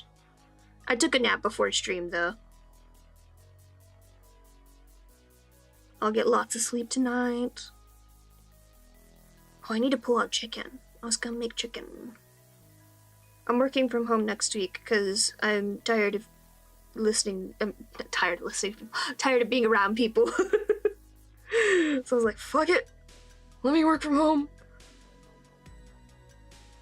And I'm challenging myself to make most of my meals myself because I've gotten into a terrible habit of not making my own meals or making like shitty things like just like the chicken patties you can get in a big bag. I want to make actual meals though. I made tacos yesterday and they were so good, and I need to get more taco mix. But I want to make more food.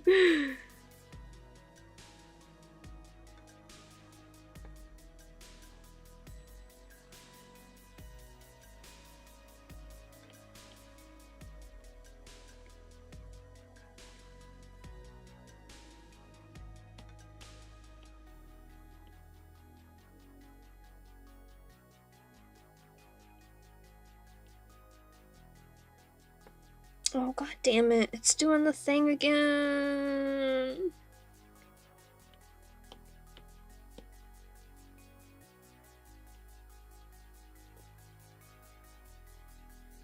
I hope they fix this bug.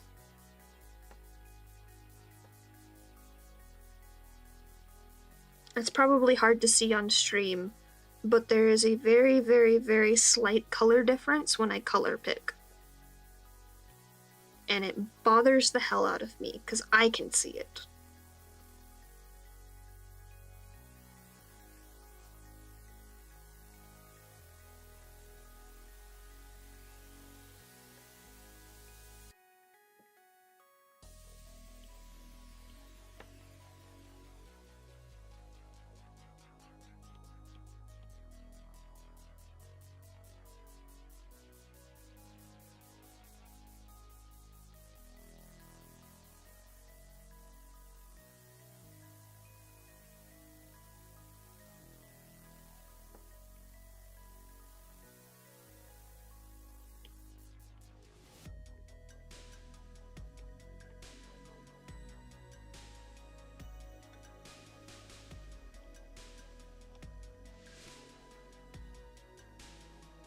Oh, fuck.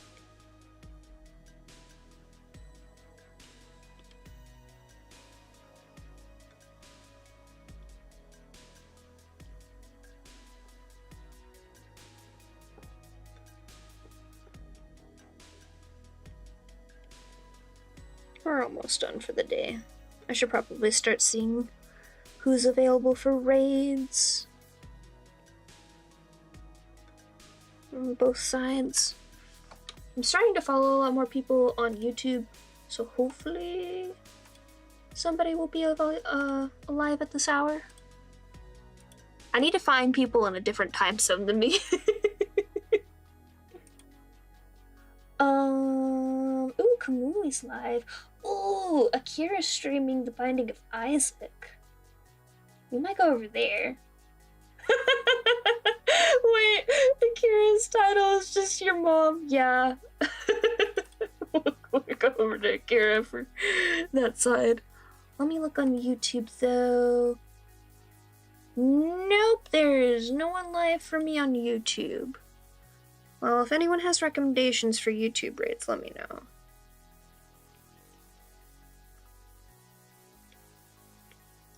Oh, it would help if I was on the correct layer for this. No wonder that wasn't changing.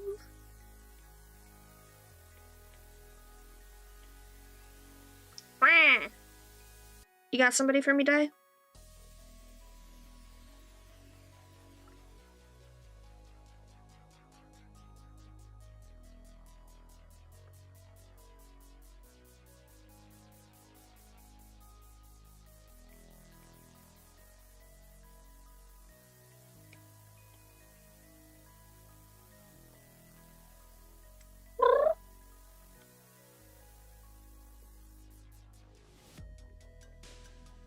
I think Marjorie just chirps randomly to, like, echolocate me. Because she knows if she chirps, I will chirp back at her. So she's just like, oh man, I don't know where Ambrosia is at the moment. Let me just chirp real quick. Have they moved? No? Okay.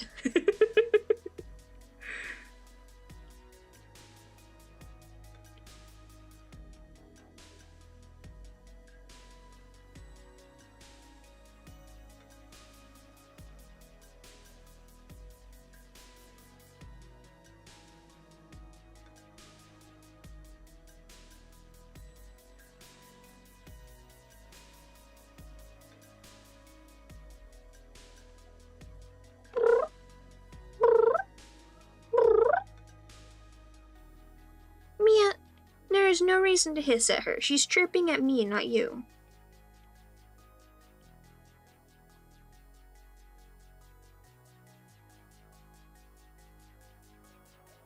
Yeah. Alrighty. I am all set up to do the actual shading and the background later. There's some cleanup to do here and there, but that's fine. I'm very pleased with this so far. It's turning out really good.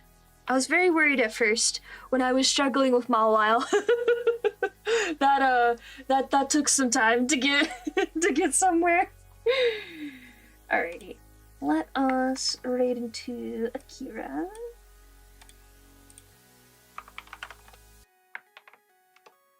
And let me get the raid message for those of us on the Twitch side. Sadly, because I don't have somebody to raid into on the YouTube side, I am just gonna end that after I start the Twitch raid. But I'll catch you guys another night. I will see you next Saturday. I think by then I should have Haryu's commission details. And I'm probably gonna finish this commission over this week, and I'll send it off to you, Dai. There's not too much left to do on it, thankfully. But I will continue the slow descent into madness that is the wood grain on Noodle's commission as well. I should send an update to Noodle. I've been sending her work in progresses every week or so. But yes, I shall catch you guys another time. Good night.